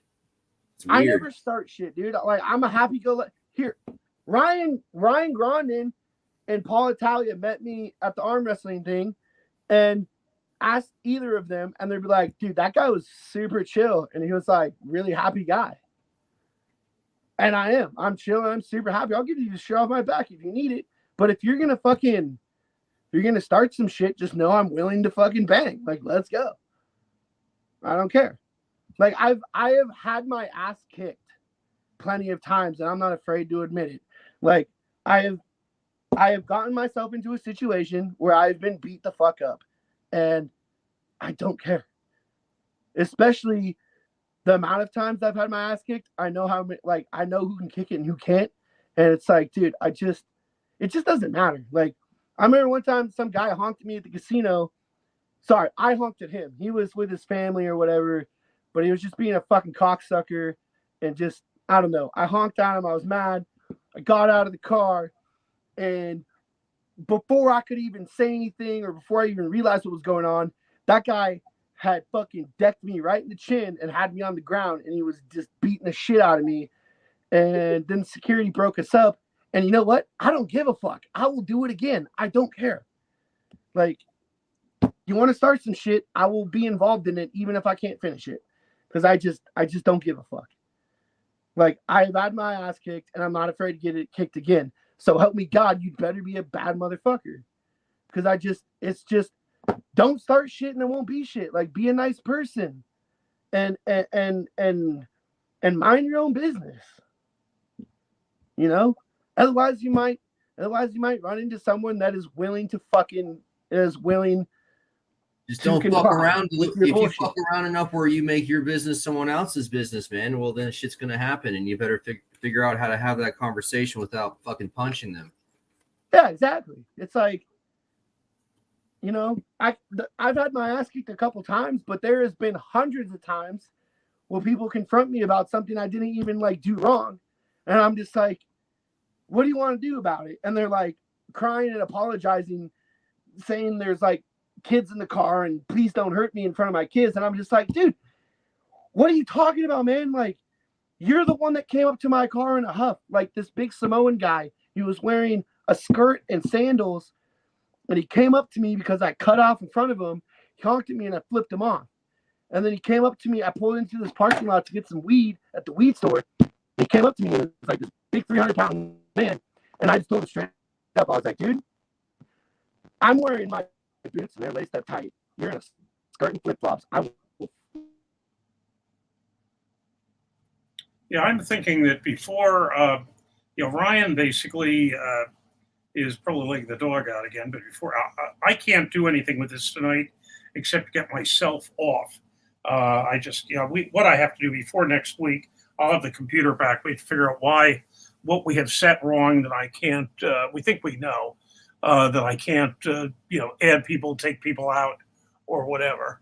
But let's see, we're pushing 4 hours almost. I still think Cole Rabone would be a good moderator because of his overnight hours. Think who would be? Cole Rabone, that guy from Louisiana. Because he's always up in the middle of the night. Yeah. Yeah, that's right. And Eric said I was supposed to give him a shout out, which I neglected to do because I thought Eric was going on, that he could do it himself. But, Trent's okay, still there. Okay. Yeah, I'll give you a shout out, whatever. But, okay, so, all right, so who we lose there?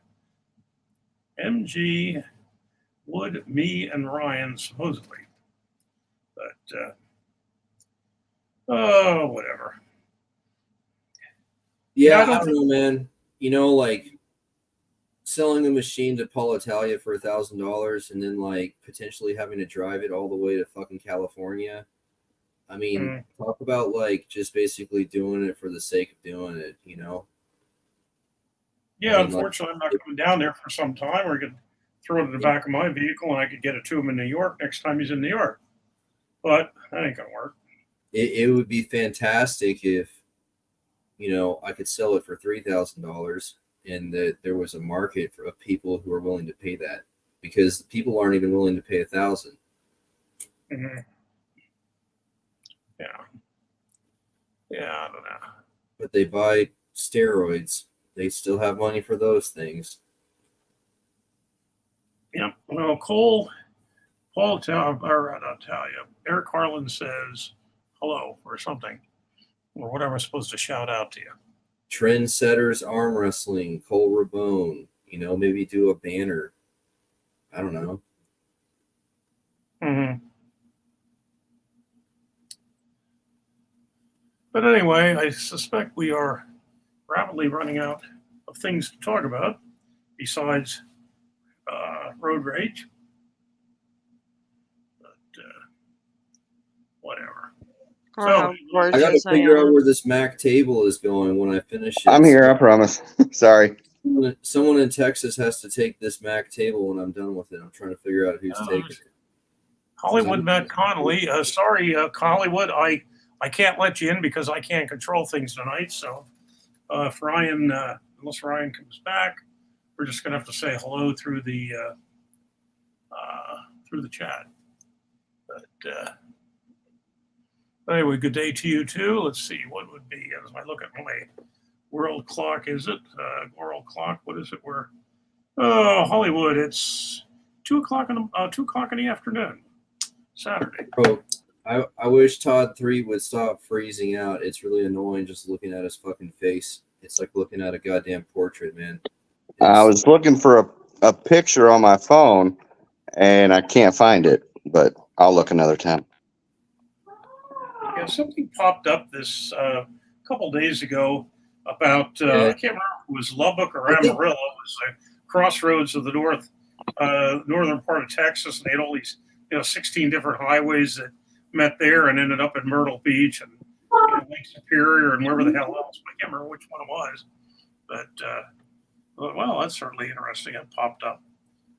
Yeah, dude. The etiquette on being on a live broadcast. Maybe in another fucking couple years, this fat, effeminate bitch will figure it out.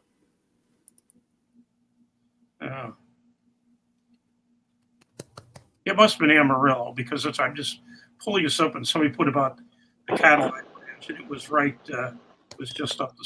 So it was in the same area. Gotta be Amarillo. I'm drawing a blank. Yeah. Ryan Grondin's been talking about penises, and now he's masturbating.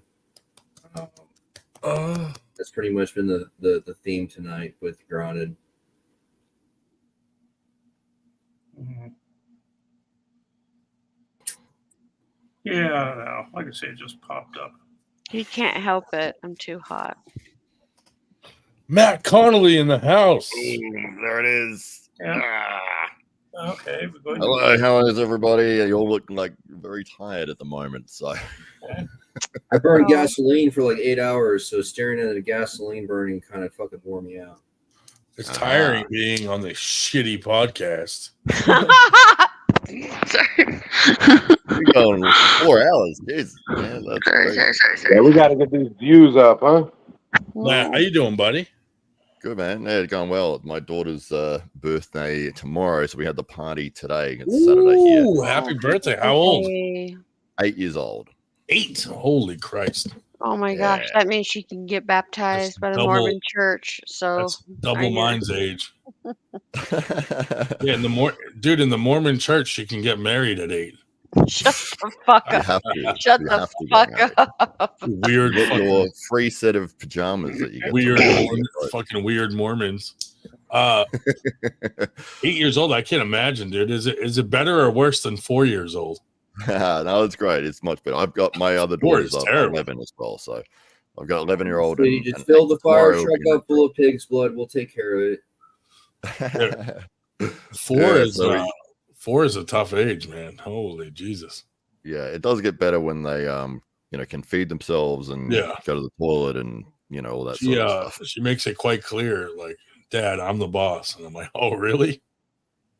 Where do you get this idea that you're the boss? And then somehow I do what she says every time. It's ridiculous. Yes. Yeah, it's like, you're gonna do it or I'm gonna shut her scream up. and cry. Yeah. Just to shut her up. I'm like, fine. All right. You can have ice cream for dinner. Right, yeah. That's so true. That's such a weird thing. Oh, that's it. But now we had her birthday party was at Inflatable World. Oh, nice. Which for adults might sound a bit different, but inflatable. It was like a whole bunch of mazes and slides and all the rest of it. But, we got some similar stuff here. Oh yeah, in the It could be some serious work shape. fucking packing those things in, man. Dude, the Fucking hardest physical. part is getting them out of it when you can't go in and they don't Yes. want to come out, and you're like, Come here, get over here. Like, you almost need like a lasso so you can fucking lasso them out of that thing. Yeah, and the other parents just don't help either, and they just No. staring at you judgingly, and it's like, Yeah. did you not see my kid is not coming over here? Right. Yeah. I've had to crawl into like playgrounds, like up slides and stuff, Oh, yeah. and grab a foot and like drag the foot out. Yeah. I try to bribe her out with like something, like That reminds me of getting dragged out of from underneath my bed by my foot. It's great. Yeah, sometimes you just got to do it. So will not come, and it's like, we gotta go. We have to get going. Yeah, no concept. even of, just like when we try to leave to go to the car, she just starts running down the fucking neighborhood, and I'm like, what are you doing? She's getting you back for all the pepper spraying that you did. I'm ready to pepper spray her. Do you still have pepper spray? How far can you run if you're? No, I don't. But I should get some more. That was fun days. Yeah, they might have restricted it a bit more. You can't really get it here in Australia. Like, you've got to it's really? illegal to have it. Yeah, because they don't want to arrest the people that are using it as a weapon. They'd rather just punish the public and restrict their right to self-defense. The funny part in the United States is even when stuff is banned, you can still order it. All of the globalist countries have their police protect those people. Well, and if it's banned in one state, you can get it in another. I don't know if you find the same thing there, that they, ban things in South Australia you can get in Victoria, but we have this all the time. Like Pennsylvania, our people run over to New York to get pot, and the New York people run to Pennsylvania to get fireworks. Oh, nice. Yeah, no, it's more nationalized here, as in the States. There's not a lot of difference. Like the laws are pretty much the same everywhere.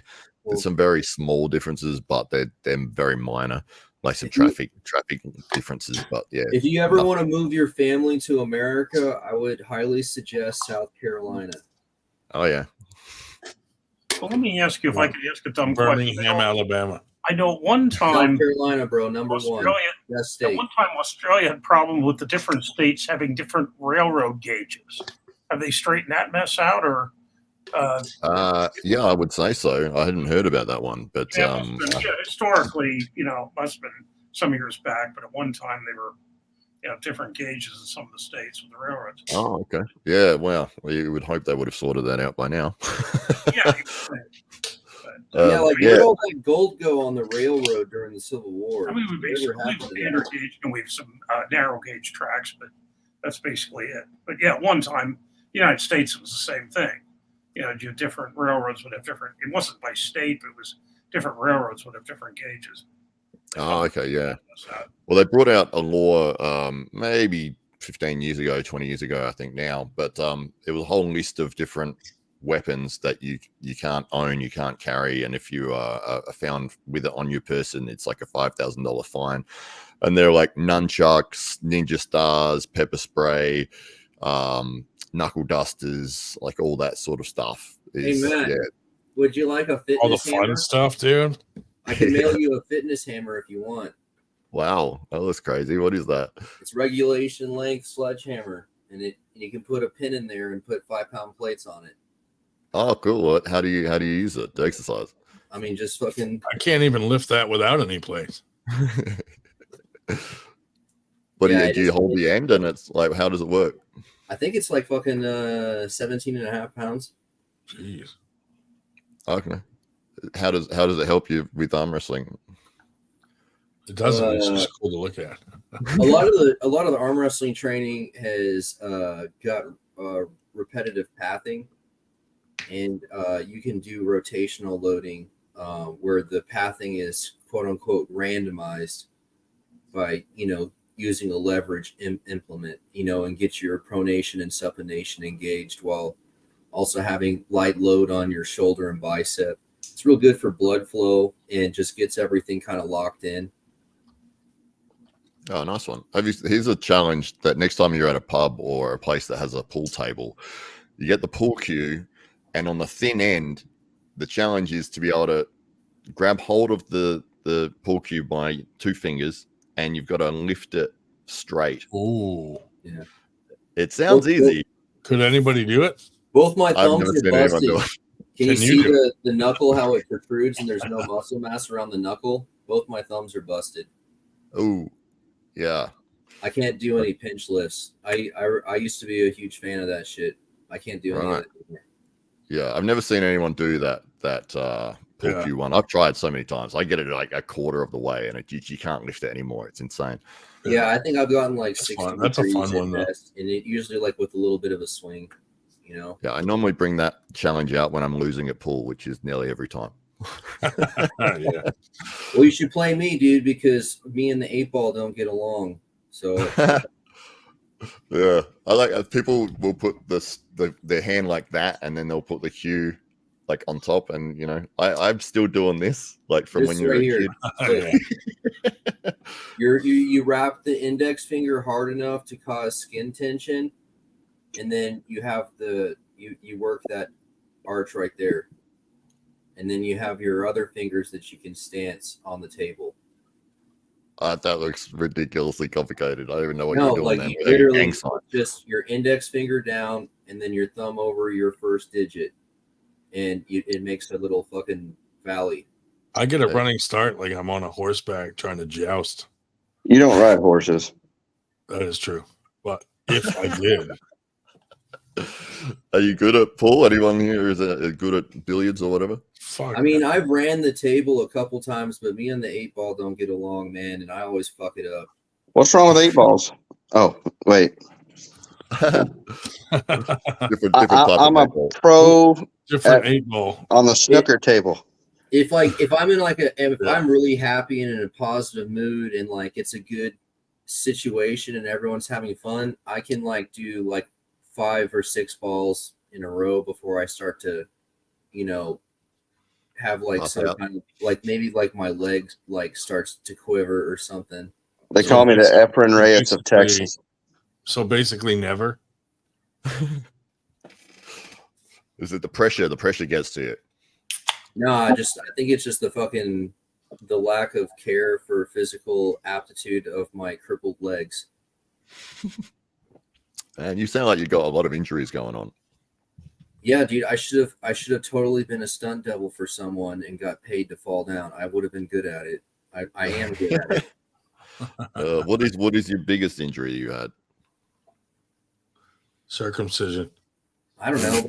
I mean, like, I don't really scale my injuries like that. I don't know. I mean, the one that caused you the most pain. Circumcision was my smallest injury.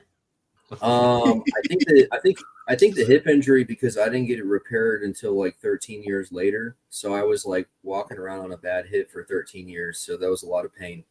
Yeah, it sucks to catch hepatitis. Yeah. Horrible. Sorry. How about yourself? What was your most painful injury? For me or for Ryan? For you, Matt. Luckily, I haven't really hurt myself too badly. I've been in the gym most of the time, so anything that's been related to that has just been small soft tissue stuff. But you're young, give it time. I'm young. I'm probably older than you, right? How old are you? 42. I'm 44. I almost severed L5S1. Yes. Oh, no.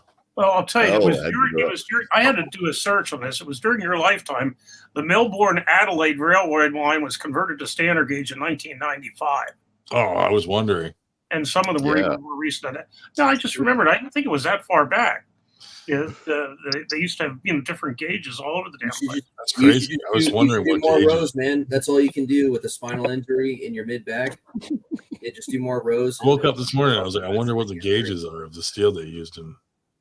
Hey, you learned something new today. Be first time this fucking month, right? Don't get all worked up, Dave. Yeah. Your fucking blood pressure.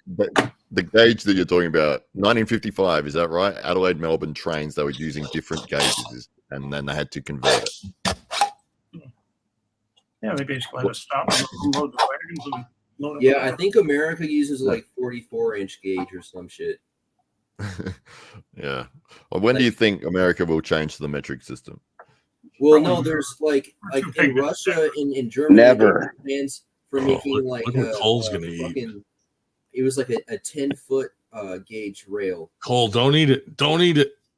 And they were like planning to have literal hotels on this 10 it's for one of the workers.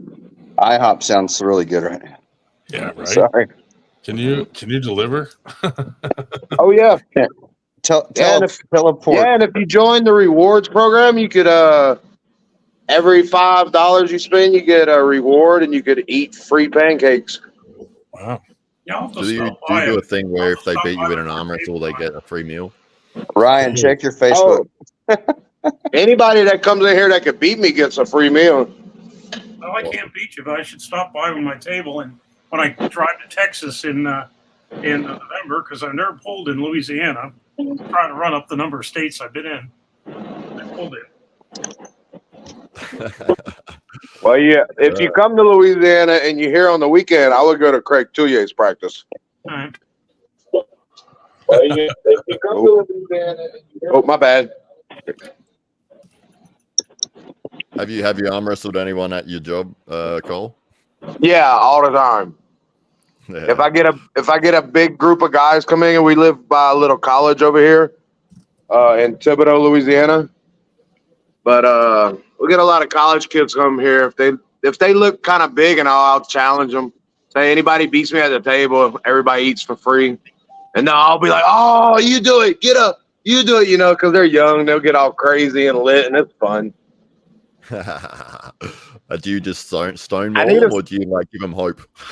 No, I play around with it. I let them know after. Once we start going, I'm like, look, I do this every Thursday. I'm almost a professional, so here we go. Boom. Do you get people saying, oh, you're cheating, you're using your body weight, you're not allowed to do this? I've had a few people, yeah. That's mainly people that are strong that's never really been beat, They don't know what to do with that. That's how I was. If somebody would have walked in the IHOP like 2 years ago, that was an actual arm wrestler right before I started arm wrestling, I wouldn't have known what to think if I'd have grabbed a hold of him. Because I was doing it before I started arm wrestling. Look, Wood, Todd wasn't always fat. Nice. Is that what he's doing over there? Is looking at old pictures of himself instead of just being on the podcast like a proper thing? Yeah, that was my old. Well, we were talking about MySpace earlier, and I'm like, hang on, I got my old profile picture somewhere. Holy shit, that was you? Yeah. What'd you fucking do? Eat them? Nah, I almost broke my back and couldn't do anything for a while and got big. Oh, okay, yeah, I could understand that. I quit doing meth and started working at IHOP, and I got really big. So Yeah, kind of close. I almost severed L5S1 and ended up getting out of the Navy, and then gained like 80 pounds in 4 months. Oh shit! How did the accident happen? Torpedo load. Holy shit! I don't know what that. That's means. a gangster way to get hurt. Well, when you snap your harness and fall down and land on a brass turnbuckle. That'll do it.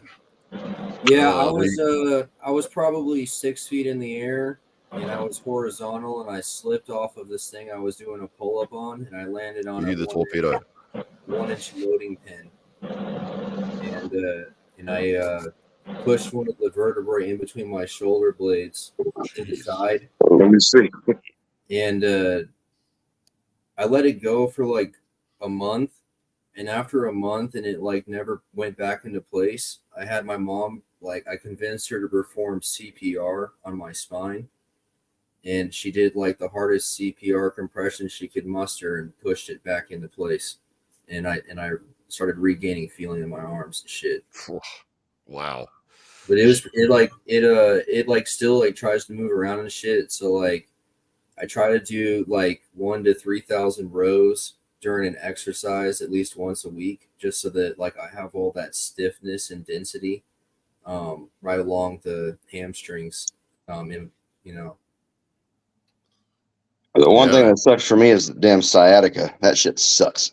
Oh, that's the worst, dude. That's the worst shit. I've had times where I couldn't walk, and I was like, "What the fuck is going on?" Yeah, the whole side of your body just starts burning. You know what worked for me? That's your fucking choice not to walk, man. Don't be a bitch. What worked for me was spreading semen all over my body, and then I could walk. And pepper spray at the same time. Yeah. Pepper spray and semen. I mean, you just live every day as your best day, dude, and it's easier to keep walking. Was it your own? I'll be back in just a bit, Ryan. Just keep going. Okay. He's going to get some now. I never specified any semen would do. Oh, any? Okay. Does that have to be human? Since I was sitting up No, here. it doesn't have to be human at all, dude. That makes it even easier. Horses provide it in larger quantities. You can almost bathe in it. I'm sitting up here at the desk. I have my ID card from one college hanging up here. Let's see, Dave. Show your skinny picture. This is gonna be real. I was skinny at one point, dude, in my life. I think the ladies. Oh, that's Dave's big picture. She wants to leave, and we're supposed to say goodbye or something. Let me see. I'm gonna look for a picture of me when I was thin. Yeah. No. This is. Yeah. Hey, Matt. Wish is the me. lady good night. Here's me thin. Say goodnight. Little Ryan. Is that you? Yeah. Wow. Look at your calf. That's not you, dude. Stop bullshitting. Dude, that is me. That looks so It's different. me before I got fat. Wait, Was why? that when you Why were do vanilla people get ice? fat, That's dude? yeah. That was when Why do people get fat? that's when I used to be able to convince girls to have sex with me. Now it's impossible. Aren't you married? Yeah. So I definitely don't get laid now. Oh, that's great. I had these Not, two not with, chicks. not with a 4-year-old waking us up at 5 a.m. every morning. These Yeah. two chicks at the bar, they said they were dating and they were lesbians and they were like trying to take me home with them, dude. Perfect. Yeah. Is that a good thing? I know. I mean, if you're into that, I guess. You know what we got, Matt? We got my daughter. It's an alarm clock, and when she's supposed to be sleeping, it lights up red, and she knows not to come out of her room till it turns green. The light kicked me off. It took a little while to train her, but now like she'll wake up and she'll sit there and like play with her toys till it turns green. Then she'll come out. You should make it like later and later every day. Yeah, right. That's what I told her. Like right now we have it set at 6:15. But she'll start talking. Like we still have a baby monitor in her room. She'll start talking to the light, like, come on, turn green. And I'm like, oh God. There you go. Ryan, I sent you my skinny picture. Oh, let's see. That was me on that meth. Let me download it.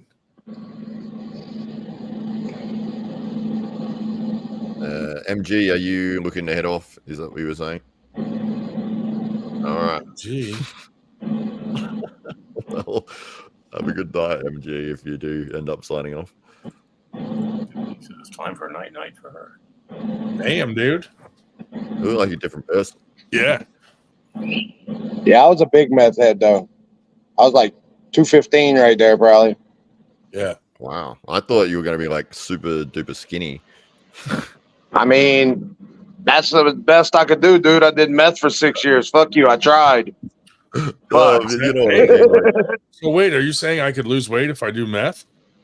Well, that's really what like made it really appealing to my fat ass. I was like struggling with weight loss my whole life. And I did it one time and I didn't eat for like 4 days. I was like, holy fuck, this is a hack. This is a hack. Hey, nah, Grandin, it wasn't a hack. I sent you a picture from my younger days since we're doing younger day pictures. There's me partying with my sister at my friend's house while I was on probation.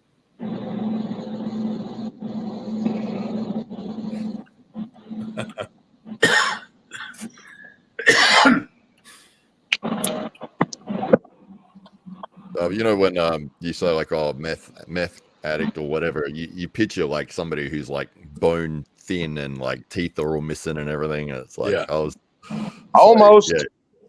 No, you looked good, Dan. You looked They like you're. they pretty wore. I didn't shoot the meth. I did smoke it though, so I love smoking it. I fell in love with that damn drug, but you know. Yeah, I've heard similar things. People say their best experiences in their life has been while they've been on it, and so hard to. Yeah, you got to be match careful that. with that shit.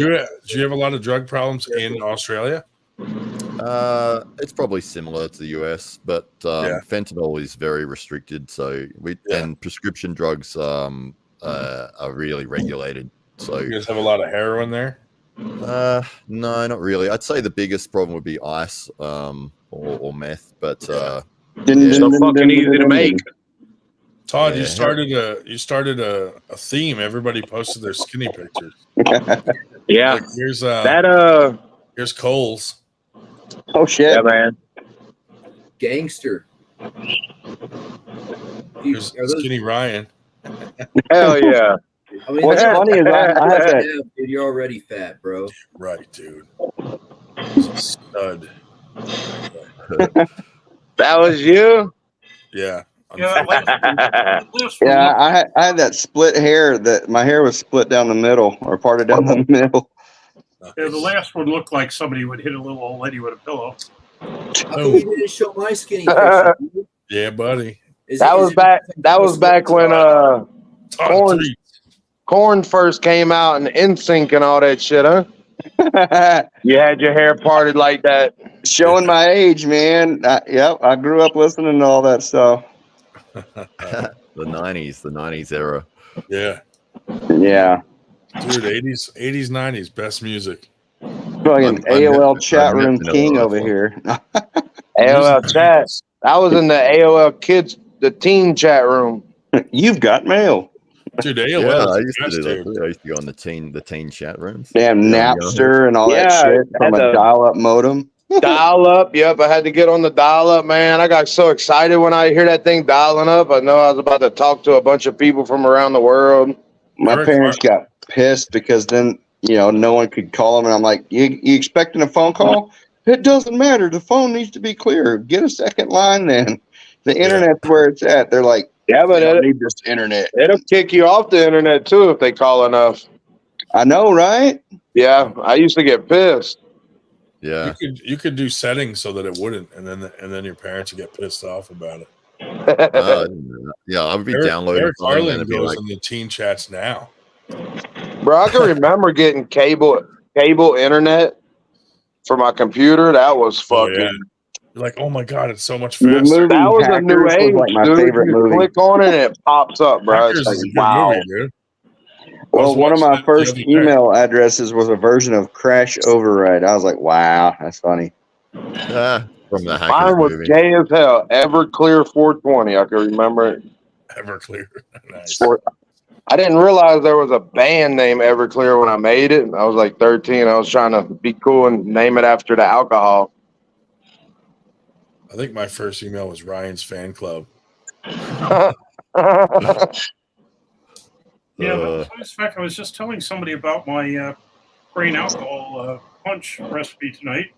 For each gallon, you wanted two cups of grain alcohol and 1/2 cup of vodka, which allows you to up the octane without it getting harsh.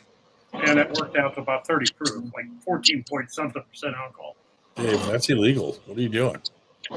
Only if you sell it. You have to go over to Jersey now to get it. You can't get it in the You guys States. hear about at-home distillation? How it was deemed unconstitutional for the federal government to regulate alcohol? Yeah, when I was doing it, you could get it in the state store. Now You should be able to fucking distill your own alcohol if you want to. In Georgia, you can. In Georgia, you can make up to 200 gallons of your own hooch every year for personal consumption. Nice. That's not the federal law now. The feds will catch you for anything. You can make wine, you can make beer. The ATF shouldn't exist, bro. The ATF. Hey, you ate some of it? The feds Oh, will it's in the catch you. window. Oh, I'm the sorry, feds will guys. catch you for making alcohol, but they won't catch you if you shoot the president. Yeah, dude, fuck the ATF. They ain't They'll let you get 6 shots off and then take you out. Jesus. Yeah, that was insane, man. You know, believe the Secret Service. You fucking knew that guy was there hours before, and they're Yeah. just like, he's walking around with rangefinders and The fucking, Department of Homeland Security took over the Secret Service in 2003, and before that, they were a financial institution, and they were there to secure the commerce of America. well, they're not securing shit, dude. Anybody watched the speech last night? That's the only thing I watched the whole week. Yeah, I watched Hulk Hogan rip his shirt off. Dana White was there. Fucking I came in with Dana White. Dana White gave a good speech though. What was that Republican party or something? Yeah. This weekend. Oh, It was nice. pretty, I thought it was pretty good. Yeah, They Dana's did always been a Celebrity Deathmatch President's Edition. I missed that show, dude. That show was pretty interesting. Yeah, it was. When somebody posted that Trump got shot and walked off the stage more coherently than Biden does, I was dying, dude. I was like, Shit, when he got shot, when I heard he got shot and they didn't kill him, I died laughing.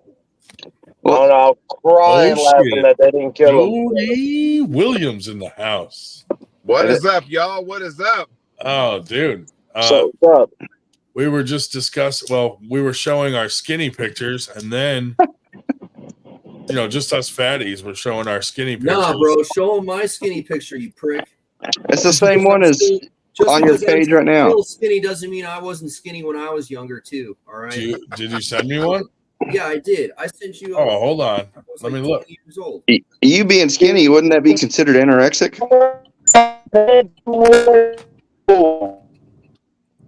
Whoa, someone's talking in we- The 1995. robot is in. What if we post the skinny picture and Jody has to guess which fat guy it is? Well, I'm driving home right now, so I probably can't do it right this minute. Hold on. They're Where did you all send that Ryan. picture? They're all pictures of Ryan. So what else has been Jody. up, gentlemen? What else has been up? Hey, congratulations on getting that Mega Mike match, dude. That's big. Do you want to hear the story behind that? Fuck yeah. So, ever since it got announced by Greg Sharp, I've been getting a lot of text messages, mainly saying, hey, congratulations. Or they would say, why did you call him out? And I'm like, well, wait a minute. I didn't exactly call him out, but Why am I not surprised by this picture? how the whole thing happened was Greg Sharp texted me when I was at work. Yeah. He says, hey, who's your biggest rival in Southern California? I'm like, I don't have one. I live in Oregon. But I said, I don't know. I just named the person. He says, nah, how about somebody else? Somebody, name worthy. I'm like, okay. He's like, how about Mega Mike? I'm like, well, shit. Okay. Are we talking left hand or what? He was like, yeah. I was like, well, there's only one way to find out. And that's basically how that went down. He talked to Mega Mike. Mega Mike agreed. And voila, here we are. Nice. Yeah, it's good. I'm excited to see it. And Mega Mike is on a tear at the moment, so if that match is going to be massive, especially if you can pull off the victory. I mean, that's huge. Oh, I mean, I know some people thought I might have bit off more than I can chew, and I might have, but like I told you guys on the Arm Wrestling Buzz the other night, Yeah. I said, look, here's the deal, right? It goes like this. This sport has given a lot of people opportunities. So you go ahead and you take them, right? So, why not? Because you never know a missed opportunity. You know what I mean? Yeah. Lefty's your fucking good arm. Right. And he's a righty, so you have a chance. I got a chance, but I'm not discounting his left though either. Right. I know that I've heard all kind of stories that, he's slow off to go. I've Andrew heard Wood. that, his right's a lot better than his left. Also heard that his left is, pretty stout also. So I'm taking all that information and I'm going to put it in the bank and I'm going to make sure that, my I's are dotted, my T's are crossed. Yeah. Oh, here's crazy Uncle Jim. Wow. Look at them triceps. Show the Andrew Wood one again. Andrew Wood. Can you It looks like explain? looks like a young Mr. Burns. He looks like Gallagher.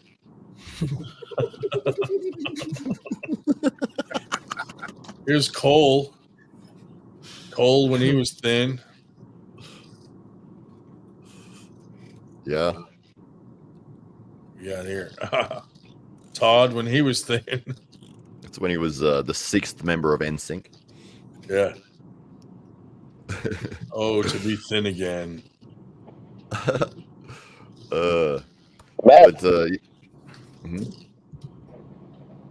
Yeah, Jody, that match with Mega Mike, I'm very excited. And as you just said, taking opportunities is so important. And this is one of the things that I've faced as a promoter that has surprised me a lot of the times is we'll set up what we think would be a great match and we'll get one person and send them the details and everything. They're like, yep, great, love it, can't wait to do it. Anything I can help you out with, but like, no, it's fine, we'll sort it. And then you reach out to the other person and they're like, no, I'm gonna pass. Are you serious? Like, we're offering you a great opponent. We're paying flights. We're paying accommodation. There's prize money. We're going to promote you. Do all the videos and stuff leading up to the event, after the event, all off our back. Like, you don't have to do anything. You just got to, turn up and compete. And you choosing to say no to that. That it's like, why? Why would you do that? That's annoying. Who said no? Dude, we got amateurs here in the U.S. You ask an amateur if they want to do a match here in the U.S. and they'll be like, yeah, $1,000. And you're like, what? Yeah. Fucking amateur? God damn. William Palmer, $4,200 worth of matches. Yeah. 5 matches in one event. Yeah. That's crazy. Wow. He'll have to pull out everybody else, but he won't take more than 5. Look, fucking Nanya's making more money than pros pulling fucking. Yeah, well, that goes to show you you build up your character and a storyline and create people to be interested in what you're going to do, and they'll watch. Apparently, fame and infamy have meshed. I think they've always been together. You look at somebody like McGregor in UFC. I mean, the guy is, you know, the he villain. wrote his own ticket by just being fucking flamboyant. Exactly. People want to follow that character. They want to know what he's doing. They want to watch him when he fights. The same with Nanya and with Paul. It's like, oh, that's a bad blood, like vicious thing. I want to see how that goes. And people are willing to put up the money to watch it. Yeah. Like, dude, you know how mad the Diaz brothers must be? Because they were like the first ones to try to go against the grain, but they didn't do it like McGregor. Yeah, I don't think they deliberately Stockton, did it. I think motherfucker. Bro, I think they've talked themselves out of so much money. Dude, Nate Diaz, when he talks, Both. he just sounds so Nate and Nick. fucking stupid. Yeah. Like, I like Nate, like he's a good fighter, but he's permanently punch he's drunk. like brain dead. Yeah, Brain damage. Permanent punch drunk.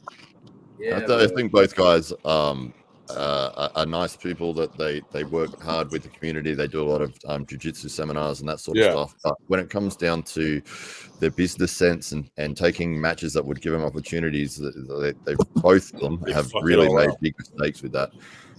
Especially Nick Diaz, when he had the opportunity to fight who was it, George St. Pierre, I think it was, and then he didn't turn up to the press conference, and he got the match taken away from him. And it's like, well, what did you think was going to happen, mate? Like, they sent you a plane ticket and you didn't take the plane, and then they sent you a second plane ticket and you didn't take that plane ticket either, and then you blamed the UFC.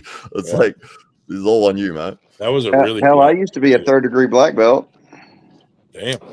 Still would be, wouldn't you? I have a black belt. Yeah, 3rd-degree black belt, but apparently a spinal injury slowed you down. What damn. What discipline? Yeah. You ain't got discipline for Country shit. ass whoopings. You're a 3rd-degree black belt and you're shit. You over there saying you got fat because of the spinal. I need to get my That UFC ain't spec fucking out black from belt fucking the studio in the material. city. If I say something like that, you know there's got to be a punchline coming at some point. So, Hey Jody, are you doing any specific training for Mega Mike, or are you just doing business as usual? No, I gotta get my strength up, so it's a lot more strength training. But I need more table time. So I think what I might do is start traveling to other camps in the area, in the region, to get some more table time. So yeah, good idea. Where you live, Jody? Oregon. Yeah. Far away. Gentlemen, I'm starting to yawn, and I wouldn't want you to erroneously think it was because you were boring, so which you're not. So I'm going to get off. But delightful evening. I thought you got off when Matt Connolly came on. No, that's I've been swearing a lot lately, man. I've been trying to stop. He's going to rub one out right now. Swearing is such a bad habit, man. It's really hard to kick it once you start. What is Andrew? Well, hey, Jody, good luck, man. I can't wait to watch that match. Yeah. Yeah, that's September 28th, San Diego, California. I guess it's like biker week down there. So nice. All the Hardy guys are going to be down there. And I guess what Greg Sharp's doing is that there's also going to be a tournament aside from the 2 other super matches. So they'll have like a military tournament, a biker tournament, and then like an actual arm wrestling tournament. So you should show up on a 10 speed and be like, I thought you said biker week. with a helmet on. I might wear my cowboy hat there. You never know. There you go. Get on a moped with saddlebags. Are you heading home from work, Jody? Yes, Roll I'm up just on a getting off work, headed moped. home now. So Roll up on a moped with a cut that says puddle jumpers. I got chased down by a lady on a moped one time. Yeah, And I fucking pulled over because I didn't feel like running away from some weirdo on a moped. And she said her bit and fucking went about her day. And I guess she thought, oh, well, I chased that one guy down, and she like made the news because she chased someone else down on the fucking moped. The moped Karen. Yeah, moped Karen made the fucking news because she like chased down some kind of traffic offense violator. Wow. Yeah. Hey, I do have a question. Uh-oh. You guys probably touched base on this, but what do you think now with the East versus West being on the mainland? Like, do you think we really have a chance to actually make some waves like England says we need to do? I think it's going to fizzle out. Think so? Yep. How so? I think with all the qualifiers they've been doing, like it watered it down. I mean, that Nationals up here, they made it a fucking East versus West qualifier, but nobody even brought that up at the tournament. They just threw it on there for no reason. And they never should have done it in the I first think place. it's going to fizzle out, dude. We got Arnold's coming back too, so I mean that's kind of its own thing too. That's a big deal. Yeah. The only hope we have of it. They had so many qualifiers that it like watered it down. If Brian Shaw has arm wrestling at the Shaw Classic, that would be huge. Yeah. That would be But, huge. also that first year, dude, when they fucking let anybody get in, that like, I think that ruined it for a lot of people. Were just like, I don't even give a shit. Hey, $100 and enter in at the last minute. Yeah. Yeah, can you imagine how disgruntled all the guys and girls were who had to actually qualify? Yeah. And some of them traveled 8 hours to qualify and then also traveled to the finals just to be told, oh, we're just letting anybody in the finals. Can you imagine? Can you say money I grab? understood that, but what are you going to I'd do? be fucking pissed. I'd be really pissed. But I'd be fucking, most like some of the small tournaments up here have been East versus West qualifiers with like 30 guys at it. I'm like, dude, There you go. Fucking scumbag, bro. He's a scumbag. It's like killing the whole fucking prestige of it. Now, I think East versus West in Turkey is a whole different level. You That's know, scumbaggery. I think that's great, but over here, I don't think it's going to take as well as. And from what I hear, Engen's kind of losing money on it because it's like, you know, he's paying athletes to go to East versus West a ridiculous amount of money, and half the athletes have said they would have went for like a quarter of the amount. So he's like overpaying everyone. His fucking immorality, dude. He like builds it into his promotion. Emotional immorality, spiritual fucking attacks. It's evil, dude. He deserves whatever's coming to him, dude. And the best part is that fucking dumbass focused in on me because I fucking been talking shit for so long. And now he's hitting his head like I have my whole life. You dumb motherfucker trying to figure me out. You're gonna fucking hit your head too, you retard. Wow. Yeah, tell us how you really feel. Oh, What the fuck? He's a big fan of this show as well. Let me ask you this. Engen's watching right now from his hospital bed. Do you think, guys, it was a good idea to have the East versus West Challenger Series? No. I don't. And Had it gone like it was supposed to, with one per region, it would have been just fine. Right. I think they messed up trying to do it the way they did because it's like, I don't know. The whole thing now, people see East versus West, and I don't think people even care anymore. No, East versus West is the WAL Hydra rearing its ugly head. Yeah. But I don't know. I mean, I'd like to see it. You know, I don't want to see anybody's promotion fail, but I don't think it's going to take here like they thought it was going to take. I personally like seeing the super matches. You know, I like seeing high profile super matches. I think everyone does. It's just the way certain things were gone about, and then how certain people weren't exactly treated. Treated right. The thing about WIL is if the two opponents self-regulate their fouls and they compete properly, WIL has some great competition footage. The thing is, WIL also allows the competitor to break all the rules and to stay outside of the bounds of a normal match. Yeah, WAL was more of an entertainment type Yeah, just like super East match for and them. West, dude. Just they're the same fucking thing. It's the same evil. It's the same sinister. Well, East versus West right now, the refs are a lot more strict than WAL ever was. Yeah, for sure. And Yeah, evil's not even. You're comparing when I, apples and oranges, man. Like neither of them call fouls. when I It kind of is. It kind of not. I I don't think like Gary that they're Cataract would starting. say they didn't call fouls when they should have.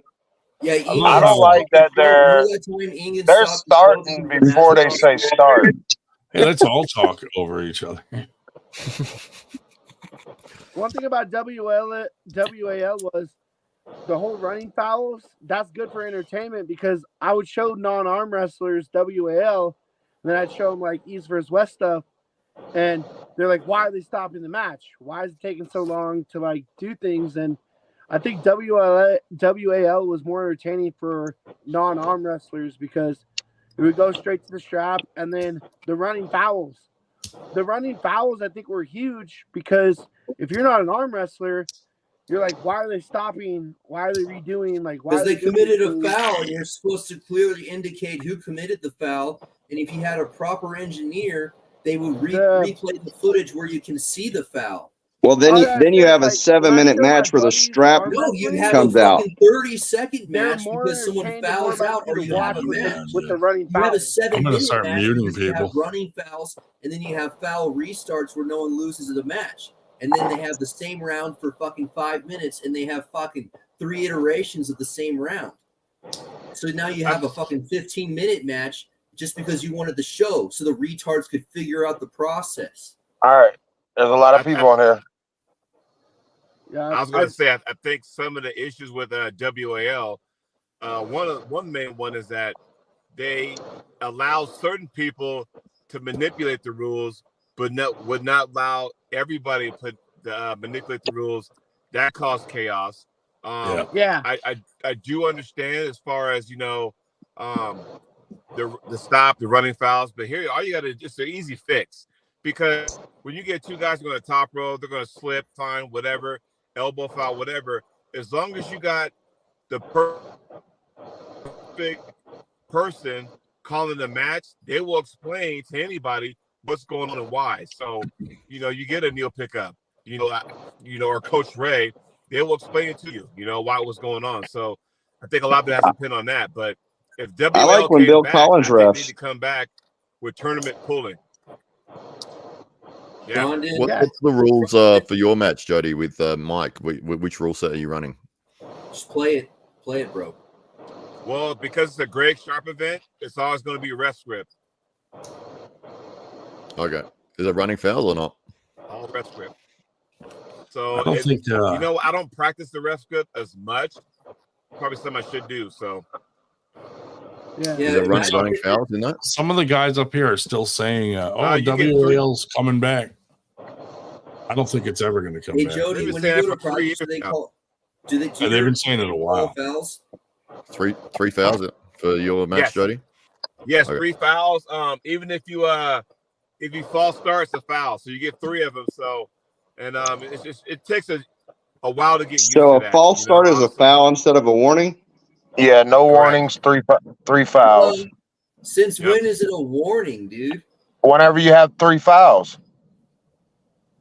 Anytime you have 3 fouls, there's most of the time it's no warnings. Yeah, why would you? If you have 2 fouls, then you have warnings. Yeah, when it's 2 fouls, you have warnings on false starts. So you have 5 restarts before someone fouls out. That's disgusting. Not if you're doing only if you're doing 2 fouls. You have 4 chances. Yeah, but at the same time you say that, you have 10 warnings and no fouls in any other setting. Yeah. Well, you also got to realize with the World Series of Arm Wrestling, everything's a rest grip. So we all know you don't move in the rest. But the thing is, though, is that sometimes that referee will put your fingers where you're not comfortable with, and your opponent also. You got to kind of work from Dude, that. that happened to me. That happened to me in a match. Like when they say don't move your hand, you can't move your hand after. Yeah. They grabbed my fingers and dumped them. So I adjusted my wrist, and they were like foul, and I'm like, what? because I just But wasn't here's the used to mistake those I rules. made with one of the Yeah, matches I yeah. had last week in Texas. You know, can y'all see this? Yeah, So they said if you want your knuckles high, plant your hand that way. So yeah, if you go like this, he's gonna close your fingers and close your thumb. You're gonna be like that. Whereas if you yeah, want to go like this, he'll close your fingers, yeah. close your thumbs. Now your knuckles are high. So Dude, that's a what lot I of it did. I depends was on like how you set knuckles up. up, but they grabbed my fingers and went like this. So I dropped my wrist to get back to my knuckles, and they fucking fouled me, and I was like, "What?" Shitty But referees, man, they're you know, everywhere. he did say don't move, and I fucking moved. So I wasn't mad, but I was like, Yeah. if you're gonna dump my fingers, I should be able to readjust my fucking. That's when you act like when he touches your hand like that, you got to act like he hurt you so bad that you got to pull away. Yeah. That's what they. Convert. That's how you manipulate that. You got to manipulate everything and fight for everything, you know, because everybody else out there is fighting, and that's why it's so hard to be a ref in That was this my sport, first, man. You know. That was my first strict rule match because up here they all use WAL rules No, for the longest time. It's hard to be a ref because they fucking try to train you up on how to call a foul and how to call a fucking warning and when the foul or the warning you should stop and when you shouldn't, and you try to do all this weird shit. It's like if they're not in the strict parameters, you stop the match, and you can train someone up on that really fucking easy. I don't like how they're doing it East versus West anyway, as far as everybody's already going by the time they say go. Like all the power's already there. They're both locked in their spot, already going, and I can't stand that shit. It's And I mean, back in the day, I mean, a couple decades ago, there used to be two goes. It was ready, go, go. Yeah. You know. Yeah. So ready, then the first go you load, the second go you pull. Wow. It makes sense. I think you should be allowed play to the video fucking so I load. stop asking. Just play the video, bro. Just play the I had a fucking problem video. at Arizona State because I'm like shorter, so I gotta stand on my tiptoes. We all grew up in this. Oh, go ahead. So I had a problem at Arizona State because I have to stay. I'm shorter. I'm 5'8", and I got to stand on my tiptoes to get my waist up against the table. And the guy's like fouling and fucking around. I'm trying to get a grip, trying to go, and then the guy walks away from the table to chalk up, and I'm just like whatever. And then I get flat-footed again, and then we get put into a ref's grip, and he's like, "Don't move, ready." And I get onto my tiptoes, and I do not move anything else. I do not move my hand. I do not move my wrist. I get up onto my tiptoes, and then he like gave me a warning for moving, and I'm like, "What? I'm not allowed to move my fucking feet? Like, are you kidding me?" Like, I've been up here for 5 minutes on my tiptoes, and I'm just, you're about to say ready, go, and I'm like, I do not move except I get back up onto my tiptoes and get my hip against the table, but I do not move my hand, wrist, or grip. And they like were giving me a warning and called a foul on me for moving my feet. You should have just got a riser. Oh, this video. And I just thought that was kind of like, Missed that. Play the video. Hold on, I gotta play this video real quick. Two-foul system was the best system, a great system. They used to call the fouls. Nobody believed me when I would tell them, the competitors. They took notice. When a foul was called, they took it personally. It doesn't even sound like Trump. What are you talking about? Trump talking about fouls. Fouls. Another thing that was another thing I didn't like about Arizona State is how you they like had that our micro weight classes- foul? Wood, shut up.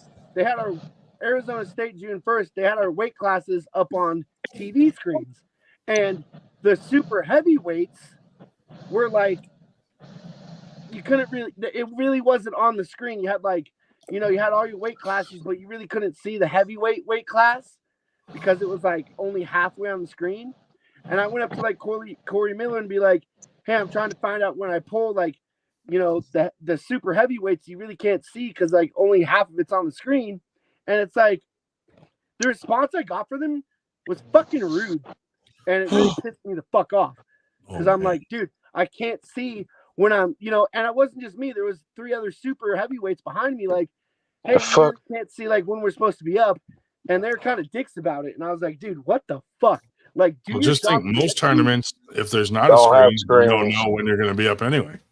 We don't have No, this is screens like a over big here, screen, except and it's like it was like lightweights, middleweights, heavyweights, and then super heavyweights. But it was like Yeah, you're it last. was like ran out of screen space, and the super heavyweights we really couldn't see. We really couldn't see on the screen where we were supposed to be or like what, you know. And I like me and a few other people said some stuff, and they're like kind of dicks about it. They're kind of rude. And I was Yeah, like, man, man. I just paid $100 fucking dollars. I paid $100 to be here. I want to know when the fuck I pull. Don't be a faggot about it, you know? And it just pissed me off. damn. Jeez. Yeah, It really got to you, didn't it? Well, it's like I paid $100 I've noticed to that be there. registrars I over want to the know when I'm past 10 supposed to years have pull, gotten like a and What the screen isn't showing the super heavyweights. what 'Cause the screen promotion wasn't were big you enough. pulling at? Yeah, Huh? but most tournaments don't show when you're pulling anyway. What Yeah. promotion were you Even when they were pulling at? doing paper brackets, you could I was still pulling the access Arizona your State, bracket. It would and still show you on the that. screen, Who was running the? it showed Who was clear as running? day, lightweights, middleweights, superweight, Never mind. Yeah, lightweights, because Probably- they middleweights, probably probably can Tim- only Tim show so Talmadge. many on super the screen, heavyweights. dude. Corey Miller and Tim Talmadge, I think. Tim Talmadge, yeah. Tim Yeah, Talmadge? and I went Okay. up to the thing. I'm like, hey, I'm trying to figure out when I'm supposed to pull, but like the super heavyweight bracket. Usually it's when they is, call like, your not name. totally on the screen. It's like cut off on the screen. So as they went down the brackets, they didn't move it up. No, dude, and I remember Yeah, at it probably tournaments, slid up as they completed other brackets, and you know. they Well, were I'll just they say call your this. names I fucking was not 15 the minutes only early, person. dude. They made you go I'll stand say in the this. line. There It's was bullshit. a super heavyweight in front of me, and there was two other super heavyweights behind me, and we all had I the same mean- question. It's like, hey, we can all clear as day see lightweights, middleweights, heavyweights. Yeah, but they couldn't do nothing about They got it. Yeah, But they then- got it in But then order. you look They at the couldn't super fit it on their heavyweights, and it's like, screen. all they said Oh, was our names. James, you're complaining. Yeah, but you No, can't. but I wasn't the only one though. It's just like I didn't Yeah, been but to a comp. I didn't been to a All the competition like supers me were. ever. All you It was, gotta like, be, one of my all you first gotta do is not be a competitions. super heavyweight, and then that problem solved. Yeah, I was about to say lose some weight. Yeah, had you But, lost weight, you would have seen your name on the screen. Well, yeah, that's the Acting like problem. you're the only one is but that- James, you gotta no, that realize was the I've been problem. James. The I've been problem was Matt, do you have could these see problems in my Australia? name. No, listen. The problem James. was I've you been. could see the Fuck. super heavyweights. The super heavyweights. Oh you yeah, could we see all of our understand. names, but you didn't see when we were Oh supposed my to God. pull. Yeah, But that's you could terrible. see lightweights, middleweights, heavyweights. You can see the names. You But can see the James, order and when they're supposed But to not pull. the supers. But then Yeah. you look at the super James. heavyweights, and all you can see was our names. Yeah, we get it, buddy. Stop Mute talking, him. man. Yeah. Let someone else talk, Yeah. man. You're having a monologue. James, I've been to 4 tournaments, and one of them had a screen that showed us, but I never Yeah, but know. here's the Like thing. most, If me and 3 other people have a question about when are we supposed to be up here, just fucking tell us and don't be a fucking Yeah, but cunt dude, about yeah, most but the promoters are most doing like 9,000 things, and they most got fucking bracket people guys, pulling at them most every which bracket way, people bro. will not tell But you. that's irrelevant. I need to know me and the 4 other super heavyweights. They don't give a No, fuck we're if you're 4 people out of 150 need to know that who they pulling. Whenever 90% of competitions, they don't fucking show you There who was they only like pulling. No, dude, it's I'll on tell the you. there was only registrar. 10 It's of on us. the registrar, There dude. was They only should be 10 providing super that heavyweights. information. It's If that. easily accessible. They Jeez. have It was access like to all me the and 5 brackets. other They're running heavyweights the that were like, bracket. hey, They're This actively this got really updating the autistic brackets. quick. They can show the competitor the fucking bracket. Andrew, Dude, you don't even compete, so why are you talking? You don't fucking arm wrestle. You don't compete. Shut the fuck up, man. God damn. Have you ever even been to a competition? The answer Bro, is no. don't Shut the start fuck with me, up. bro. I'm the only one advocating for you right now. No one else here is advocating for you. You need to That is true. Shit. That is true. Good I'll point. tell you this from someone that runs brackets at tournaments. Yeah. Yeah, we're focused on who's pulling right then, and our biggest thing is So who fucking Mr. won that Todd, match. That way we can mark it down. Imagine Yeah, you're that's doing like Todd, play. question. and you That's got to like stop for every you're guy that asking them guys. Can I say pulling. That's something like real quick? going to a bingo hall and asking an old lady a fucking question while she's trying to mark down the fucking numbers on it. That lady's She gonna gonna tell get you to fuck mad. off. Anyways, I have a question for Todd. You get Mr. slapped with those Todd, bingo if wings. you have a screen up, and let's say I'm an amateur, by the way, and there's a bunch of amateurs there too. But if you have a screen Oh, up for and the you're an amateur event, amateur? You're asking. if you have a screen up and the lightweights can see the lightweights, middleweights, and heavyweights can clearly see their name and clearly see the when they're supposed to pull. And then you got like 5 super heavyweights being like, "Hey, They probably screen's weren't not able to the scroll screen's up not because showing of the me, can't see format. what position we're Right. at." If I came to you and said, "Hey, by the way, all I Got see is my something? name. What position am I at?" Would you not politely Yeah, but your names tell me when probably I'm came pulling? up as they knocked out some of the lower ones, right? Dude, there was only like there was less than 10 of us super heavyweight amateurs. There was like 7 of us. There was like 7 super Yeah, but we did amateurs there. screens at Winter Blast, and you could only fit so many of the classes on Yeah. one You screen. should be asking to Yeah, see the so bracket I went before up. the tournament So like starts. me You and should 5 other be super checking in on heavyweight that before amateurs they have to were deal like, with the "Hey, brackets and update we're them. just wondering like There's what a time order and we place were for in asking because about that information, and it's can't see before the the full tournament like starts. the screen Yeah, wasn't." you're not going to get that answer during the tournament for sure. Well, James, we're asking James, before it started. Like the tournament hadn't James. started. If they were James, polite to you when you asked, if they were like, "Look, I can't do it right now, mate. But when I get a moment, I'll let you know." Would that have been all right, or was it just the way they spoke to you? It was the way they spoke to me because there was 2 people in front of me. Then I went up and I was like, "Hey, I'm also a super heavyweight," and all I can see is my.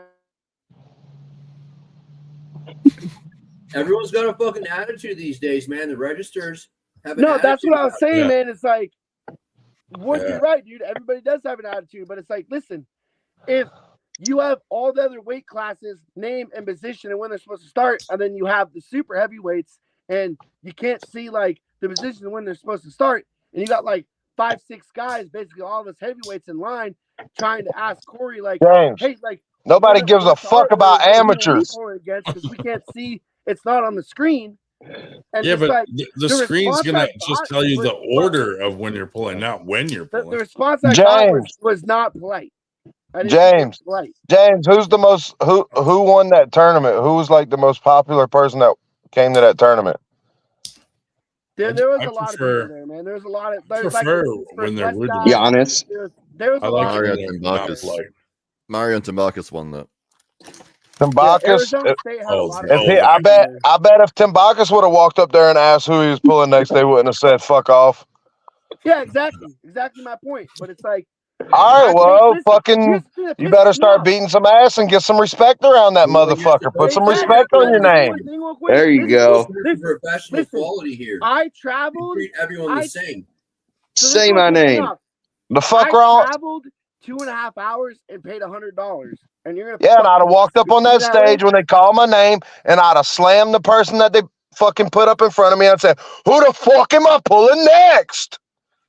And that's how you get you fucking. You know what it is the new age of arm Yeah, wrestlers well, are spoiled compared to when the old you're guys that used to just show up and pull and didn't give a fuck. No, these registers do have an Yeah, attitude. that's true. Like I I'm like just people. like stressed out running all the brackets, but at the same time, like when you start being rude, like I understand you're exhausted and you like are under a lot of stress and there's a time crunch, but like someone asking a simple request, I want to see the bracket. Yeah. You know, you can do that. You can still do that while you're running brackets. It might just take a little while where you have a moment, you know, to get there. I prefer when they're just rude. No, that's just fucking. I like not knowing. Dude, here's the thing: is if I every like nobody went up knowing. there and said, No, but "When am I here's the thing: pulling?" is like the I fucking traveled tournament would come to a 2.5 halt. hours to get there, and I paid $100. Yeah, Hey but dude, James, how did you end up?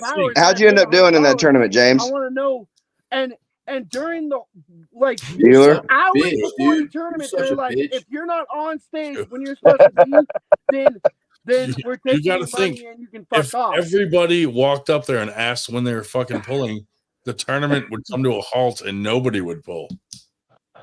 Yeah, but it was only the 6 of us that didn't know. Oh fuck! Because we couldn't see the. It was only 6 of us, Ryan. James, how'd you do in the tournament? I did terrible. I didn't win anything. So you went 2 and out? Yeah. Did you go 2 and out because you were so upset that they were rude to you?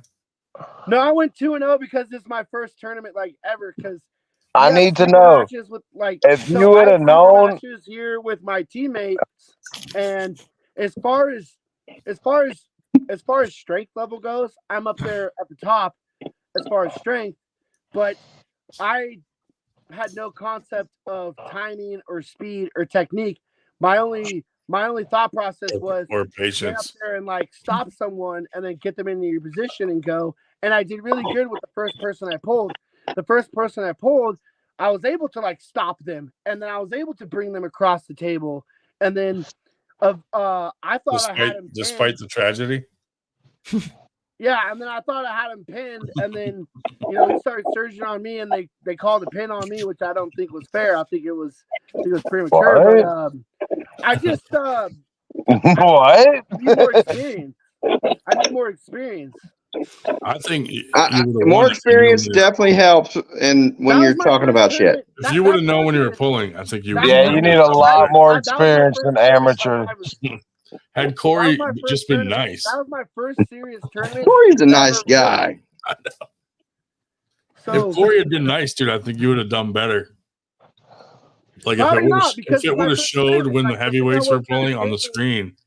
The thing I wasn't That understanding would have been was it. speed is a Fuck factor. the little guys. and- Reformat the screen, damn it. Yeah, that's all you had to do was reformat the screen. No, exactly. Make it real, so dude. small you can't see shit. Or dual screen it and have half on one and half on the other. Another thing is, I don't do steroids, man. Like, I just don't.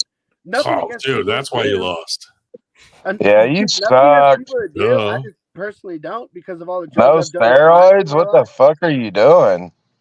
Listen. I've been a We've very been listening. hard drug user in my previous Eyeball on life. Deca, I've been let's a very go. hard alcoholic in my life. Now And you gotta get the my tri heart- blend, bro. All my three. heart- My heart and my overall The health, basement shit. I don't Trend. think I could. No. I don't think it'd be good for me to use Gotta steroids. use So I whatever just Matt don't. Conley's using. But I I don't used to have. get the I don't trend have anything sweats against people that naturally, do. dude. Trend, I can't even lift trend, my arm up All to do the that. all the Right? shit we used to trend smoke. test At Arizona and State, those uh the That's super all I got. heavyweights I was pulling Yeah. they were fucking. I they just were ended up huge. going on They the were carnivore huge. diet, so that's what helps me. I Well, don't another know, thing man. is, it was my first tournament. So I I mean, how'd you do on your first tournament? I don't know about you, but like, I did you flashed have very good I timing? I flash pinned everybody.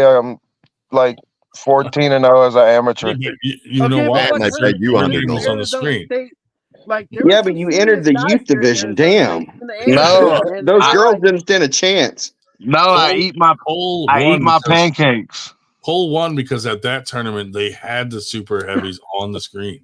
Yes, that is the one tournament they did have the fucking. You're right, bro.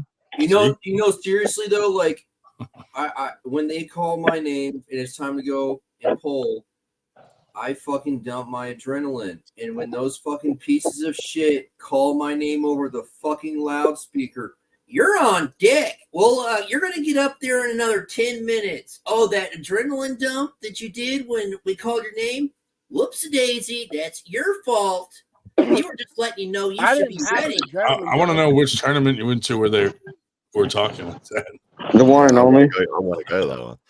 Well, I mean, Yeah, I've Todd, talked. I've how many talked to my tournaments have I been teammates. to? You fucking bitch. I talked to my I don't teammates, know. and I'm they not all sure. said like Arizona State was not supposed to be like someone's very first. Like, even though I was an amateur, they're like, for your very first tournament ever, like that was. That's not the you should have one. had some You know what? time and experience. I when you think go Corey show up at Miller Arizona purposely State, left you because off the fucking I screen. showed up at Arizona State, dude, and these guys had experience and they knew what they were doing. I'm not going to say they're I'm gonna stronger message than me, but Corey they Miller right definitely now were and be like, quicker. "Why the fuck did you keep him off the screen?" They're definitely quicker and faster. It should have flashed over to the super heavies. Just flashed over real quick, you know. You should have pulled down. You should have just down Yeah, a week. accessed the I'm well bracket over 300 manually if you pounds, and can't show it on screen. I'm You not should gonna have lose like actually I'm not allowed gonna the same lose like system to be I'm not gonna available lose for all 100 the pounds pullers over to like night, implement you that know. system. So when you're giving an unfair advantage for other people to plan their sporting endeavor of the day, yeah, that's not fair. You're making an unfair playing field. It is what it is. I'm not like pissed or concerned about it, but You're not pissed? You seem I'm pretty just gonna have concerned to about it. go. I'm just gonna have to compete at some more tournaments that are and just get experience. We just talked about it for a good solid 30 minutes. So You should have plenty of experience You now should on go that to a process. tournament where it's more fair and they put everyone on the screen. So small you can't see it. No, but You know? They should put it up, but then not have your name there. Or they could just, have the brackets running live on a website that you can access. That's what we do with ours. Challenge.com Yeah. is where we run ours. Scan this QR code. People use that here too. Not so I mean, much anymore. Dude, I mean, you can live stream an event, but you can't live stream the brackets onto a website. You're fucking up, dude. You're dumb. When are they? When is Australia going to convert to Corey Miller's system? Method of not showing the super heavyweights. only the super heavyweight amateurs. That's right. Hey Ryan, did I do a background for Australia? Did you do a background? Let me check. Did we do? I don't know. You had to have. Hold on. Oh, I think I might have got creative and put a kangaroo in there or something. Let me see. I miss Australia. I went there between my junior and senior year of high school. I was there for 3 weeks, all on the East Coast, from Sydney to Cairns. I'm just saying, if you broadcast the brackets, No more Vegemite ever. You could skip those screens because everyone has their own screen with them. It's called. If I ever see a flying fox again, I'm gonna shit myself. And they could just. Damn. There we go. 2 kangaroos arm wrestling in front of the Sydney Opera House. That's cool. Oh yeah, dude. Bro, you're a fucking furry. I mean, I think it should have been like a crocodile eating a kangaroo, but That actually makes so much sense, Todd. Of course, you would be a furry. Anyways. Yeah. This is another UFC thing, but the very first UFC, one of their ideas that they had, because they wanted this to be like a real freak show thing, is with no hold barred, it was like 2 men enter, 1 man leave kind of idea or whatever. But one of the ideas that they were throwing around was having a moat around the octagon and having crocodiles in that moat. Oh, that's a good idea. That's a great idea. And the fighters would have to walk over a bridge to enter the cage. Does Corey Miller's program Just have an brackets- octagon stage Nice. with no cage around it. So if you get knocked off, you fall in the moat. Yeah. What were you saying, Andrew? Something about Corey Miller. Miller's program allow live broadcasts onto a website of the bracket updates. Yeah, that's what we do with ours. Challenge.com. Anybody can click on your phone or whatever. You can see what stage the tournament's at. I haven't seen that option, Andrew. So I could watch on one screen like a live feed of your tournament, and then I could go to that website on another screen and watch the brackets update. If someone live fed the brackets. Yeah, it's not an online system. It's a standalone offline system. Yeah.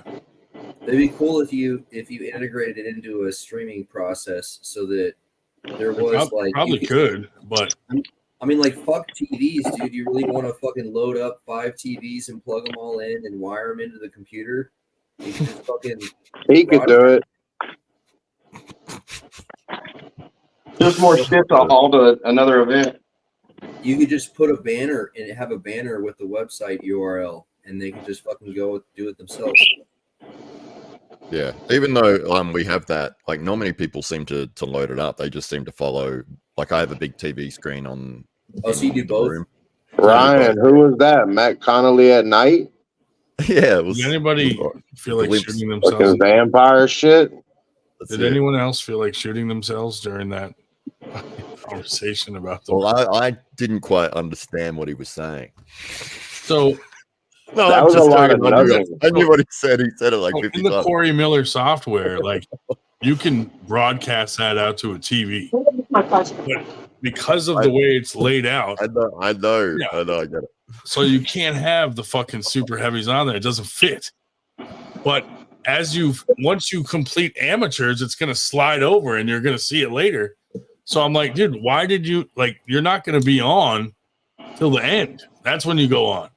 Till the fucking end of the amateurs. That's So- what I do with when we run our tournaments here at the start. Like, because I'll run under 70. This is pounds and kilos thing, but anyway. So Yeah. the lightest weight class for us is under 70s, and I say to people when they're signing the registration form, I say, "Look, we're running under 70s first, then under 90s, and then like the heavyweights are going to be last, you Yeah. know, and it's going to Your be like heavies right arm all complain the way about that? through, left arm all the way through, and then you know." So I say, like, if you're in the heavyweight class, it's going to be a few hours. Like, you've got time. You Yeah. don't have to hang around here. You can go get some food, hang out somewhere else, and come back in a couple of hours. Right. Because it's going to be a while until you're on. Yeah. So don't expect that if you're sitting here and expecting to get on in 20 minutes, it's like you're not going to be on for at least 3 hours. Do your super heavies bitch about pros not going first? No, we don't have amateurs and pros. That's one of the things. that's yeah, right. 'cause- I think Yeah, I think Here the we do, like, 176-pound a lot of the class. super heavy pros here complain like they should go first, and I'm like, dude, no, because you guys would go and then leave immediately. Where amateurs stick around and watch the whole fucking tournament. But like, what sport do if you watch UFC, the main event's not going first. You know what I mean? The main event are the pros. So Look, those and, like, guys as a that super bitch heavy- about- Matt, do y'all save the top 3 for the end like they do over here? Yeah, we'll have an overall class as well, which is where the big money is. And so if you finish first or second in your class, then you qualify for the overall. Well, what I'm asking is, like, they'll pull all the way up till there's 3 people left in the class, and Do then that at stop the end? pulling that class, and they'll go to the next class. Some Oh, people no. do finals at the very end. Some people, Yeah, and they do all the last 3 people of each class pull at the end. Yeah, I hate that. We run ours straight through. Yeah, we go And as straight soon as through you get to off the that stage, trophy. we hand you Well, your the medal. only thing, and you do what you want. like somebody said though, that the pros will leave it if they pull it first, and that way it still takes about 45 minutes, but I usually pull within the first hour while I'm there. Yeah, it's different. So- I mean, because the sport is still growing here in Australia, we haven't got enough people to have an amateur and a pro class. So, which is why I went 0-12 in my first, couple of years of tournaments, because you're going It in was the against same guys deal that here are- in the United States 10 years ago. Yeah, but, God, I'm complaining. I was complaining earlier because we didn't have semi-pro. Yeah, there was only pro class like 10 years ago. No one would pull. The only time you would get an amateur entry is when you went to like a tournament that was like a fitness expo or something, where you had like athletic people who wanted to try it out. But yeah, dude, I mean, honestly, if you're going to like a weekly practice, you should be in the pro bracket. Otherwise, you're just a scumbag. Like just fucking compete, man. Yeah, we had my first opportunity to go in an amateur class was over in Ireland at the Arm Gods event, and a few people did say, "Oh, hang on, and why are you going in the amateurs?" And I'm like, "I've never won a single match in a tournament." Like, hey, yeah, you're it's in like my a boat, business. dude. I've never won. My right arm's pro, my left arm's amateur. No. Matt's the worst arm wrestler in the world, Australia. I'm the worst arm wrestler in the world, America. Yeah, it was 0-12, 0 wins, 12 losses in all. You're the lucky the pros still show There's up. no fucking way. In America, all the pros are hopping on the super match bandwagon. A lot of them aren't doing the headhunting anymore. Because back in the day, I hate the guys that avoid matches because they don't want to fuck up their rank. I think the Like, only come on, guy dude. who still goes to tournaments for the sake of a tournament is Dan Mosier, and he's the only guy who's actually said like, "No, I'm not doing super matches." Yeah, He does both. Guys avoid matches, or they avoid going to tournaments because they don't want to go down in ranking if they lose. Or if they go to tournaments, they'll pull in a class higher.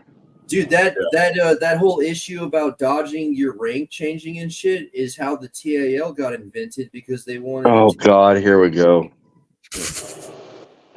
Andrew, behave. Oh my God, no, that doesn't count. You can't change my rank. I was tired, and it was, I was pulling multiple classes, and it's not. That's why we don't put tournament wins in there. We do it as super match format. That way it's It was a fresh tournament versus win fresh. based ranking page. You fucking nuns. Oh. And now you don't even fucking. I mean, you're not on it anywhere, so why is it even important to you? You just literally. I'm gonna move flipped to. I'm the moving script to on what the Australia. Fuck ranking was this. supposed to be. Australia's like a giant version of Texas, anyways. Hell, I'm down. Yeah, I want to be. I'll go back.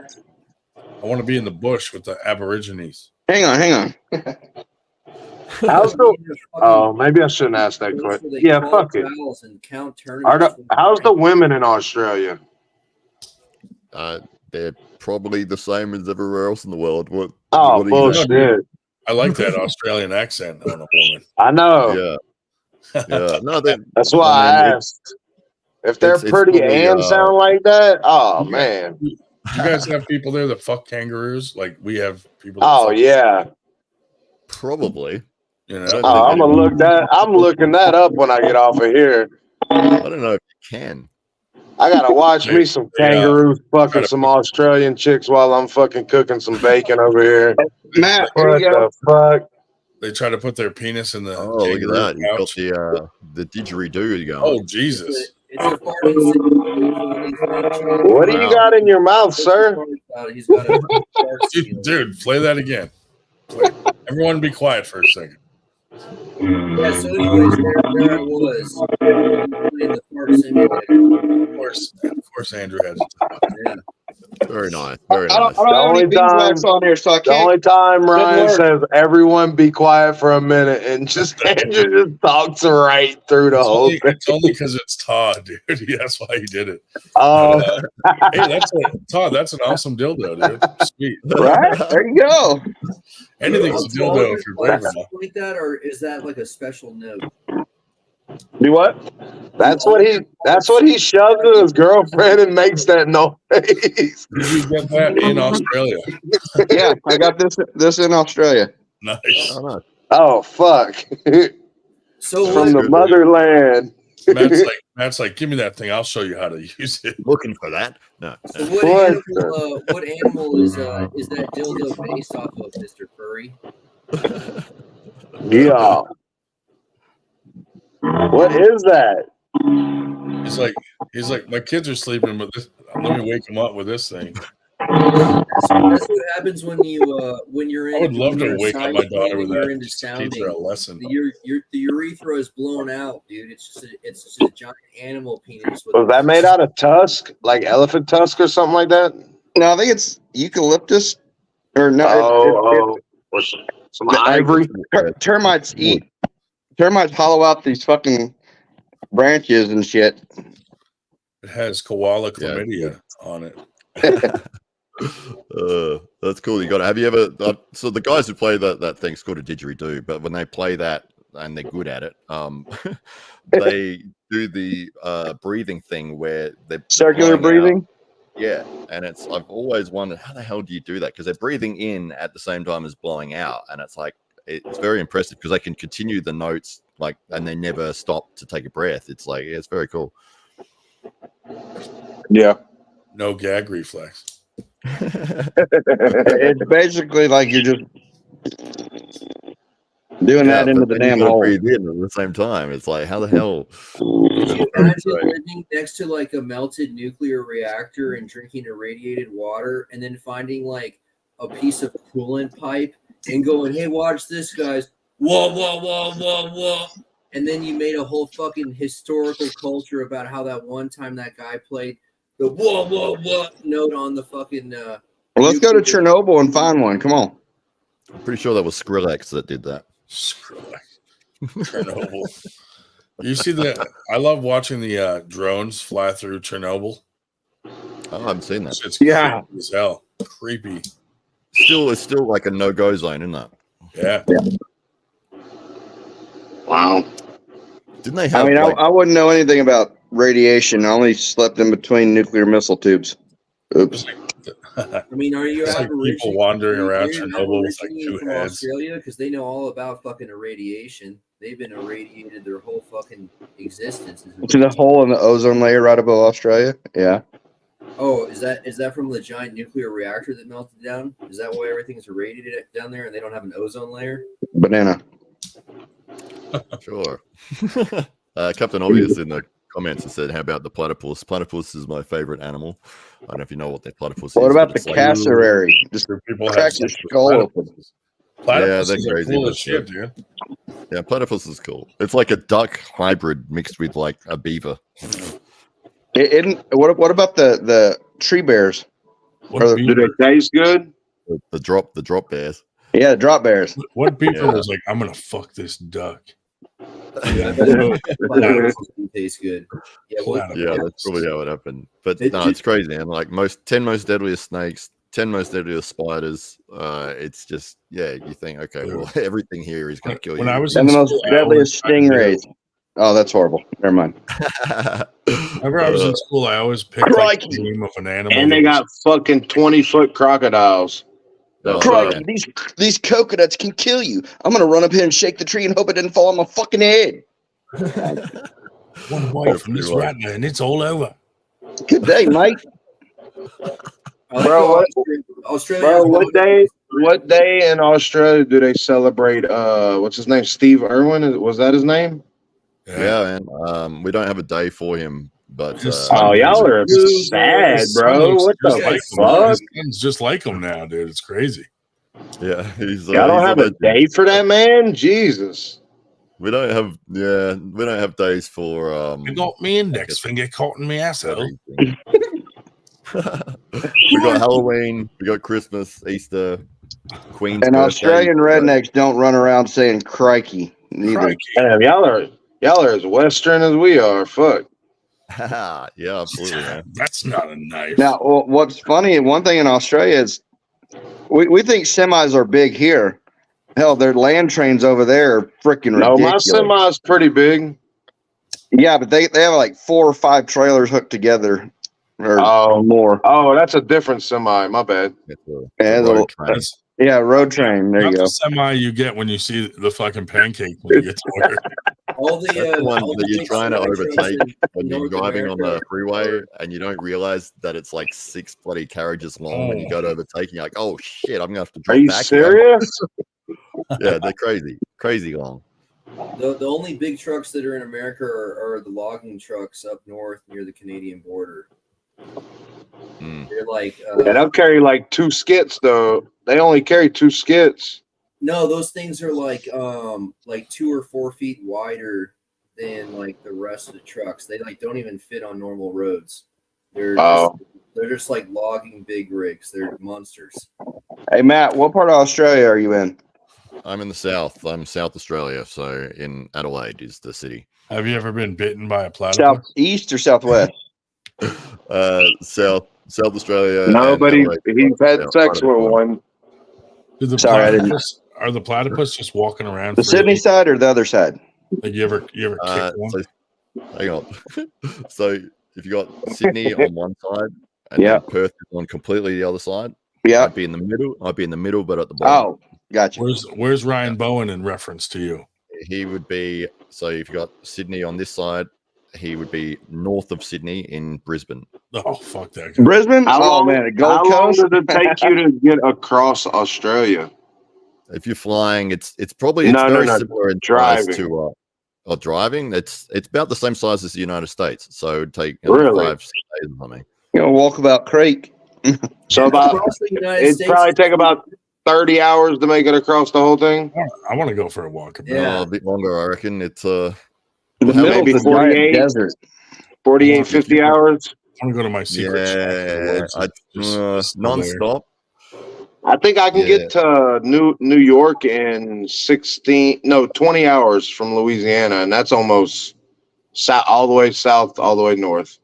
But that's at 80 miles an hour. Those cucks over there are probably doing like 100. Matt, you ever with your bare hands? Wait, what? Have you ever killed a crocodile with your bare hands? No, man, but we've got them in the zoos here, and the weird thing is, like, there's a zoo not far from us. You pay at the gate, and then you just walk in, and all the animals are literally just wandering around. Oh wow! And so you got all the kangaroos and everything. Is it like enter at your own risk? It's more like a wildlife refuge versus a zoo. Yeah, pretty much. But the crocodiles are like have like a low fence around the area that they're in, but they could easily just leap up and attack you. and they're laying like right by the fence, and people are just walking right up next to, and it's like, get back! You're going to be eaten by a dinosaur. Like it's Yeah, crocodiles. I mean, the alligators are one thing, but crocodiles, good God. Mean. Yeah. enormous. Yeah. Absolutely. I love seeing And those they- guys in the water swimming with them and like feeding them chicken and shit. And you're like, oh, this guy. Yeah, it's just the ridiculous. one time you run out of chicken, you're fucking dead, bud. I saw one launch about 14 feet straight up out of the water vertically to get a turkey that was hung on a pole. And I'm like, oh my God, that thing could swallow 3 of me. Yeah, they don't mess around. They're Are been around platypuses, for like 100,000 platypuses are years. poisonous, right? Everything's poisonous here. Yeah. So you get bit by one and then what? You die or? Yeah, there's a in here in South Australia. There's a blue ringed octopus, is what it's called, and it's in mostly in lakes. But it's only small, a little one, but it's got a little hook thing. If it stabs you, you get poisoned, and without the antidote, you die. And koalas are mean as fuck. They'll tear your damn face off. Australia. If I'm fucking jet skiing and got to worry about dying in a lake. Holy shit. Look up flying foxes, and then you want to talk about hell no. Yeah. Grab crocodiles at all? Have you ever tried to hug a koala bear, or is that? I've held a koala bear, but the damn thing was high as shit on eucalyptus. Yeah, that's why they eat it, because it makes you high like a eucalyptus leaf. Yeah. Can we get high off of it, or is it something they can only ingest? Hey, we don't have the right enzymes. Right. That's what I figured. Because we'd definitely be doing it. We'd be right there with the fucking koala bears. Yeah, the trick is to put them directly into your rectum. Fuck. And if you can't feel anything, just keep doing it until you can. Right. You'll feel it eventually. You know, some people, they go fishing for alligators in Florida. It's their job. You spot an alligator and they'll go out there and they'll fish it until they hook it, and they'll pull it in and they'll take it away. Yeah, there's a show. There's a whole show in Louisiana about it. My bad. If you see a platypus, do you avoid it? Well, there's an arm wrestler in Louisiana that's on that show too. They're only in certain areas. I haven't seen them apart from in a zoo when you're looking. But if one was coming up on you, do you fucking run, or do you they're poisonous as well? You can't take kick that motherfucker in the bill? Hey, tell him about the cassowary. Yeah, well, that's like this crazy bird that has a really sharp, strong beak that will literally could stab you through the skull. Yeah, it's got it's like an ostrich or an emu with a big old giant thing on its head, and it could crack your freaking skull. So you're saying you're not safe when you're walking, when you're swimming, or when you're flying in the air? Hey, you got to watch out for the wild dogs too. I think Steve Irwin can answer that for us. You ever heard of Ben Lilly? And this motherfucker, out of all the shit, he gets killed by a damn manta ray in the water. Shit, like what the? Yeah, that dude. With the barb section of its tail. I think he accidentally bumped it in the wrong spot, and it started poking its tail really fast. Yeah, and it stabbed him straight through the heart. Shot to the heart, and it took him, huh? They never got his body, huh? No, he was still alive when they got him back in the boat. And okay. They were driving back to the shore, but he died. They rang his wife before, but he died before he managed to get on the phone to her. But I want to close my eyes and imagine I was there. Can you say, "It got me, mate"?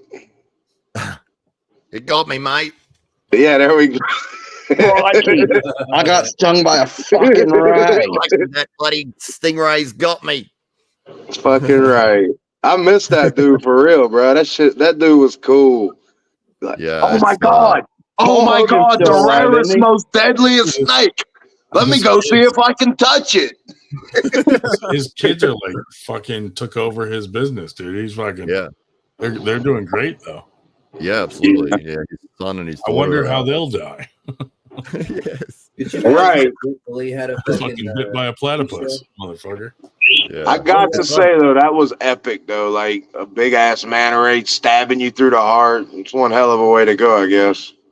Yeah. He died doing what he loved. It damn sure did. Well, it's He crazy was because you think masturbating of while he was swimming? all the animals that he played around with over the years, Yeah. the Stingray is so low on the danger scale. So low. That has never happened to anybody and ever.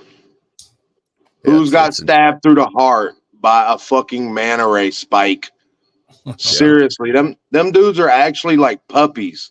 They'll come up to you, let you pet them, and they're very And they'll docile smile when you rub creatures, their belly. man.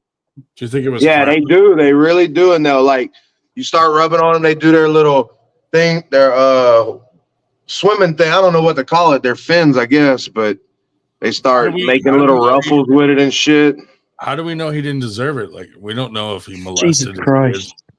kids. He might have Yeah. molested kids and then fucking Really? now they feel obligated to continue. I mean, that's definitely possible. The nicer they are on camera, usually the more evil they are off of it. But yeah, What was that one show, Sons of Guns, or the guy that had that gun shop out of Louisiana? Oh yeah. Oh yeah. I didn't like them people, man. That was a good show though. Yeah, but they were fucking I didn't like his daughter. She was such a fucking bitch to everybody. Well, she got touched by him too, apparently. Yeah, she got molested, dude. Well, I guess that's why, huh? Yeah, took a new meaning to Daddy's little girl. What's wrong? Yeah, I mean, Literally, man, got molested by her own dad. Apparently, you want to be in my will or not, little girl? Jesus. I mean, if your dad's hot. Damn. Notice how I didn't say it the other way around. Yeah. Right. So you guys like TV shows where they like do cool stuff like Steve Irwin? Imagine a Ben Lilly TV show where he just like goes around stabbing mountain lions and bears and shit. Just I'm in Texas this week. I'm stabbing mountain lions right now. And then he just goes out and stabs a few mountain lions. And then on the next episode, he's over in Colorado stabbing a few grizzlies. And then I would rather seen Chris. And then in the next episode, he's down in Mexico and he's stabbing some more grizzlies. You know, and you just like have like multiple seasons of Ben Lilly just traveling across the Southwest, stabbing a bunch of mountain lions and bears. I want to see Steve Irwin do an episode of Chris Hansen, like they switch. Steve Irwin's like, why you have a seat over there, mate? Jobs? This predator. Watched it. This evil pedophile. Oh, the pedophile guy. Okay. Didn't they did that with? Let me see if I can touch it. Do you remember that bum fights? Bum fights was Dude, they marked his forehead and then they release him. Oh my god. Yes. Rufus the stunt bum. They had him fight that other guy. Yeah, man, that was some classic. You remember Bling Bling in his crack pipe? Yeah, Bling Bling. Bling Bling. And then he's taking a shit on the sidewalk. It's right here in my collar. Yeah. He took a shit like diarrhea on the sidewalk. Ugh. Terrible. I found out fights was funny though. They fucking zip tied him and then fucking released him back into the wild when they were done marking him. What the fuck? Yeah, absolutely. It was funny. They stuck up on him and like grabbed this bum and they fucking Bum fights, arm wrestling edition. Let's go. They measured him and then they wrote on his forehead with a Sharpie and then they released him back into the wild. He was like, what the fuck is going on here? Bum fights, arm wrestling edition. You win, you get a new pair of socks. No, I'm just kidding. That's horrible. Yeah, that's so wrong. Cole, it's 41 hours to drive from Perth to Sydney. That's all. That's not bad. That's not bad at all. Yeah. It takes 13 hours to get across Texas. Yeah. Right. Yeah, that's massive. Do you guys have a cannonball run? Do you guys do that over there? No, I've seen the movie with Jackie Chan. What? Jackie Chan. Cannonball run. The fucking cross country race, you asshole. Whoa. Andrew Woods. No, we don't do it. But I've seen two. There's two movies, isn't there? There's the Cannonball Run and then Cannonball Run Returns or something or other. They did the same thing. Yeah. They had all these crazy characters with these weird cars trying to get across the country. Andrew has an attitude like someone whose weight class wasn't on the screen. Yeah. Yeah, man. My weight class is 190, and there's only like I have to go to Missouri if I want to fucking pull in my weight class. Everyone else runs 198.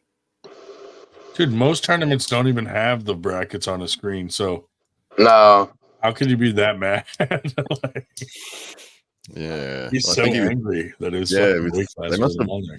must have been really rude in the way that they spoke. He to probably him. didn't even know any of the guys he was pulling in the first place to Corey, how get any kind of. Corey's so mean to people. Yeah. You're supposed to ask before the tournament. You want to know your bracket and how it's set up. You should be investigating that before they're using the bracket to update. They don't even tell you over here. They don't give you that.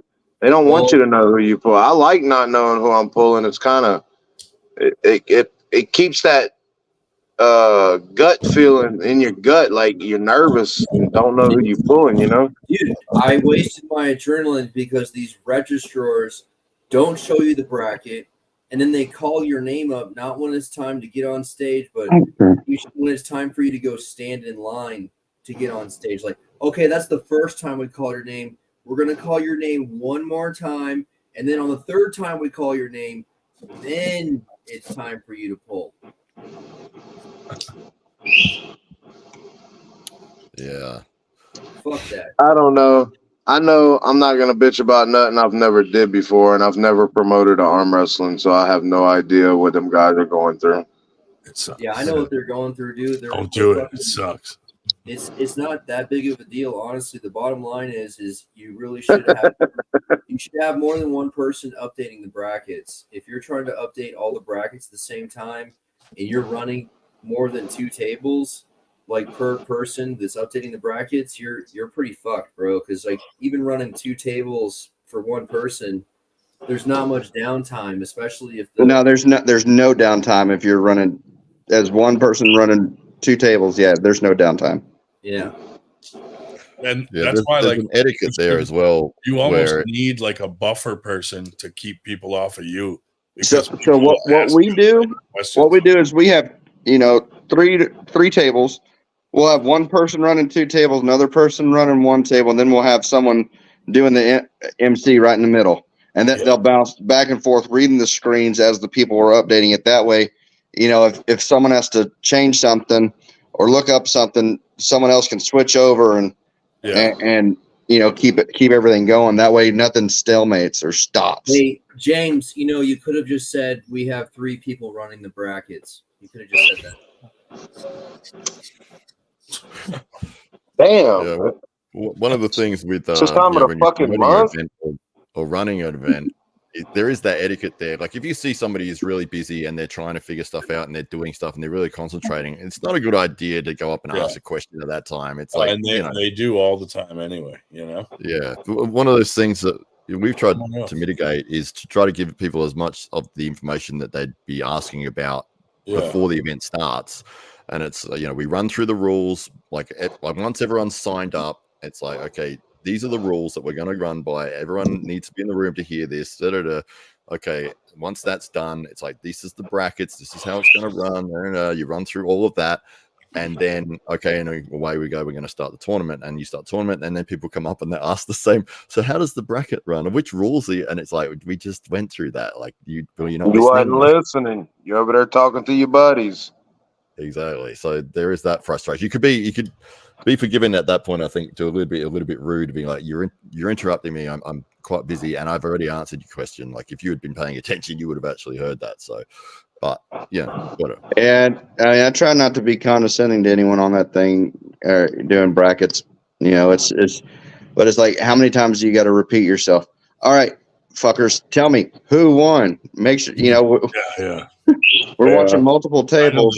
They always. I don't really like seeing. I don't like hearing registrars have an attitude. I really like for them to just do their duties. I know sometimes you have to repeat yourself, but like, there's no reason to put an emotional inflection into your words. Like you're supposed to be part of the mechanism for the tournament. Behave as such. Okay. Yeah. Yeah, I think there's, as I said before, like there's that etiquette thing, and it's not just with an arm wrestling tournament, but if somebody is quite busy and they're very concentrated on getting something right and focused on something, and you go to ask them anything, even if they haven't said it before or whatever, it's like that's probably not a good idea to ask them at this point. You're going to be distracting them completely. I completely agree. It's rude, but it's besides the point that they're not supposed to have an emotional reaction. They're participating as a mechanism in the tournament. That's all They're not fucking robots. Well, that's all they're expected to be doing. That's their duty, is to be a robot. You're running the fucking bracket. If there was a robot, it could run the bracket for you. Yeah, most of the time, like, we don't have just one person that's doing one thing. It's, you know, the guys that are running the event, they're doing multiple different things all at the same time, and refereeing sometimes at the same time as well. The first tournament I ran, I was running the brackets in between refereeing, and it'd be like I'd be refereeing, and as soon as the match was over, I'd have to run over to the computer and update it, and then come back. And I mean, in soccer, that's always been the deal, man. The referee is doing all of the bookkeeping while the game is going on. Part of your duties. Yeah. So, I mean, you could even set it.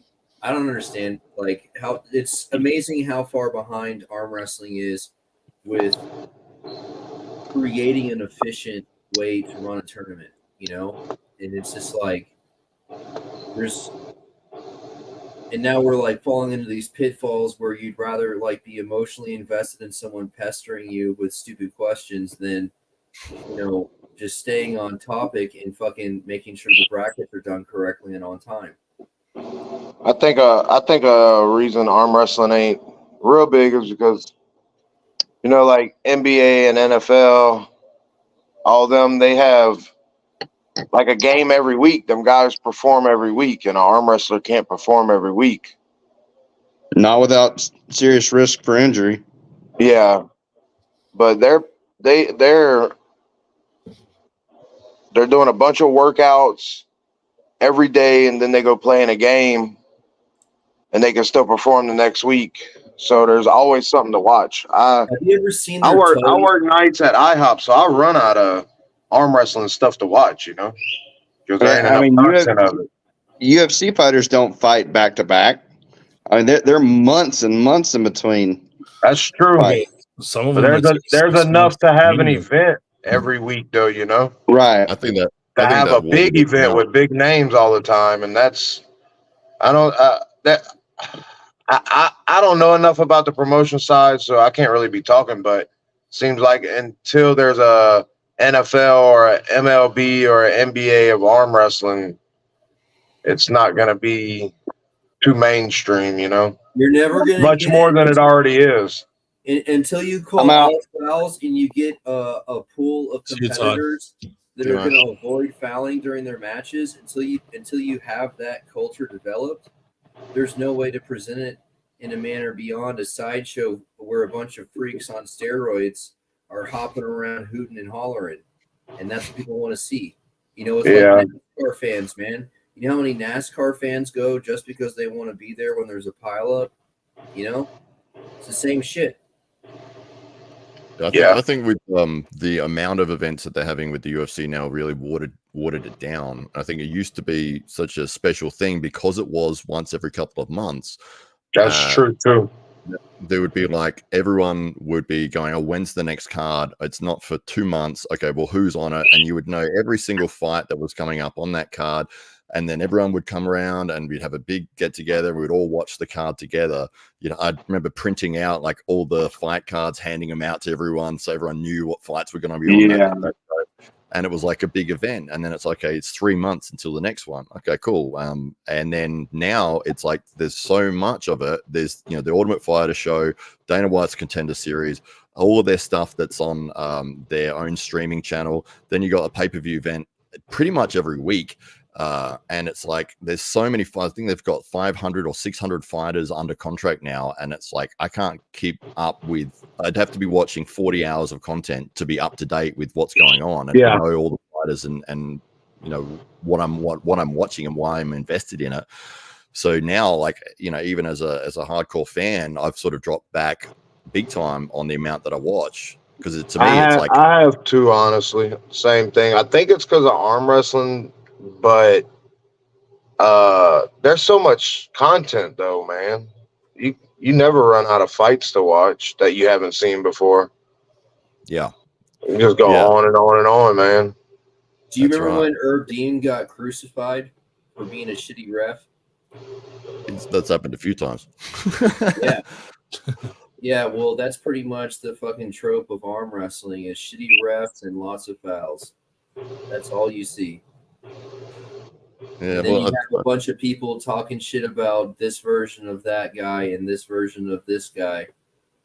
And it's all based around those people are fans of shitty referees and fucking cheating fucking competitors. And then a bunch of drama and shit talking around it. It's like all of the bad qualities from all of the shittier off-brand parts of sports like the UFC, and it's a culmination of all the shittiest qualities, and that's what arm wrestling has become. Sounds like you're a big fan.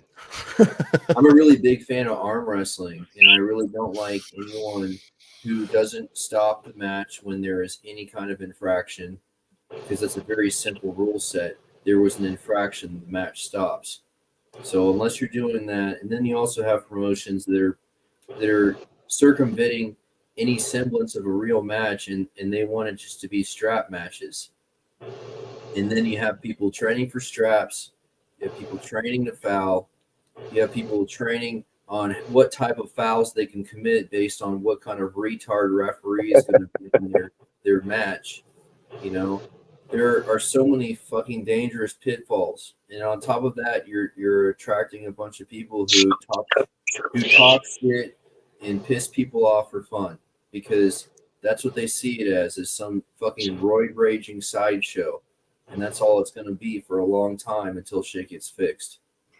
Well, I think the interesting thing about in the last few years, I mean, I've only been in the sport for 5 years, but seeing the change and the growth that's happened over the time that I've been involved in the sport has been enormous and tremendous. And the amount of people that I know now that are into It's in the wrong direction. It's in the wrong direction.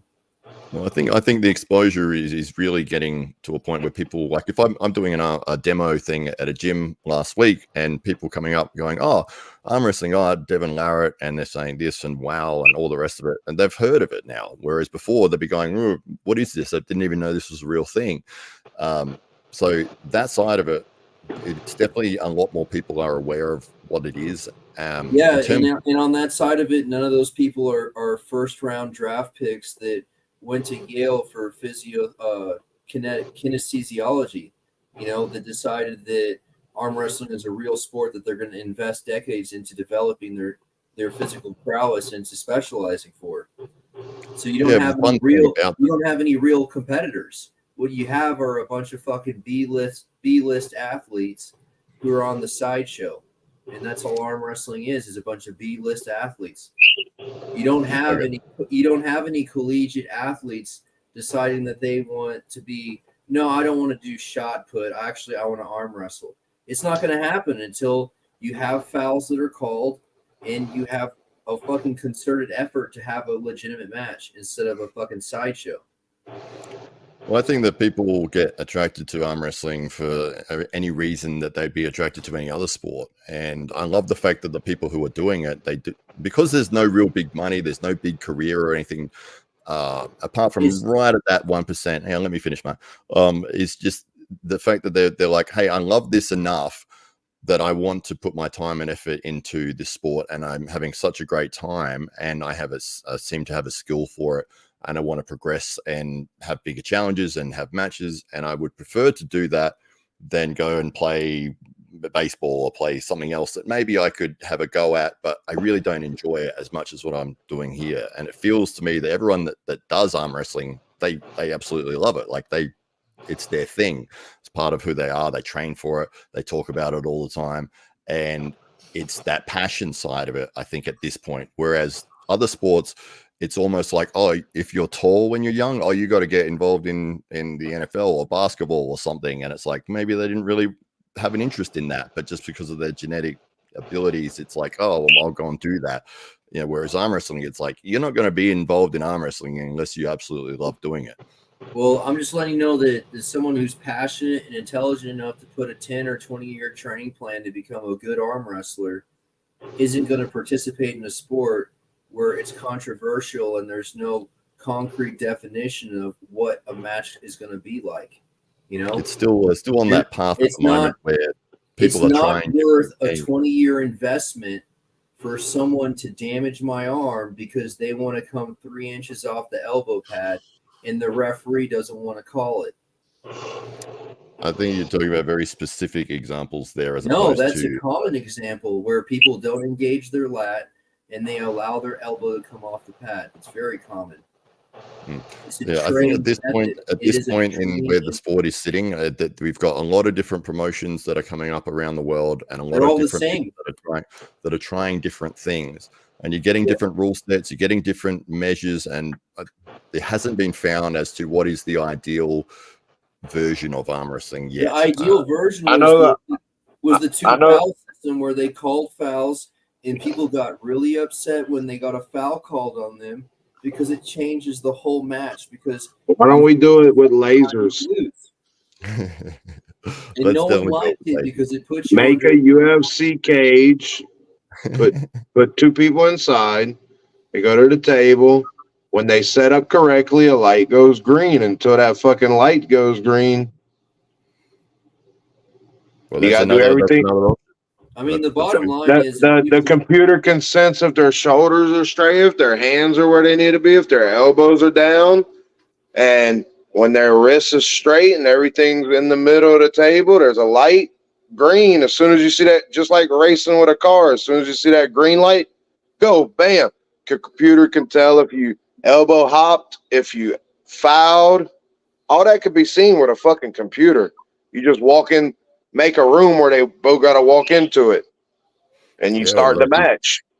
That's another good idea. The bottom line like is that if somebody could come up with that and put that, like, I know it'd be expensive and all, but it'd be pretty cool to see people walk into that cage and have a computer like start the match for you and fucking everything's fair, dude.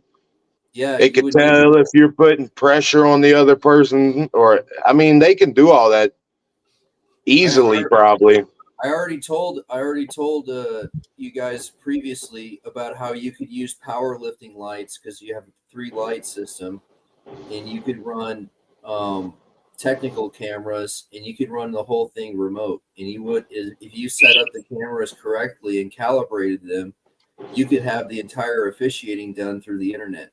I mean, there's other ways to go with this, but like, we have enough trouble with, I don't know.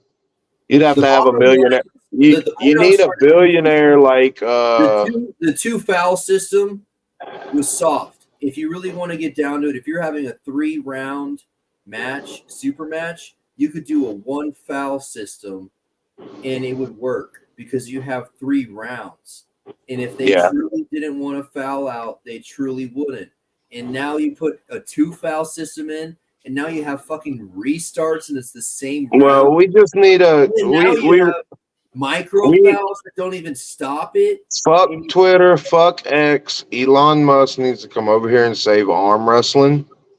Build us a fucking cage that's computer animated, just like a fucking Tesla car can drive itself. Have us a fucking arm wrestling ring that could fucking officiate itself. And he could come build that for us, make his money back, and go back to fucking playing with Mars. You put a camera on the corner, and it's on the plane of the elbow pad, and then above it you put another camera that's on the plane of the pin pad, and then you put a camera bird's eye view on center line. And it's gonna be like that, but you're talking cameras. I'm talking fucking infrared sensor type shit. You don't need infrared sensors. They could use heat sensor to know when somebody's moving. It could be under heat sensor. The computer could foul you for fucking moving a little bit under heat sensor, just a little bit. They could see that little move. I don't know. You know. You can do all that with the talking. Dude. Oh, he's gone. He's back. Yeah. You can do all that with the camera. Fucking IHOP internet. So I don't understand, because all of this technology is. What do you mean you could do it with a camera? How can a camera tell you that somebody fouled and stop the match for you? I just told you how. Well, tell me again. You have a camera on the plane of the elbow pad. You have a camera on the plane of the pin pad. And you have a bird's eye camera that monitors center line of the table. Center line is two definitions. There's two definitions of center line hold on. that you monitor with one camera from a bird's eye perspective. So you theoretically could get away with only 3 cameras, and you could catch all fouls. Who can? Just somebody sitting in a booth watching it on TV? Anyone, dude. You could literally do the officiating remote. You could calibrate the cameras, Order? correct orientation, and you could do all officiating remote, and it would be more efficient, and the percentage of fouls that would get called would be higher than these cocksuckers and their stripes. Yeah, I hear you. I understand that. I'm talking about making an AI fucking referee I'm system. talking about fucking making it a legitimate sport, and it's literally a fucking $300 venture right now with technology. I gotta head off, guys. I will. Yeah, I'm about to go too. We got Ryan over here, damn near I'm snoring. gonna go play the lottery and see if I can afford 3 web cameras. You know, I don't Good know. seeing you, Matt. Good seeing you, Wood. I'll come back in a couple of weeks, guys. I mean, I just need to win the lottery, and I can afford 3 web cameras. Yeah, man. All right, guys. Good night. Good night.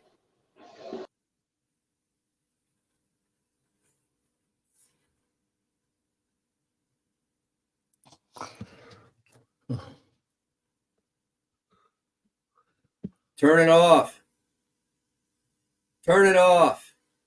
Why?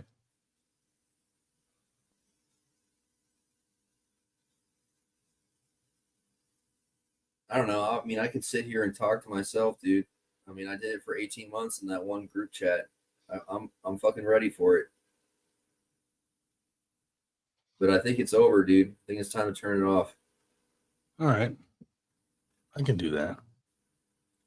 What time is it? Oh, geez. 2:30.